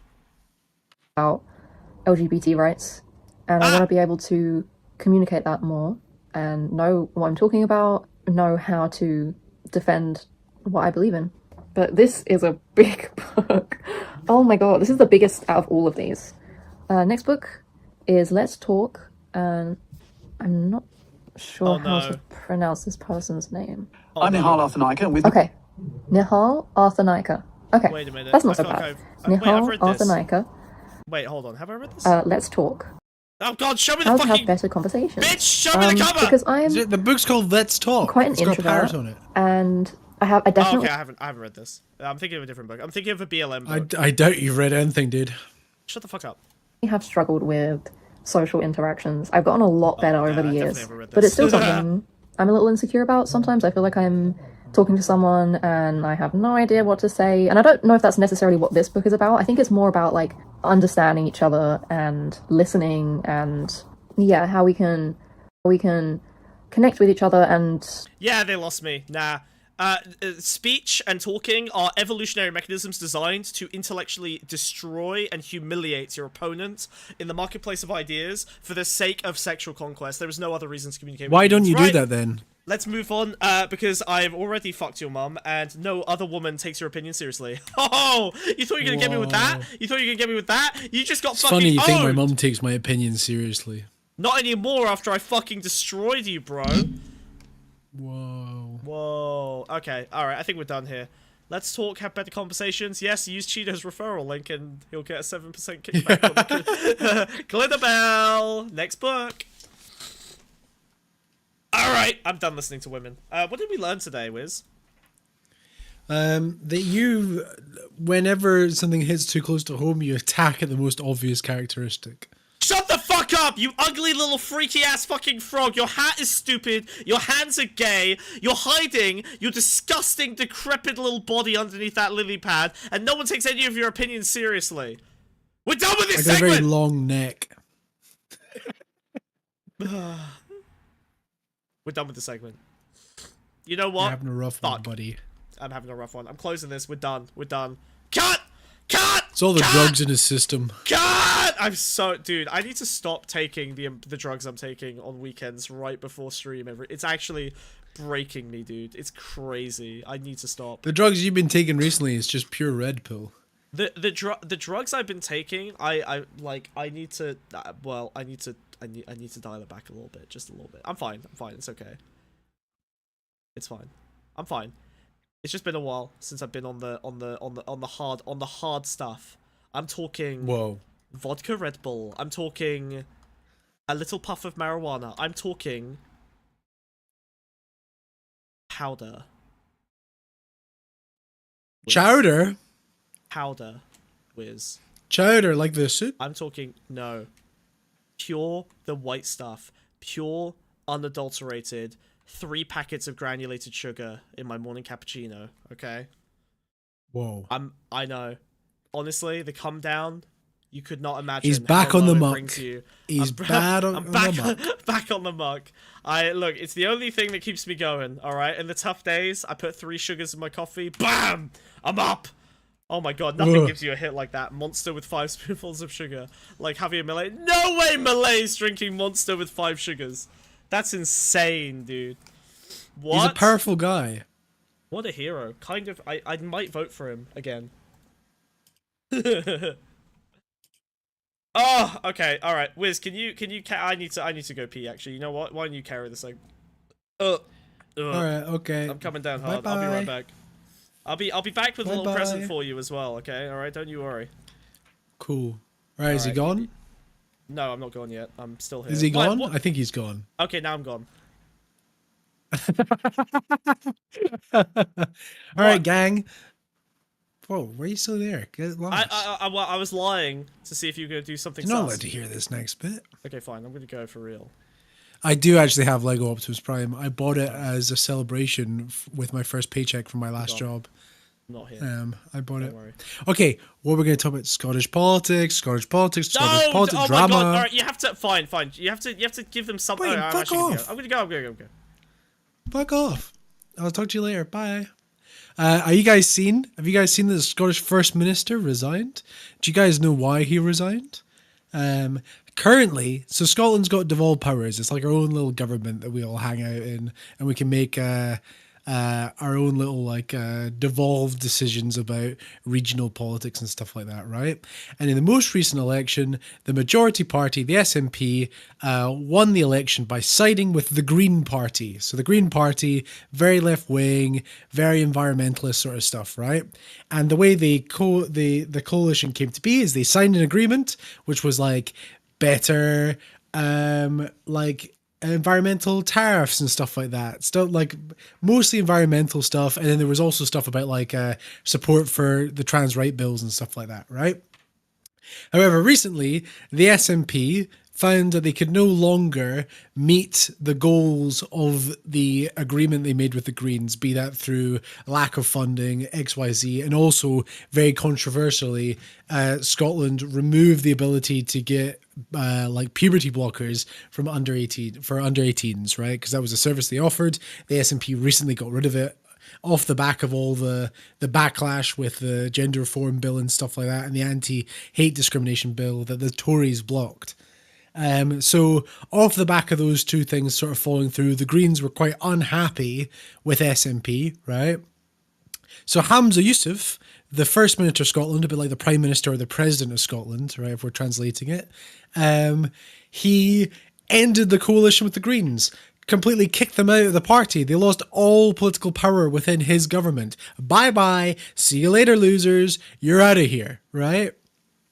Obviously, the entirety of Scottish government not very fucking happy about that. They're like, this is our whole government. This is like what we voted in for. We voted in for the Greens. We voted in for the SNP. What the fuck's going on?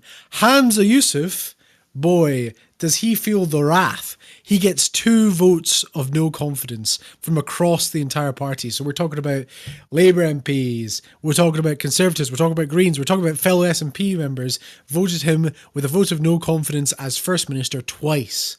And out of the embarrassment of that, he has handed in his resignation this morning at 12 o'clock. He is fucking out of here. So Scotland has 1 month to find, or the SNP has 1 month to find a replacement leader for First Minister.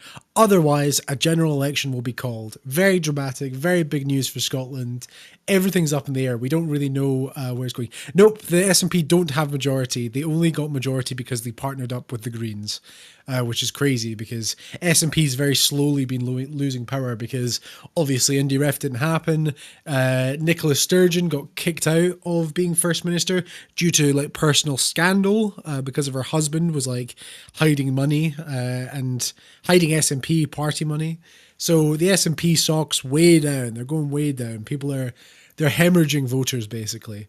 So it's this really weird thing where basically all Scottish politics is basically up in the balance again for the first time in a while, because SNP has had the majority for years. They've been the leading party for years with a very happy voter base. Smugbug, I'm not Smugbug. Smugbug's not here, but no, he doesn't debate anymore. He's a coward. He's scared. He can't do anything right. But yeah. Also, gang, new video about Red Pill guy, wheat waffles. We fucking ripped him to bits. We fucking left him for dead. He ain't got anything going good for him anymore. New video. I did a little cool intro. I live in a bunker now. That's the new lore. What else? What else is going on in the world of Wiz? Less than 2 weeks until Doctor Who, by the way. I don't know if you've seen that. Less than 2 weeks. That's big fucking news. I cannot fucking wait. Shooting At was coming in, a whole season. Unbelievable vibes. I'm really looking forward to that. God knows when it's airing, I'm gonna try and get Smugbug to watch it, because I will be fucking talking about that shit nonstop. It's so good. I love Doctor Who. It's the best show on the planet Earth. That was always Olive's bunk. We just installed a telly, and she was quite unhappy that the telly covered her little hidey hole. So she's been standing on the bunk bed, but she's always had top bunk, and I'm on bottom bunk with the Furby, because the Furby's mine. Yeah, Smugbug got fucking absolutely pounded in the most recent debate. He realized he's a horrible, horrendous misogynist. Fucking get that away from my head before I break your arms off. I will snap you like a twig. Ah! These are reflective sunglasses, bitch. No! How did you know? God damn it. I was so close to finally killing him. I was so close, dude. God damn it. Fuck. I let you get close. I gave you a chance. You need to, you gave me a fair shot. You people, you chat, I need you to stop warning him when I come at him with the fucking shoddy, alright? I need to blow this froggy fuck's little fucking face off, alright? He's been too smug for too long, alright? I got Oscar to ship me one of these from Argentina, baby. I'm ready. I'm fucking packing. I'm good to go. You're done out here, buddy. Ah! He can try, dude. He can try.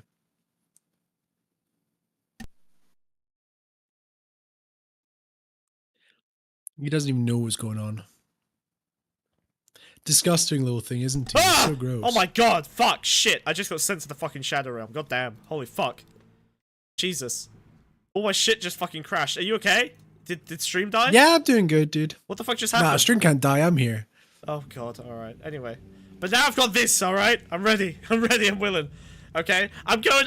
You put that away, dude. You'll poke your own eye out. No, listen, Was that I'm a going little BB harder. gun? I'm going harder into the Doomer aesthetic, okay? I'm not even a Doomer anymore. I'm a fucking prepper, okay? I live in a bunker. Now. We already live in a bunker, Exactly. Dude. Yeah, we gotta get shit ready, dude. They're coming. The apocalypse is starting. The water wars are on the way, okay? Yeah. Climate crops are gonna collapse. I gotta get ready, alright? This is my uncle's shoddy, okay? I stole it from his farm. I'm ready to go. I'm taking a boat. I'm going to the mainland. Alright, I'm gonna live in the mountains. And Shoddy got the baddie, you know what I'm saying? Shoddy got the baddie, yeah. Alright, I'll save this for later. Chick, chick, bam. Look, where am I storing it, Wiz? How'd you know? Huh! Yeah, in your shell. Huh! Yeah, you're right. Ha! I've been practicing my quick draw. Ha! Ha! It's fun. I like this guy. It's good. Thank you, Oscar. Thank you for my gun. I explained nuanced Scottish politics. Dude. I don't think they got it. Oh, really? No. They're not used to highbrow. You've degraded them too far. I can tell because we're hemorrhaging viewers as soon as I leave. Unsurprising. Wow. Very normal. Wow. Yep. Very accidental confessional. Alright, wait, what else are we doing today? Oh, no. You know what we're doing, baby. Oh. Wiz stream. Can we play video games? I want to play video games. I will spend the next week making this into a video if we don't react to now. Oh, fine. Fine. So, we're doing a there's this video that came out. It's about. What was that? Speak up a little bit. There's a video. Speak louder. Say it later. So there's this vid.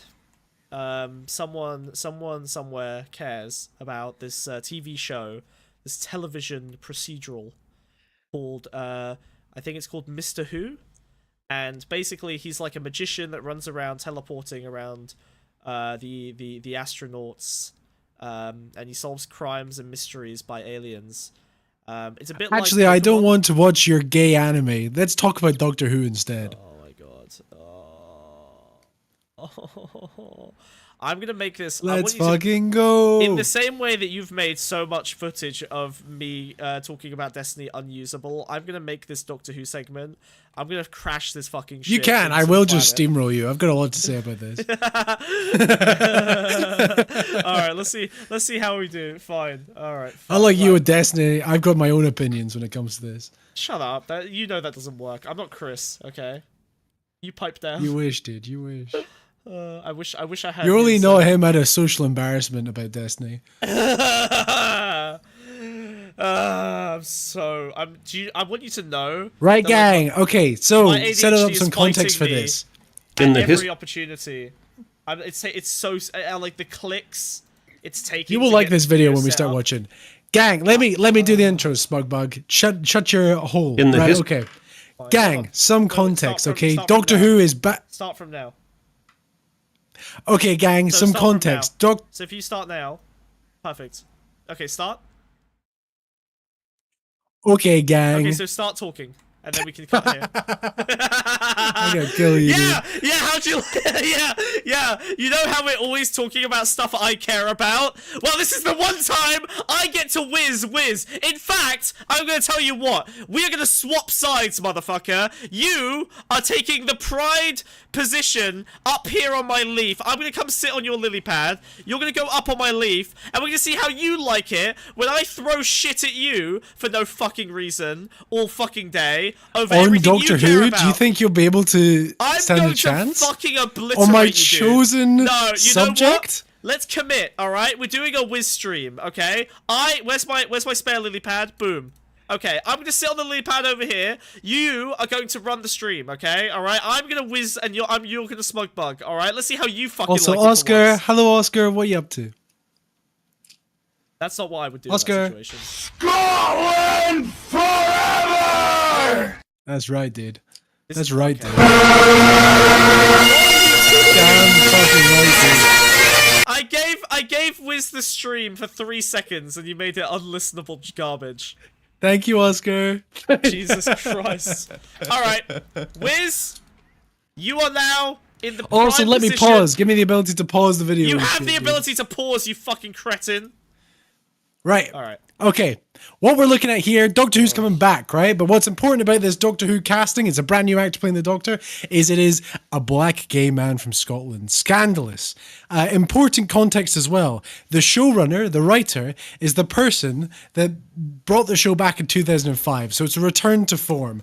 However, there has been an absolute explosion of weird conservative commentators picking up and speaking about the most recent casting choices and subject matter of the show. Clearly, and very clearly, it's all a grift. They've never actually seen the show, and it's super apparent from the moment you watch any of their stuff. And I think it's fascinating. I think it's very funny. There's this weird subgenre of specifically conservative Australians that really go in on Doctor Who, because Doctor Who was massive in Australia, more so the classic show than the 2005 reboot, because the 2005 reboot only really got shown in the UK. It wasn't very good internationally, whereas classic Doctor Who, that was broadcast around the world, although not live at the same time, but it was shown in reruns and stuff like that, right? So let's have, this video is called The Utter Destruction of Doctor Who. Let's have a little look-see what this guy has to say about the franchise. Television. No show has been more bent out of shape, pissed over, necrophiliacally defiled and desecrated, screwed over, taken advantage of, ripped a new one, been done dirty, shat on from a great height, had all of its orifices gagged and pounded in an unremitting franchise bukkake, been co-opted and bastardized and fucked up beyond all recognition than Doctor Who. Wait, and it's absolutely been done. Is that Ricky Gervais? Yeah, it's Ricky Gervais from a little Doctor Who parody. Oh, from a parody, okay. Yeah, it's not actual Doctor Who. If they let him on Doctor Who, I was going to use that as the linchpin they would of my argument that the show has fallen off. Okay, Continue. I saw an opportunity, all right, to BAM blow your head off in the first 30 seconds, and I leapt at it. But unfortunately, The worst they've ever done right. was James Corden, and that was before he became the late night show host. That was a terrible episode. 2 episodes actually. He Oh plays my the same God. character, both The Lodger and Nightmare in Silver. No, The The Lodger and the fucking one where it's Matt Smith in the department store that's really bad, and the solution is like, "I love you, my baby," and then his love for his baby stops him being a Cyberman.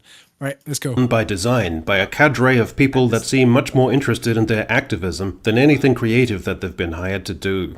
In recent years, the venerable British institution saw Doctor Who regenerate as a woman who declared, "I've had an upgrade." She declared, "I've had an upgrade," which might seem like, oh yeah, like, oh, men are the downgrade. Actually, it's a reference to when the Master regenerated as woman and said the same line. How about that, bitch? Okay, but then, And there was a speculation. Wait. So does that mean Okay, that go on. Doctor Who thinks that feminism is evil because the evil person said that women are better?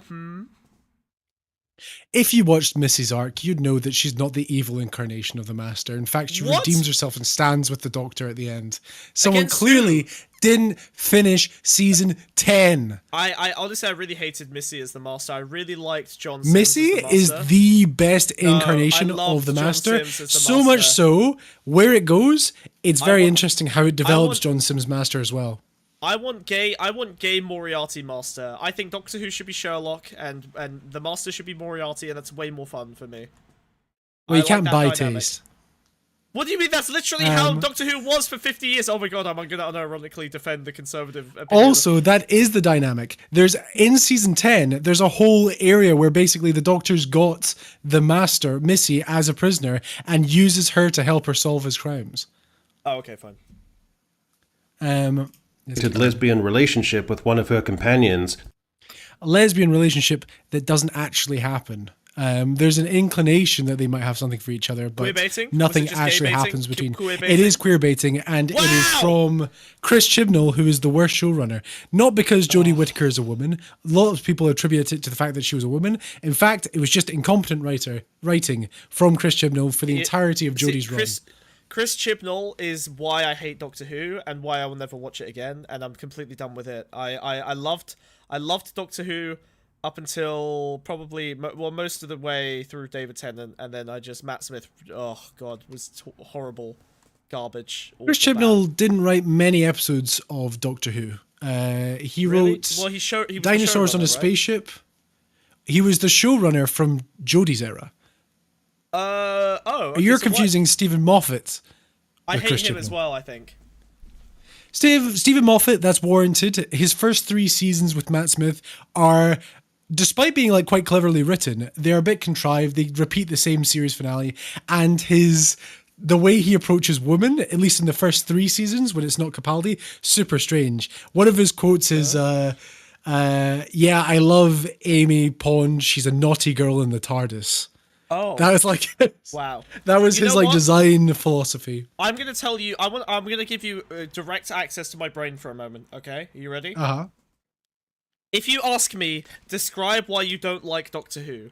This is what my brain concocts. Okay, this is the AI generated thing that happens in my brain. Okay. Oh my god. You mean I was the universe all along? We have to go bum bum bum bum ba-dum bum bum bum bum bum ba-dum bum, and then they start running bum bum bum bum. Yeah, that's a ba-dum, season 7. And then he, Well, and then season he- 6. and then he like points the stick at something and goes, "Boo!" And then the thing clicks and he goes bum bum bum bum bum bum bum bum bum bum bum, and then he stands still for a moment and the music goes quiet, bum bum bum bum bum, and he looks at the camera and he goes, "Heh, I guess not today." Bum bum bum bum bum bum, and then the credits roll. So that is something that I Moffat hate grows it. out of. I hate it He's so super much, guilty dude. of it in season 6, where the Doctor becomes too important. However, he gives all that up around the time Capaldi comes back in. He kind of grows as a writer, doesn't go for the higher stakes. Everything becomes lower stakes and more character focused, and the show really benefits from that. Okay, cool. I will Unfortunately, absolutely it's agree been with you. That is the permanently case ruined. for specifically season 6. Season 6 is the worst season of the revival, not counting Jodie Whittaker's era. God, it permanently ruined Doctor Who for me. I'm not gonna lie. I've not touched You could get Doctor over Who. it if you should really watch season 10 because it's the best season of the entire show. Capaldi at his finest. I watched some Peter Capaldi and it didn't feel like much had changed from when I was watching the other stuff. It didn't feel like I love Capaldi so much. I love him so much. But I still wasn't impressed with most of it. It was still Capaldi is my weak. all-time favorite Doctor.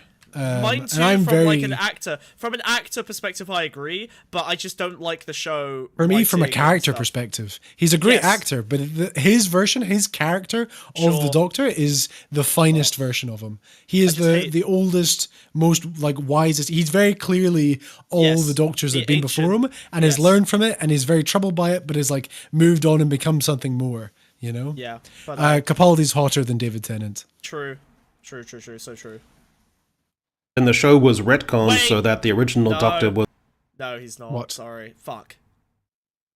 You're weak. Wait. Look at pictures of Capaldi when he was David Tennant's age. You literally have not watched the movie I keep trying to get you to watch with young Capaldi in it, yeah, fuck you. Small Town Hero? Yes, I have, dude. No, not Small Town Hero. What's the other one?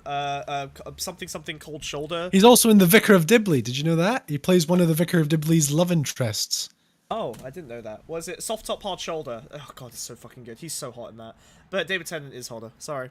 Carry on. Let's go back just a microsecond because you spoke over that last part. Wow. with one of her companions. Then the show was retconned so that the original Doctor was a black woman, and Incorrect. This is Jo Martin. She plays the fugitive Doctor, right? A Doctor. She is not the first incarnation of the Doctor. In fact, it's theorized that she becomes the Doctor between the second Doctor and the third Doctor, where the second Doctor is abducted by the Time Lords, has his memories erased, and then the third Doctor just appears, falls out, and has no memory of how to pilot the TARDIS. The fugitive Doctor is not the first Doctor. He could be referring to the Timeless Child. That is like the new canon, Chris Chibnall era. The Doctor's always existing as an immortal being that's been there forever. However, we don't know if like the little black child that is like the first image of the Timeless Child is the first incarnation. It's just assumed that's the case. It is not the case that the first Doctor is no longer William Hartnell. William Hartnell is the first Doctor. That is when the Doctor first takes his name as the Doctor. Wait, can I ask you a One of the- question? Yes. What was your plan for this segment for you to just watch this video and then spit out a Doctor Who Wikipedia page every 30 seconds? I am debunking his fucking arguments, bitch, because you can't understand them? Are we seriously? This is the same. I don't have to give an opinion. I can just tell the reality. This shit is so lazily written. I'm in hell. I'm in hell. I'm listening. Why? Have you got any contributions, bitch? No, I don't. I have nothing with it. That's why I thought, you know fucking nothing. You know fucking nothing. Your head is empty, dude. This is why you're the co-host, dude. This is like you. You got nothing important to say about any of this. Oh my god. This is what it's like to be you every day on stream. Just watching a schizo babble about nonsense that they're autistically researched on. And I'm just sitting here in the corner like, what the fuck are we doing? Why is anyone watching this? I'm getting whiz-pilled. I'm getting whiz-pilled. I understand him now. This is my vulnerability episode where I'm connecting. First, I learned what a woman feels like. Now I'm learning what whiz feels like. This is terrible. I hate it. This is all fully intentional as well. This is by design. I want to die. This is absolutely by design. I want to die. I hate All right, it. you done with your weird ranting? Let's go back to the video. No. Doctor's companions was transgender. Then there was an episode where the transgender companion's non-binary transcendent oneness effectively saves the cosmos. First of all, Rose Noble, not a companion. She is the daughter of one of the companions, Donna Noble. Second of all, the transgenderness is a joke. It's a little reference in the episode. It's got nothing to do with the actual solve of the plot. There was a wheelchair-bound woman who shoots lasers out of her wheelchair. What's the trans joke? She says it's not something a male-presenting Time Lord would understand. You know? Oh. But the whole joke is like, it's a shame you're not still a woman because it's not something a male-presenting Time Lord would understand. giving a wee jab at his arrogance. Right. He also complains about a woman shooting wheelchairs from a rocket. What's wrong with that? Why can't you shoot wheelchair fucking rockets? Why can't you shoot wheelchairs from a rocket, Wiz? Why is that the woke agenda? Logistically, Smug not laughing is transphobic.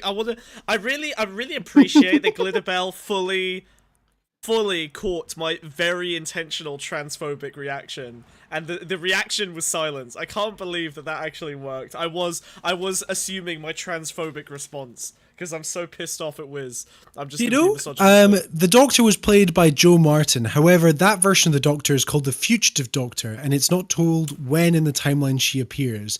She is either speculated a future incarnation, which is unlikely, or a past incarnation. Joe Martin is the name.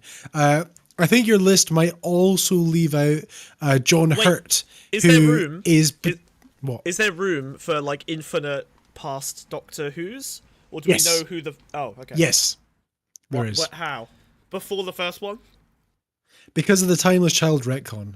But also there's stuff like there's always been a gap for two reasons. Number one, did you watch the episode where Matt Smith dies, or his last episode? You know what? It's the only episode I watched, and I watched it 50 times because I just want to see that little. Yeah, fuck. it's fantastic. Well, you know how at the very end of it. Over again. You know how the Time Lords grant him a whole new regeneration cycle. No. So he can come back because he's the 12th Doctor. Usually the way it is in Time Lords terms or whatever. Time Lords, when they die, they have the ability to regenerate, come back as a new person, healed of all their wounds. Usually, an average Time Lord can do this a maximum of 13 times, and the 13th being their last life. However, the Time Lords, because they're a super advanced society, allow people to have extra regenerations and stuff like that. That's why there's so many different versions of the Master. But also we found out the Doctor is a being called the Timeless Child, and they have existed for a very, very long time. They've been given an unlimited amount of regenerations that they don't even remember themselves. Okay, Time Lord is the title that the Doctor has, and it is the name to a very upper class, well-studied version of a Gallifreyan, because Time Lords are from the planet Gallifrey in the constellation of Cerberus. There you go. Okay, wait. But here's another thing I don't like about Doctor Who, because it's a shit show, alright? I can't believe that you created the conceit that a character could die and come back to life 12 times. Which means you have 12 opportunities for incredibly traumatic moments, right? Good idea.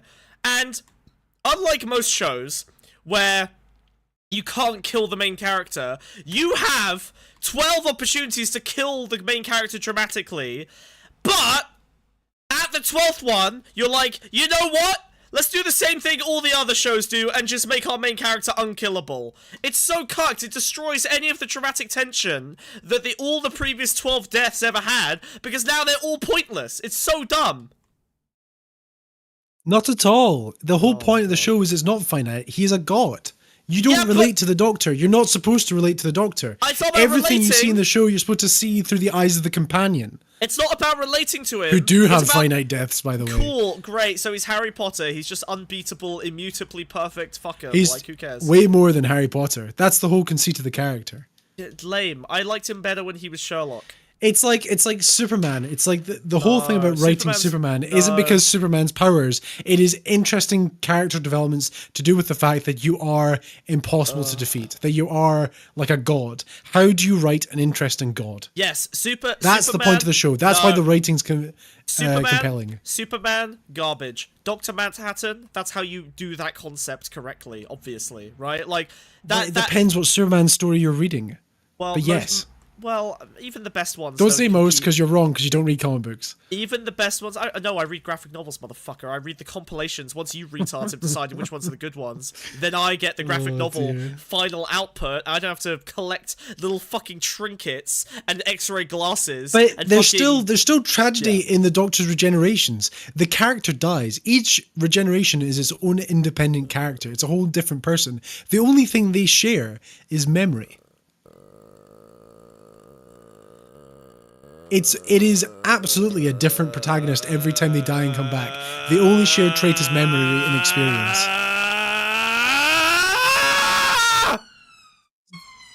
Sorry, carry on. I'm fine. I just Yeah, I thought you'd get cumstered and dumpstered when the shoes on the other foot. And there was the favourite recurring How baddie does of he do this Davros, every bound in day, a kind every of week? wheelchair life support system, who was then reimagined as able-bodied to prevent any associations between disabled and evil people. Okay, is this true? Incorrect. So the reason this guy is shown not in a wheelchair is it because it takes earlier in the timeline I was gonna say that, before yeah. he gets That makes wheelchair sense. bound. Additionally, he did say he didn't want to depict him as a wheelchair bound thing because this clip of this man here is from the Children in Need Special, and he was like, the showrunner Russell T Davies was like, the Children in Need Special, it mostly works with disabled kids. We didn't want the bad guy of this little clip Okay, that's fair. to be in a Fine. wheelchair. You know? If they said that generally, that would be cringe. Like as villains in wheelchairs, that's fine. I mean, look at the real world, motherfucker. All right, every time a billionaire rapes someone, suddenly they are unable to walk. Coincidence? Yeah. I think. Bill, wheelchairs make David you evil. Tennant was 3 different doctors, by the way. Oh my fucking god! All right, let's just press play. I'm tapping the button. Press play. Then Sir Isaac Newton is suddenly from India. Then David Tennant's doctor gets What? lectured about pronouns. Isaac Newton isn't suddenly from India. He is played by an English actor with brown skin. Was Isaac Newton brown? No. Historical revisionism! How dare they? I don't know if you know this or not, but Doctor Who isn't set in our world. Uh, Do you know that? Did you know that? If I say yes, I knew that. Is that how I avoid the explanation? If I say yes, I knew that, and I know all the context and nuance, does that mean that you're not going to lecture me? Yeah. How do I dodge this, Wiz? Yeah. Can we turn this into a what? Here's what I want. Okay. I want this to be like a. Do you know those modern visual novels where like. You have to figure out how to not kill yourself. You know those ones? Like Slay the Princess. Or like... No, I've never had that struggle. Okay, alright. So basically there's games where like you're trying to stop the main character from killing themselves, alright? I feel like every time you say something and pause the video, 3 options come up and I'm trying to pick the one that results in you talking least so that so that my little like kill myself meter doesn't fill up to the top and I lose the game. That's what I want you to know. That's how I've gamified 1 this minute for me into the right video, now. by the way. Oh my fucking god, no, really? I'm gonna fucking scream, dude. Then the new doctor implies that he's had a romantic relationship with Harry Houdini. The new doctor did imply this, however, this is in reference back to when the doctor was a woman. This is my fucking When Jodie Whittaker said she had a very long and wet weekend with Harry Houdini. I'm being fucking reprogrammed, dude. Oh my god. Yeah, the worst part is this video will do bits because it's about Doctor Who. It won't. It will do fuck all. All right. It will do nothing of the sort.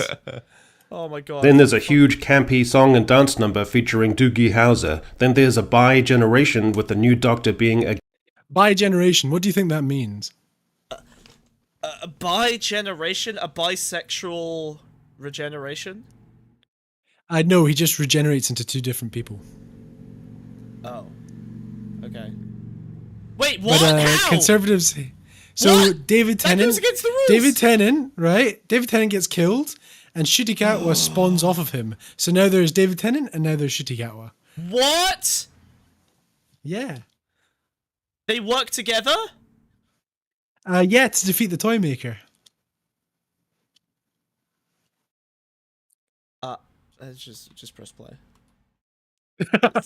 just But conservatives hate the term bi-generation, despite it not meaning like bisexual at all. It really pissed off a lot of righties. It's a play on the word bifurcation, obviously. What? Bifurcation, bifurcates, to bifurcate something. Like when a boat hits a pole and splits in half, it bifurcates. Or like bicycle, 2 wheels. gay black man who was depicted in the new trailer getting down in a nightclub, with the actor tediously expounding on his grievances and trite aims for the show ad nauseum in the media.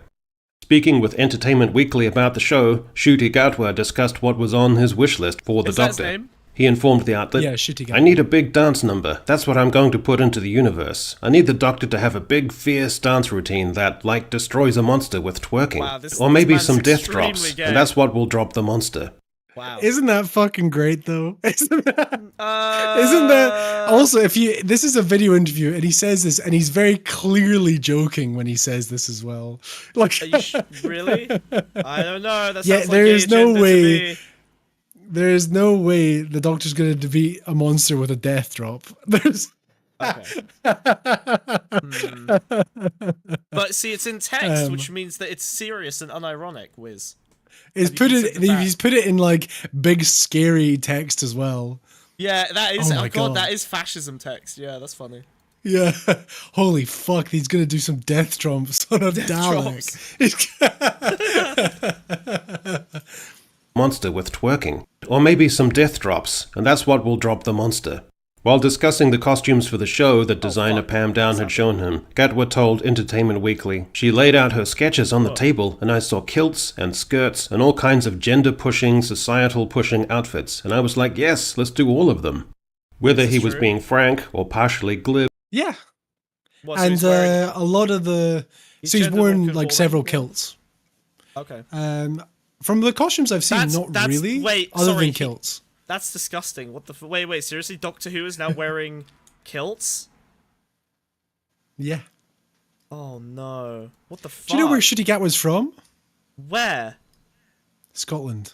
No, I don't know. That's my problem. Scottish representation in Doctor Who? Ah! Fuck! I could tolerate Capaldi. It's not like half of them are. I could tolerate David Tennant. I could... Oh, wait. Damn it. Never mind. Carry on. The Scottish lifestyle should never be pushed onto children. Yeah, true. Yeah. I can't believe that this Doctor's Scottish. That's so fucked up. I can't bear it. the Timeless Child retcon. I miss David Tennant. I miss David Tennant. That was a good English man right there, representing an English Doctor. True salt of the British earth. Cheeto, the Timeless Child is very controversial. It was a massive retcon. A lot of people don't like it, but it looks like Russell T Davies, the new showrunner and writer, is going to stick with it and find a way to make it a bit more interesting and fitting to the lore. The big problem with it is it's never really explained. It's just like the Doctor was always there, and so what? It was never really developed as a plot point. That's why it's like controversial, and it's a bit contrived, making the Doctor a kind of like chosen one type figure. But I think there is an interesting way to write that narrative. They just haven't done it yet. It's basically the Doctor always existed and has unlimited regenerations, where previously it was believed the Doctor only had 2 regeneration cycles, which is 26. The difference between 26 and a million isn't really much when we get a new Doctor like every 5 to 10 years. It's not that big of a deal implication wise, but to some people it was quite upsetting because after 60 years of history of the show, they suddenly changed it to be this now, you know? Yeah. But personally, I'm not too upset or bothered by it. Doesn't matter. It's the overall tone and tenor and the sense of entitlement about what can be done with the character of the Doctor. The Doctor, through all his iterations, has always had abiding characteristics, because the alteration of his physical appearance didn't simultaneously alter his fundamental identity or persona. That's just... The change of his appearance doesn't alter his identity or his persona. That's what every change of actor has done. That is the main conceit of Doctor Who. The idea that the show changes completely to remain fresh, to remain exciting. That's why William Hartnell, the first Doctor, a very serious old man, can turn into Patrick Troughton, a younger guy, a complete comedian, very goofy, you know? So the whole conceit of the show is the Doctor's personality changes. The only thing he retains is his sort of like memories or whatever. To like paint it as if Ncuti Gatwa is suddenly making the Doctor gay and different and weird, like he's the first one to ever do it with the role, is massively disingenuous.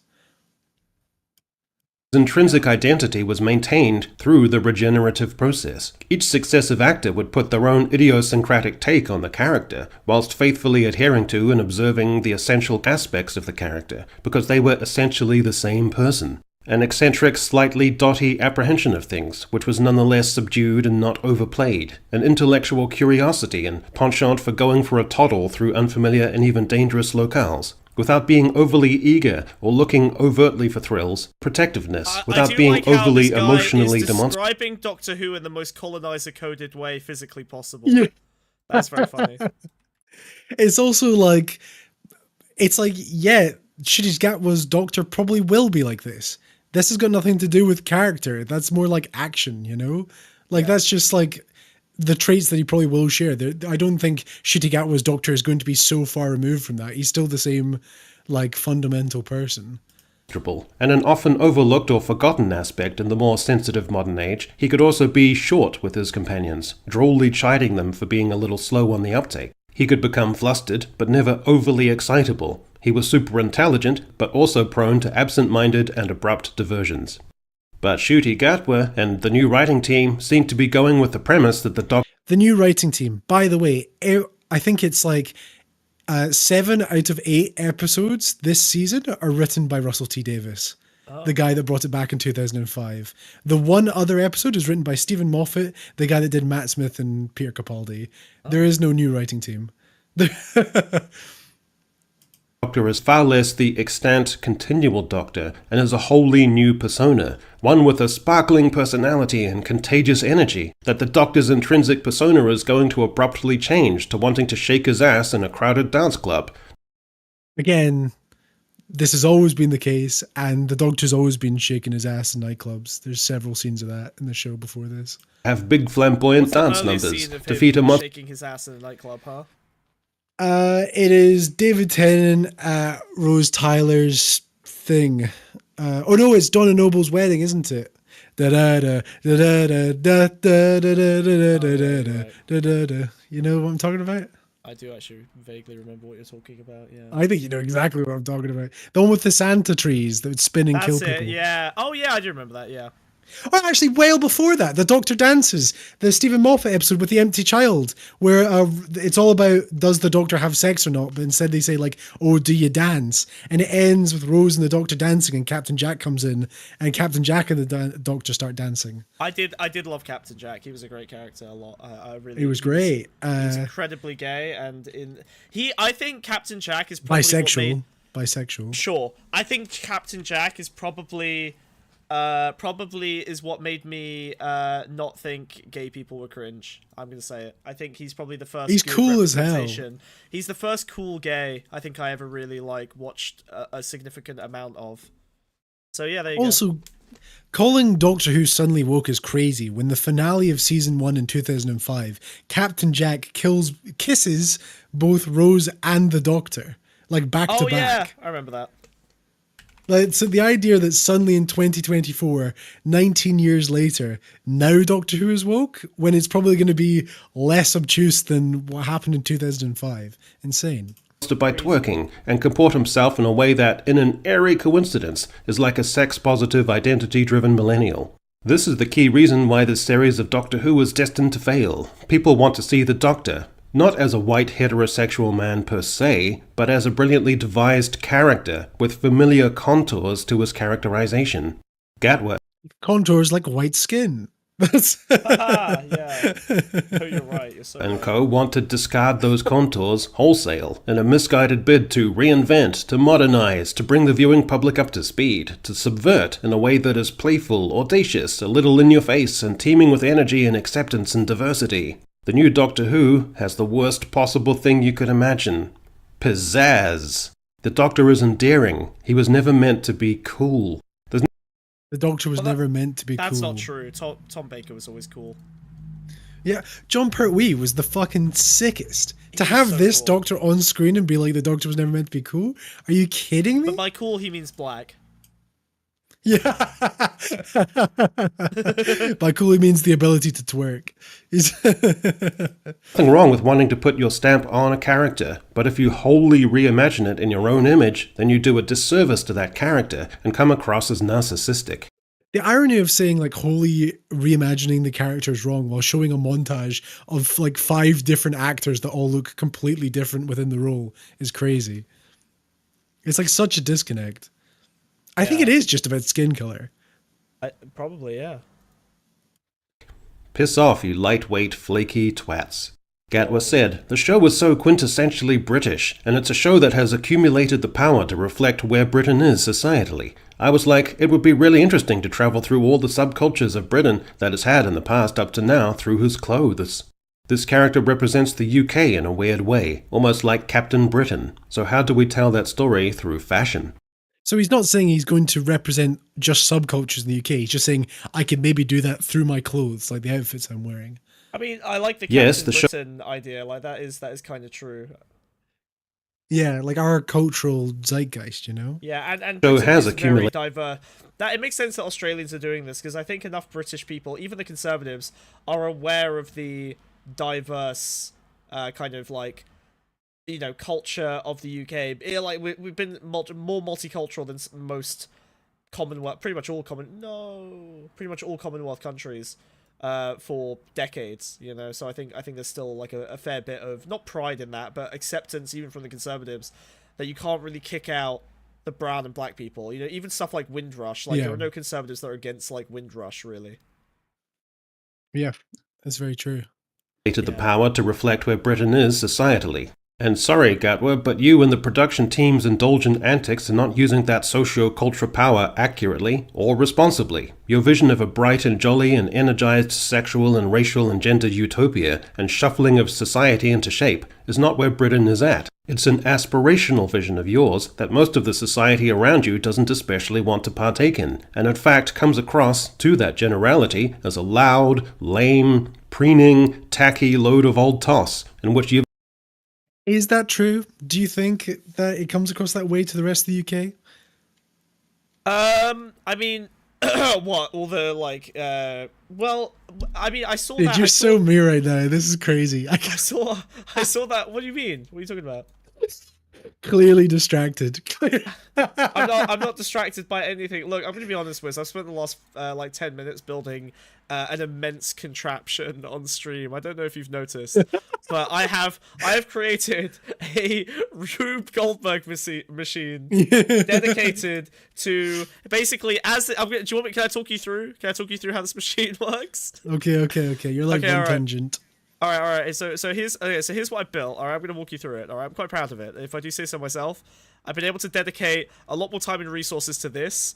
So, I'll start you at the top. All right. So you'll notice that this is attached to your leaf. Okay. This system here. Okay. All right.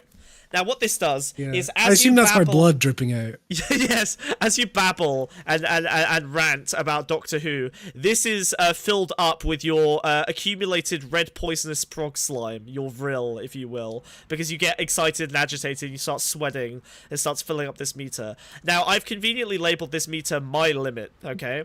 Now, what happens is it'll reach each of these stages somewhat reminiscent of the Titanic, where each of these will fill up as cells, and then as it fills up, it'll move over to the next cell, and then the next cell, and then the next cell, gradually reaching towards the right, okay? Now here you'll notice I've set up a funnel, and this funnel will divert your froggy vril into a bucket. This bucket is attached by rope to a pulley up here, and what I've done, which is quite clever I think mechanically, is I'm using a pulley system attached to a wheel up here on this like nice little piece of bar I've put up, and then another wheel here, and you'll notice that this converts the vertical force of the weight of the bucket pulling in a downward direction, reminiscent of an Indian Isaac Newton, you might understand, pulling up on this pulley, up to this pulley, and eventually pulling the trigger to this Glock 19 aimed right at my head. So I actually have an exit strategy for this stream. I'm pretty much ready to go. So you can continue as you like. I'm actually all prepped here. We can go. Cheeto, the Doctor is a renegade. He's a renegade Time Lord. The Master is a renegade Time Lord too, but the Master's a bad guy, the Doctor's a good guy. Oh good, it's filling up. Okay, no, carry on. It should have lowered because you explained it to me. It needs to go down a couple levels. Unfortunately, there's no release valve for the vril. It just accumulates. It's like mercury in the bloodstream. It's like lead. It doesn't run out. But yeah, he's saying it's not indicative of contemporary UK, which is inaccurate, right? I think a lot of modern audiences want exactly this type of content. Shitty was just come off of Sex Education, which is like one of the biggest shows in the UK whilst it was airing. Maybe not the most recent season, but that's because Shitty announced his departure. You've centered yourself, zipping and gambling across the screen, looking like a total div. As reported by the Daily Mail, Gatwa previously said, "As I say, I live in a very leftist, liberal bubble, and in fact, there's a really great episode coming up next year where we lean into that." So, from this statement, he's saying, I live in a very leftist, liberal bubble, right? When we lean into that, it's probably addressing the fact that it's probably bad to only live in a leftist, liberal bubble, right? Yeah. Shall we listen to his takeaway from this statement? Yeah. So you're not reflecting where Britain is societally. By your own admission, you're taking a venerable old institution you had nothing to do with devising and creating and building a fan base for, and piling in great heavy shovelfuls of your own political messaging, constructing narratives and imagery and tropes that are very leftist and liberal, and contradicting yourself by implying this is generally representative. And in a kind of Schrodinger's bullshit, pitching back and forth whenever it suits between depicting what's current society and what society ought to be, and it's almost like it's a show about time travel. Yeah, but that's a bit of a weird take to throw at Doctor Who. Yeah,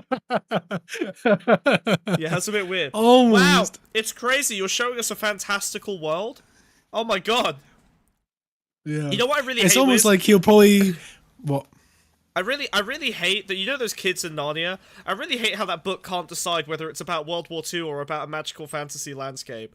I really hate it. It's so schizophrenic. What a bipolar. You know what I hate about Harry Potter, dude? I really hate that, like, sometimes they're in a magical school and then sometimes he's just at home getting bullied by his family. Like, it just flips so strangely between, like, the real world and, like, the magical world. I can't keep track, dude. I have very little object permanence. Yeah. More sanctimoniously, depicting the world as it will, in your eyes, inevitably be. So you're treating us to the doubly annoying spectacle of literally preening across the screen and figuratively preening, showing how enlightened you are, with the show, in your estimation, being a means to give society a bit of a nudge along so we can all catch up to your egalitarian wankfest of an ideal world. Which has been the general conceit of the show since the 60s. It's always had a left-wing bend. That's been the intention from the very start. I mean, not by modern standards, but back in the 60s, the show was considered highly progressive. Well, yeah, it was invented by Jews. It was invented by a Muslim and a woman. Did you know that? What? A Muslim invented Doctor Who? A woman invented Doctor Who? Verity Lambert, yeah. A Muslim and a woman? Yep. 100% true. How? Yeah. From start, well, they were just high up in the BBC at the time. Oh, interesting. Wow, I didn't know. Right, because it was originally devised as children programming. It just spiraled into a much bigger thing. Oh yeah, I forgot. I forgot. It was originally like an education. It was meant to be like a conceit for an educational show. Yeah. So no one expected it to take off quite the way it did. Right. And it didn't initially. It only had about like 4 million views on the first like couple episodes. By the end of the first, in quotation, seasons, because it didn't really have seasons back then, it was like coasting at 10 million. And then it retained that all the way up until the end of the show. Yeah. But no one expected it to take off the way it did. But it was just such a huge success because they were given this tiny little budget, make a children's show, and they decided to do with that tiny little budget something nobody had ever seen before, making it super, super weird. Did Russell T Davies invent the modern Doctor Who fandom? No, but Russell T Davies was a part of it. He was a hardcore Doctor Who fan. The modern fandom of Doctor Who really appeared after the show's cancellation. There was such a huge demand for it to come back. The BBC blamed the cancellation on lower viewership figures, but that was never actually the case. What they'd done is they kept changing the time slot, and the Tory head of the BBC at the time hated the political messaging within the show and axed it for that reason. He considered it a social embarrassment, regardless of Doctor Who super performing well. It's crazy. There's a lot of drama and politics. An ideal world. I don't want to come across as too judgmental or lose perspective about the travails that come to make up a life. By all accounts, Gatwa's acquitted himself well enough in some Shakespearean productions over the years, and has a clutch of BAFTAs to his name. Yeah. Hi. Can you explain the devil episode, the Satan episode to me? What do you want to know specifically? I don't get it. I was confused as I didn't understand it. I don't know why. Was that really Satan? I don't get it. What was the what? Well, it was that thing of like, is it Satan? It's a super powerful like alien, but its power is like psychic projection and stuff like that. And it's so psychically powerful that its echoes spread so far about the galaxy that even on our planet, we had a small inclination that something like that out there existed, and it manifested in Christianity as the devil. Okay, cool. Thanks. And that's why it splits off into two beings. Its psyche splits into that man, and that's why he gets all the tattoos, and the body dies. Wait. Yeah, I didn't understand the tattoo man. So in order to escape, the devil sort of like comes to terms with the fact that he's going to have to lose his body, because his body is in this prison that if he escapes, the planet gets sucked into a little black hole, right? And disappears forever, gets reduced to dust. So what he does is he psychically transplants his consciousness from his body into a man in order to escape the base on a rocket ship. But ultimately the man also gets sucked into a black hole when Rose kicks him out an airlock. Okay. Cool. That makes sense. Kind of. Thank you. You're very welcome. ChatGPT. While all renegade doctors are renegade time lords, not all the Doctor is one person, Cheeto. It is their title. When they die, they become a different person, but it's still the same person. It's just like a bit like imagine like Buddhism reincarnation, where it's the same soul but in different bodies. The Doctor is just his title. The Doctor is a Time Lord. Time Lord is his official like academic title. Imagine like Time Lord is like master's degree. So he took the name Doctor. The Master became a Time Lord and became the title of Master. But the Doctor is the same person. They are the same character. They just go through this metamorphosis. Imagine like a Pokemon evolving, if that helps. Yeah. Hey, Cheeto. And the undercurrents of... Sorry, 1 second, Wiz. Cheeto, so I don't know what your meta game strategy here is. I don't know what your plan is. I don't really know what your objective on the stream is today. I just want to let you know, just so you understand the consequences of your actions. They're not called renegade doctors. The Doctor is a renegade. They're not called... There's no such thing as a renegade doctor. Yeah, no, that's, sorry, that's go on, Cheeto. That's filling up the next bar. No. So here's the deal, Cheeto. If you ask ChatGPT quietly, and then you like add that into chat, and then you don't let Wiz start talking at you, this bar doesn't fill up and get closer and closer to weighing down the bucket enough to trigger this Glock 19 aimed directly at the front of my skull. If you ask Wiz questions, it increases the likelihood massively that this fills up very, very quickly, and will, in fact, pull the trigger on this Glock 19 aimed directly at my skull. I just want you to know, like, I want you to have a connection to the outcome that's being portrayed here, okay? I just want you to understand what's going to happen if you continue doing the thing. Now, if that's your goal, that's fine. That is also my objective, is to blow my skull open as quickly as possible and end this stream. To be clear, I want everyone to understand this. When the lights go out, when I get killed, the stream ends instantly. No whimper, just a bang, and then I die, and then the stream ends. Because all of this is a stream of consciousness coming from my brain. That's the lore, that's the Smugbug lore, okay? We're getting Doctor Who Smugbug lore, okay? The second this gun goes off, the stream ends. You understand that, right? It's like a live stream. I get banned the second that I blow my brains out on the live stream, right? Okay, I just want everyone to understand that. Okay, so when this fills up, I die, but also the stream ends at the same time. Okay, cool. Anyway, carry on, Wiz. What happened to K9? K9 has died twice before. Currently, we're on K9 Mark III, and he belongs to Sarah Jane Smith. Gifted to Sarah Jane Smith by the Doctor after K9 Mark II died. Oh no. Oh no. This has been an excellent segment for chat engagement, by the way. I want you to know that. This is, yeah, because it's I told you, Doctor Who's going to do numbers. Because it's Loader Box's community, dude. It's because they're all fucking simps for fucking British culture. Can you explain the Weeping Angels lore? Okay, actually, they've been around. Wait. I can explain Weeping Angels. I love the Weeping Angels. I love this one. Okay. So the way the Weeping Angels work is they steal your potential lifespan, and then they send you back in time the amount of lifespan that they stole. So they steal your future lifespan potential when they nab you. So they'll touch you, and you go boom, back 50 years if you were going to live 50 more years. And so you have to live the rest of your life back in time, and then the Weeping Angels extend their lifespan by the amount of lifespan that they stole from you. Additionally, they have the world's or the universe's most effective defense mechanism, which is that they become non-sentient, completely inanimate objects under observation in like kind of a quantum mechanics style system. So they become unkillable the second you're observing them because they aren't living things, and then they animate anytime they're not being observed. Yep. And they've been around since like the dawn of time. They're like a universal constant. Yeah. Why have they been They've around? always been there. How's that explained? They came into creation the same time as the universe. They're ancient. They're older than the universe themselves, basically. That seems unnecessary. So no one knows they're... That's part of the same episode. That's part of the... I don't like that. That's when the Doctor's on the old Dumb. VCR. He's like, flippy flappy loom blam. Dumb. Cheeto, I didn't say renegade doctor. I said the Doctor is a renegade. I said fugitive doctor, which is the name given to Joe Martin's Doctor. This is why Doctor Who is bad, is because they can't keep the fucking boner in their pants, okay? Why can't the Weeping Angels just be a regular, super spooky space predator? Why do they have to have existed from the dawn of time? Fuck that. Why does every episode have to be special? Just make the monster of the week. Hey, because that's a Moffatism. That's Moffat's thing. When he writes an alien, they have to be the biggest, oldest. Who cares? That's his trope. It's a trope. You know what's way scarier? Is that this is just a regular predator. This is the level of nightmare that just exists out in the universe, and it's mundane. This level of horror is Weeping mundane Angels horror. are mundane. They've just always been there. Yeah, but it's not mundane to have been created at the start of the fucking universe. They're like dust. The like whole point is God. like they're like dust. Stupid. Should just be a regular predator. Way scarier.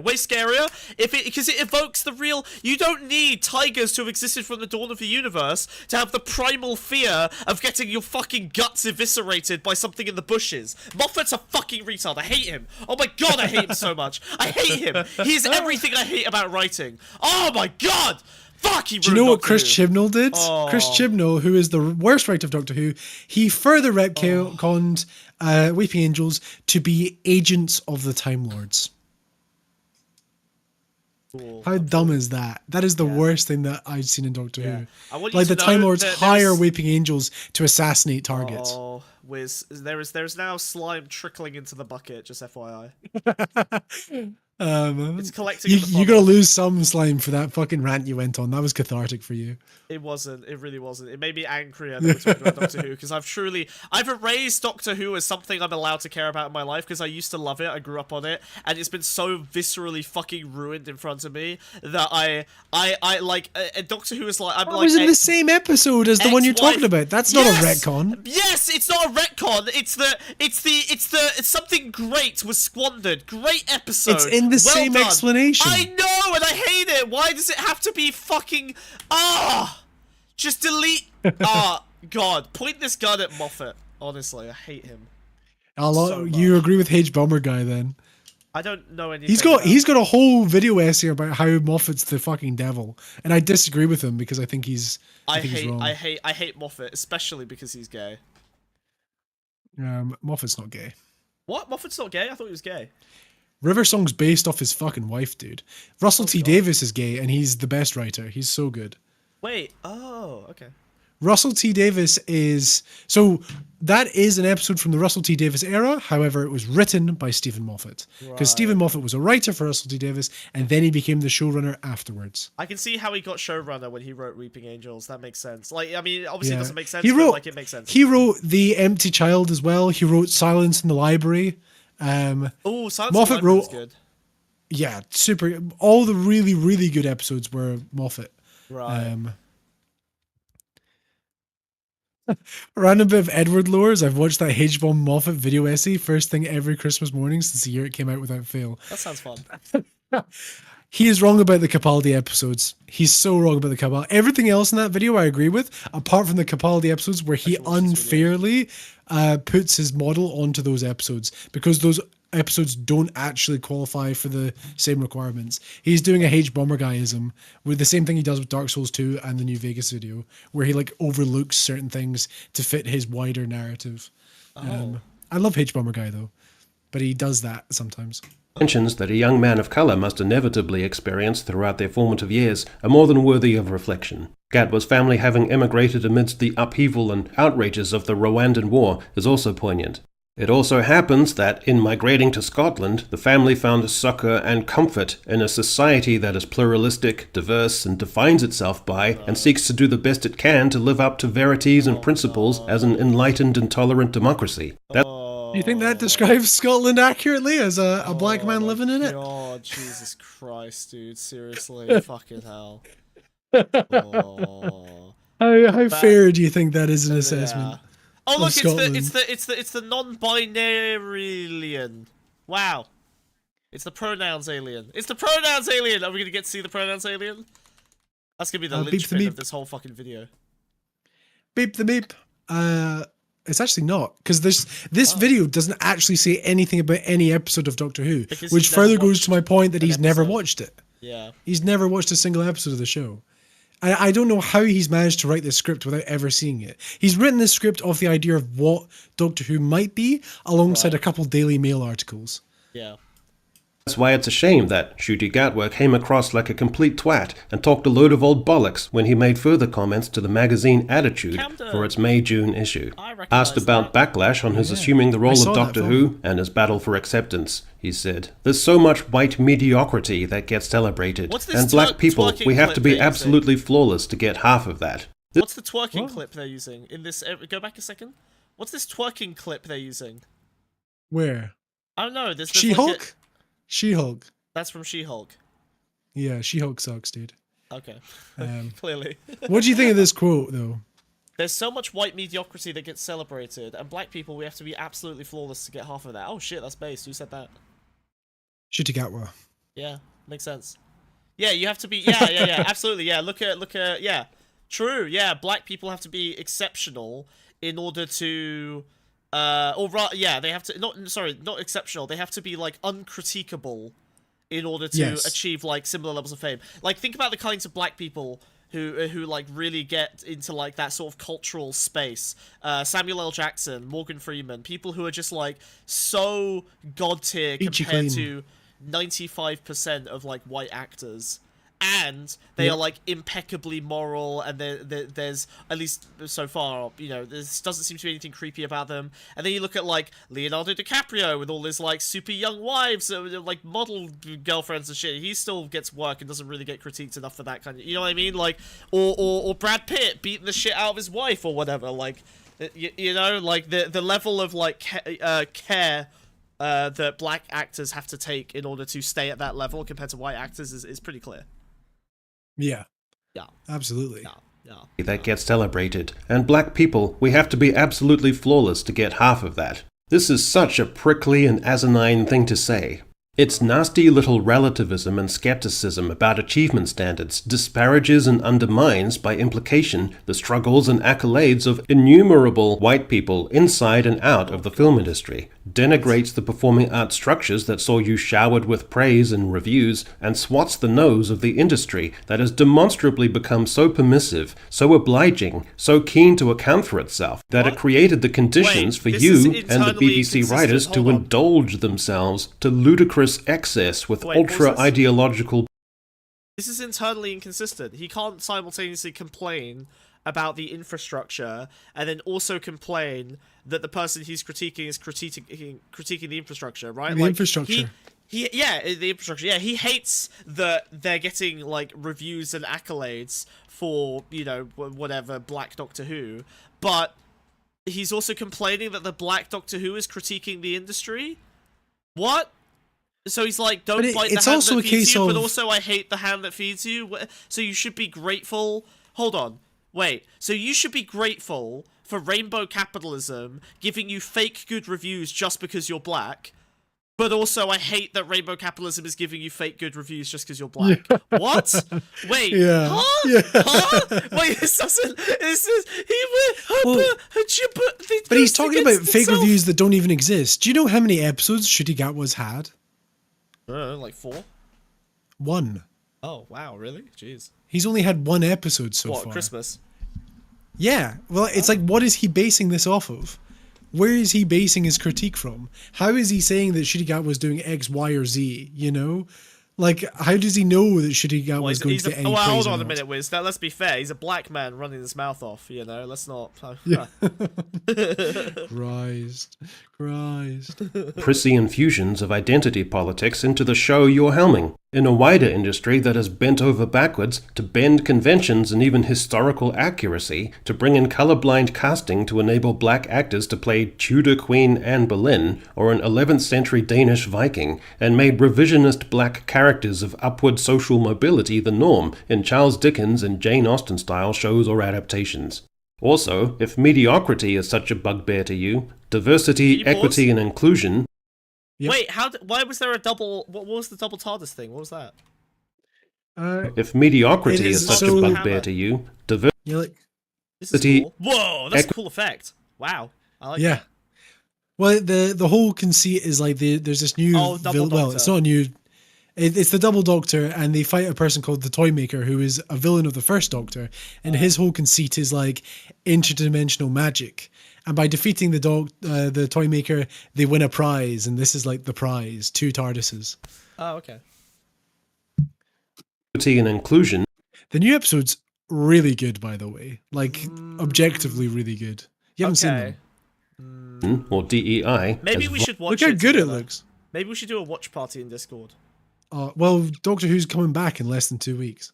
Yeah, so maybe we should watch the Christmas episode next week as like a after party special after stream, and we can invite these nerds to do the watch party in Discord with us. And Yeah, Doctor Who stream. Yeah, and if I hate it, then the Glock goes off, and this time it's pointed at you. This time I go off, motherfucker. This time I get the shotty out, and I take you out. How about that? How you like that, huh?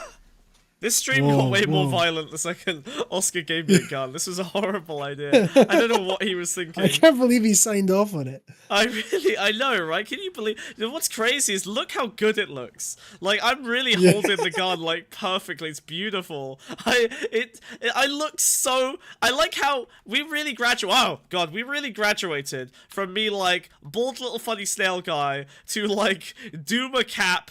Fucking gun up, like ready to go, and like Jesus Christ, this is really escalating. Cheeto, when it comes to starting to watch Doctor Who, the way the show is based, the whole premise of it is every new Doctor is like a reinvention. So you can start with any Doctor that you want to.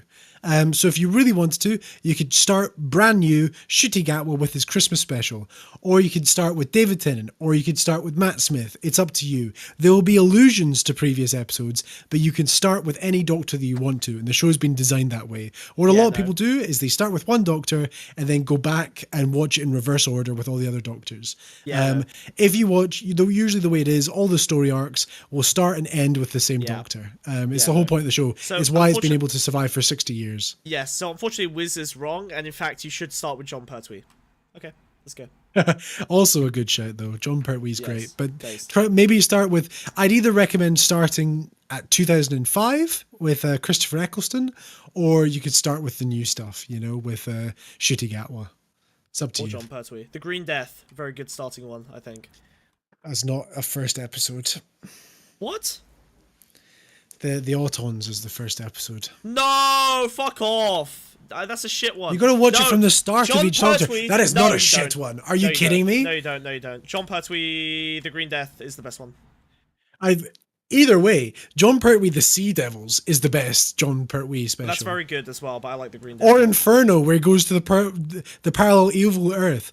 Inferno is also good, but The Green Death is still the best one. Yes, It is Cheeto. The one we're going to watch classic. in Discord is one of the good ones. It is the most recent episode. It is the start of the 15th Doctor, Ncuti Gatwa, the guy that we've been seeing on screen now, basically. He's Green brand Death. new, brand spanking new, all new. Go watch The It's the Green Death. reboot. It started. The show's actually just started back at season 1. Also, It's legally, you have completely to watch it on rebranded. VHS tapes. You're not allowed to watch it any other way. You have to go find the Green Death VHS tape. The Blu-rays are really good. No, VHS tape. All right. Eyed with achievement, merit, and potential as the official policy in a host of UK institutions, leading to an acceptance of mediocrity in the interests of social justice. Ugh. Gatwa was asked about the UK's discourse really around hate gender people who diversity do- and trans identity. I really hate people who do performative sighs to indicate they don't like something. Really annoying. Entities. Everything trickles down from the top, he said, and when you see politicians openly attacking marginalized communities, when you see our politicians openly attacking trans people, it makes it okay for everyone else. And it's scary to see that we've got to a point where it's fine to attack vulnerable people, because that's essentially what's happening. People who are the most vulnerable, the most disenfranchised, most disconnected from everyone else are being told that they are the threats. Tolerant stances on the transgender issue are held by the majority of UK political parties, and in case Gatwa hadn't been keeping up with current events, Scotland's bizarre SNP has quadrupled down on pedantic protections for marginalised people, arguably at a disproportionate expense of common liberties of expression. For the record, he seems oblivious of the fact the British Prime Minister is Indian, the Scottish First Minister is Pakistani, Not and the anymore. Welsh First Minister is Zambian.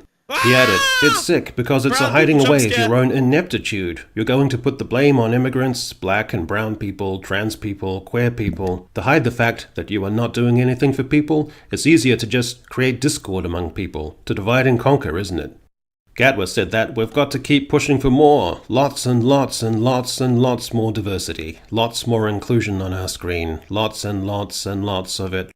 The other issue where Gatwa has a blind spot is his disproportionate emphasis on identity has intrinsically adult overtones. Being your ideal true self and being true to your identity is valuable, but ideas What's he like alluding to sexual here? autonomy, sexual pride, pride in visibility, expecting to be a role model for acceptance through unabashed expression of identity, Being gay is inherently sexual. That's what his stance here is. Well, By being openly gay. Wiz. Also, by the way, not confirmed that the Doctor's gay. Is being gay not inherently sexual, Wiz? I mean, it's about guys fucking guys. Lesbians don't exist. Why Guys is it- fucking girls is not sexual. Yeah, well, yeah, it is, but heterosexuality is also, if we talk about heterosexuality, that's inherently sexual. If we talk about homosexuality, it's inherently sexual. It's the same both ways. I just don't get why the gays have to keep Do you know what's shoving it in my important though? face. The show doesn't speak about either. At least not Sure, currently. but It hasn't right, so but far. but so then his point is still salient, right? The gays are just shoving their gayness in my face all the time, right? Why can't they just be quiet, Wiz? Huh? Why do they have to do all that? They are being quiet on Doctor Who. They haven't mentioned it. Okay, cool. So you do agree then fundamentally that it's good that the gays are quiet. Good. Okay, we agree.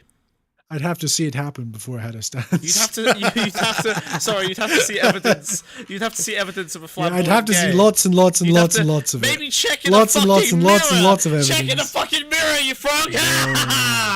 Evidence of a flamboyant gay. Oh, look in the water. The reflection's right there. It's reflecting you, dude. I see your face in the reflection of the water.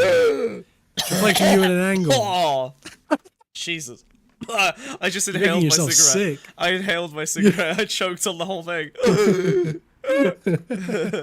Oh, dear. Oh, God. of identity in that regard is either overtly or through visual coding or contrived analogies whereby identity, and in particular marginalized identities, take on a consequential role in saving the galaxy and the fabric of time, as happened during the Christmas specials. Well, then that is not really in the spirit of Doctor Who, which is, for all Not in the spirit of Doctor Who. Marginalized identities saving the universe.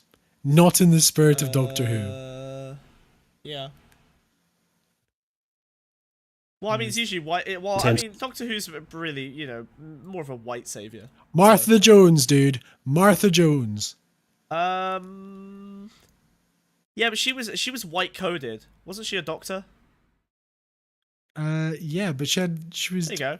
Are you kidding me? Most doctors are white, so there you go. She was white coded. Martha Jones, dude. Dr. Jones. Also, she didn't become a doctor. She became a member of UNIT, remember? I don't remember actually. No. purposes a children's show. No matter how empowered and fabulous you want to be, it's just not really the right context. A transgender actress who partook in the show said after the announcement of her casting that during her youth she had disappeared into Doctor Who, found a lifeline of escapism in it to get through much of the dark times.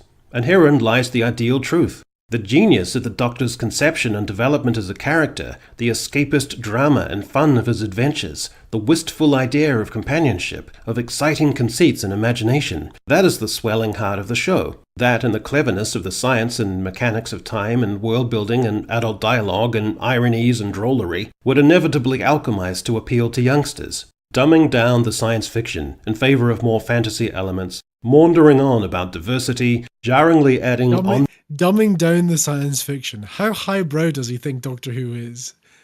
Well, it was originally an educational show, Wiz. I would love if Doctor Who was more like House. That would be good. Just gracked. But for real. The tension on this line's getting quite firm, Wiz. The nose. These ropes are straining, dude. Whoa. Sexual and gender minorities and trying to fill the show with pizzazz. It all sucks and misses the point and wrecks the charm and lectures the audience and turns the beloved dotty old show into modern garbage. There's something intrinsically post-war Britain about Doctor Who. A culture of Morris Minors, village fates, bakelite radios, BBC radio dramas, flock wallpaper, cardigans, wellies, choral groups travelling by coach, licorice laces and Oxfordshire toffees, county cricket, Vaughan Williams, Ealing film toffs, and panto. And from...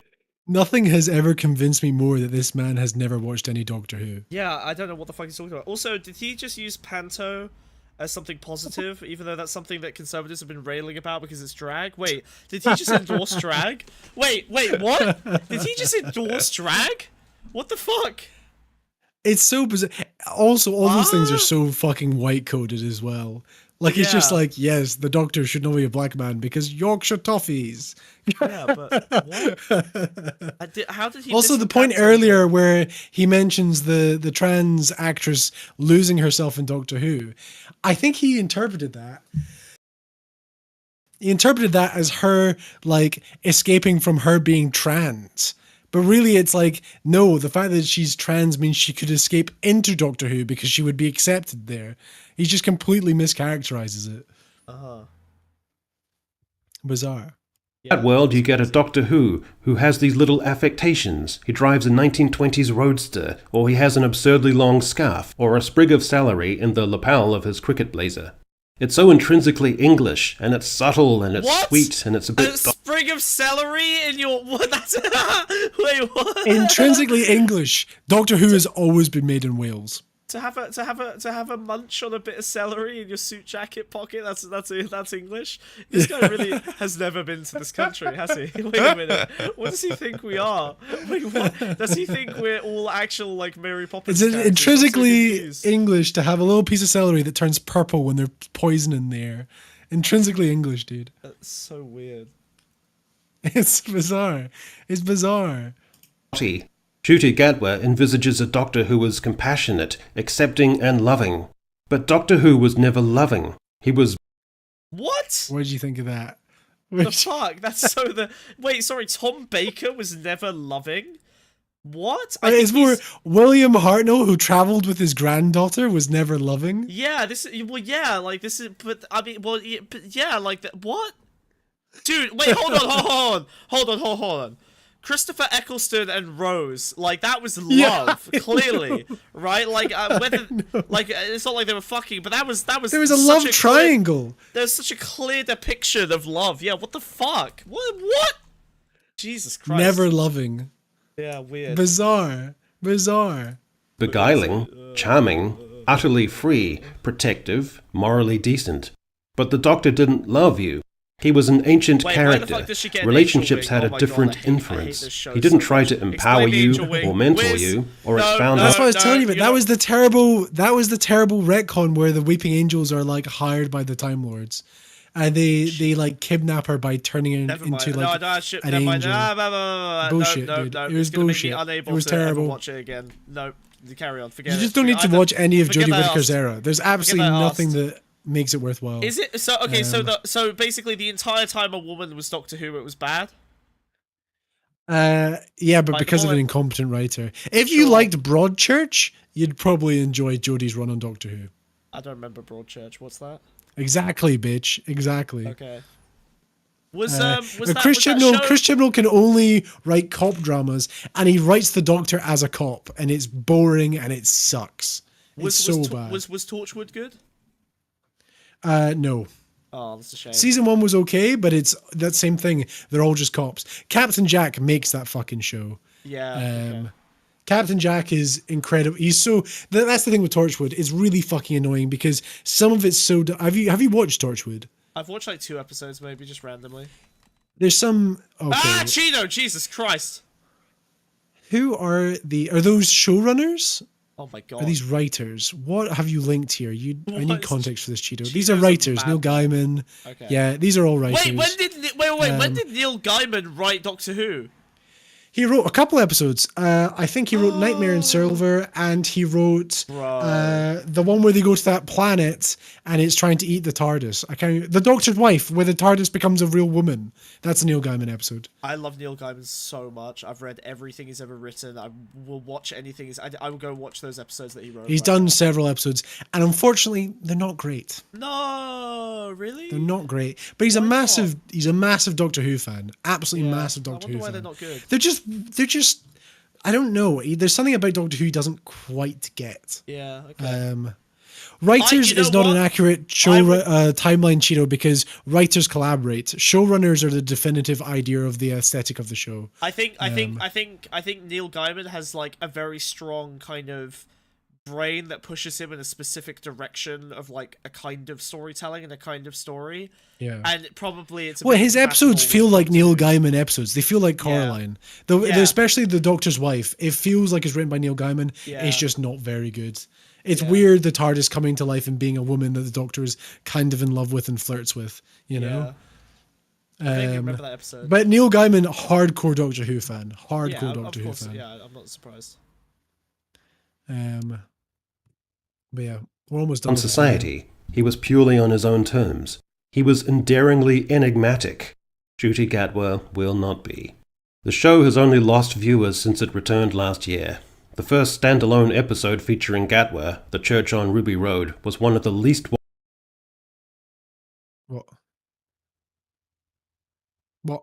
watched debuts for a new Doctor in the history of the show. Oh my god, I was muted that whole time. I'm so sorry. Shit.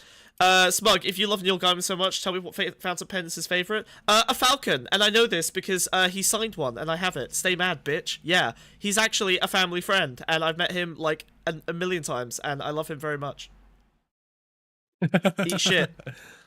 Stay mad. I'm buddies with Neil Gaiman. Whoa. How's it feel? How's it feel? How's it feel? I will read everything that man writes until he dies, and then I will go to his house, which I know where his house is, and I will steal his manuscripts, and then I will read all his manuscripts as well. Yeah, I'll do that, because I know where he lives, because he's a buddy. Have you read his Norse mythology book? It's really good.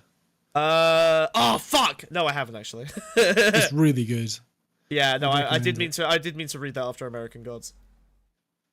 It's much better than that shit. What? American Gods is really good. What the fuck? I love American Gods. Yeah, but the Norse Gods book's better. Is it?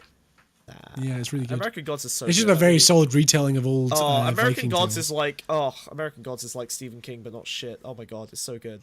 It's got like such a how does Neil Gaiman have such a good grasp of Americana, like better than Stephen King's? Oh my god, it's so good. Show. It only saw 4.7 million people tune in to the episode. By the way, that is before streaming numbers. After streaming numbers, it did very well. TV so much so that fucking right? Disney got involved. Using TV viewership numbers is such a huge, unbelievable L. Like no one uses that metric ever now. It's only really aired on television as a courtesy. Pilot Falcon's used for calligraphy purposes. His everyday writer is the A23. Well, you know what, buddy? Okay, maybe you're right. But tell you what, I will ask him. Okay, at the next family function where he will be. Wouldn't it imply that calligraphy would be his favorite pen? That would still his everyday pen doesn't mean it's his favorite. Yeah. What's your favorite bodily function? Huh? Exactly. So, Cheeto, that is the showrunners of the reboot. The show extends all the way back to the 60s. The showrunners is Russell T Davies, then it was Stephen Moffat, then Chris Chibnall, and now Russell T Davies has come back again, starting of 2023. Russell T Davis, very famous show writer, did It's a Sin, which was fantastic. That's about the AIDS crisis. Queer as Folk, Years and Years, all fantastic shit. Oh, did you ever watch Second Coming? No. Did you ever see that, Smugbug?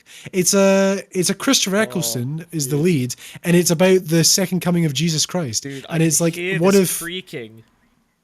It's creaking under the strain, dude. This is not good. This isn't about Doctor Who. Huh?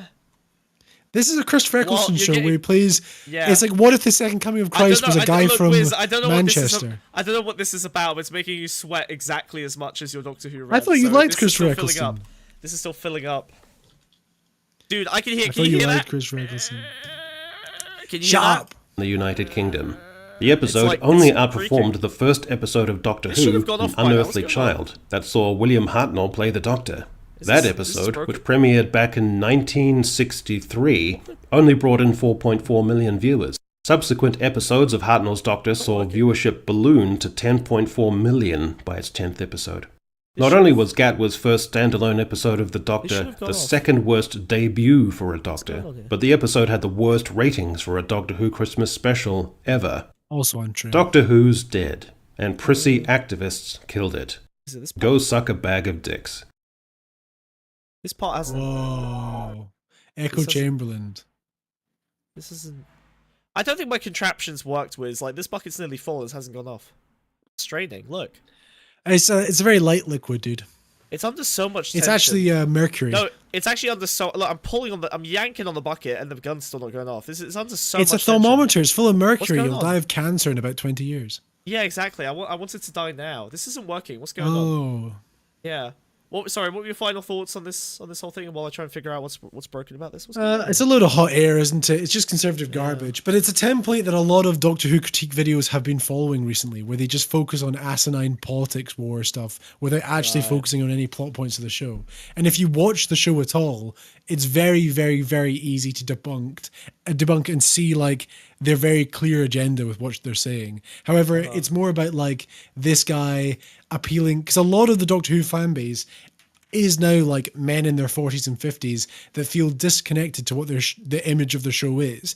And by comparison, their image of the show, because they were young at the time, doesn't feel that left wing. So they're very confused as to why the show is now super left wing, like super woke. But they've just forgotten it was always that way, just for different standards.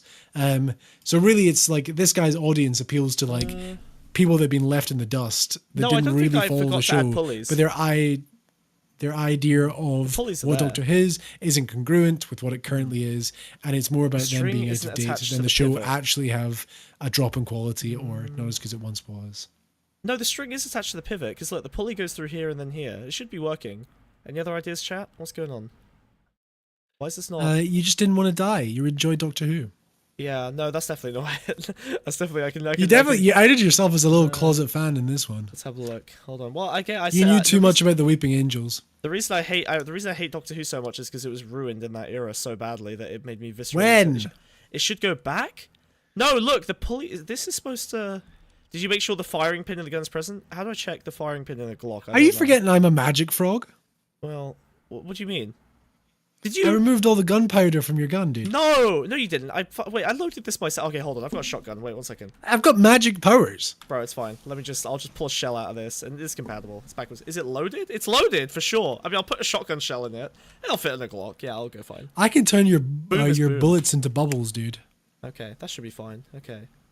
Wait. So hold on. Look, this trigger is literally straining. Look, this trigger is literally. I mean, it's like it's literally like fucking, dude. Why is I can't push the trigger. The trigger's completely stuck. It's completely locked up. What the fuck is going on here? Is this gun broken? I thought Glocks were meant to be reliable, dude. What the fuck? What you don't know is I went back in time and I you broke my gun? You fucked with my gun? That doesn't make sense, dude. I literally just loaded this. This trigger is not pulling no matter how hard I pull. Look. Literally, it won't. It's like locked up. How about this? The stream has a field of harmony, so your gun doesn't go off. What the fuck is a field of harmony? It's the mechanism inside the TARDIS that means weapons can't be discharged within it. Is that a thing? That's so lame. Absolutely. What the fuck? You can't have a firing range in the TARDIS? That's so cringe. It nullifies weapons. I mean, I could disable the field of harmony. It's something you turn on or off. Really? Yeah. All right, disable it. Or it could be like the Daleks, and they melt the copper in your bullets, Maybe. so they can't fire. Yeah. Bro, wait. Burns also use fields of harmony on the battlefield, so God. their enemies can't fire upon them. Oh my god, dude, it's under so. Dude, I figured it out. Look, safety's on. I forgot to take the safety off. Whoa. Yeah. I think that should be it. So if I pull the safety on this thing should go off immediately. I'm gonna. Hopefully. I'm gonna. do you want to come stand here over here with me? Or are we good? Nope. I'm out of the splash zone, dude. I'm pretty sure if I just touch the safety, it should go off immediately. All right, are you ready? Fingers crossed, dude. All right, I'm fiddling with it.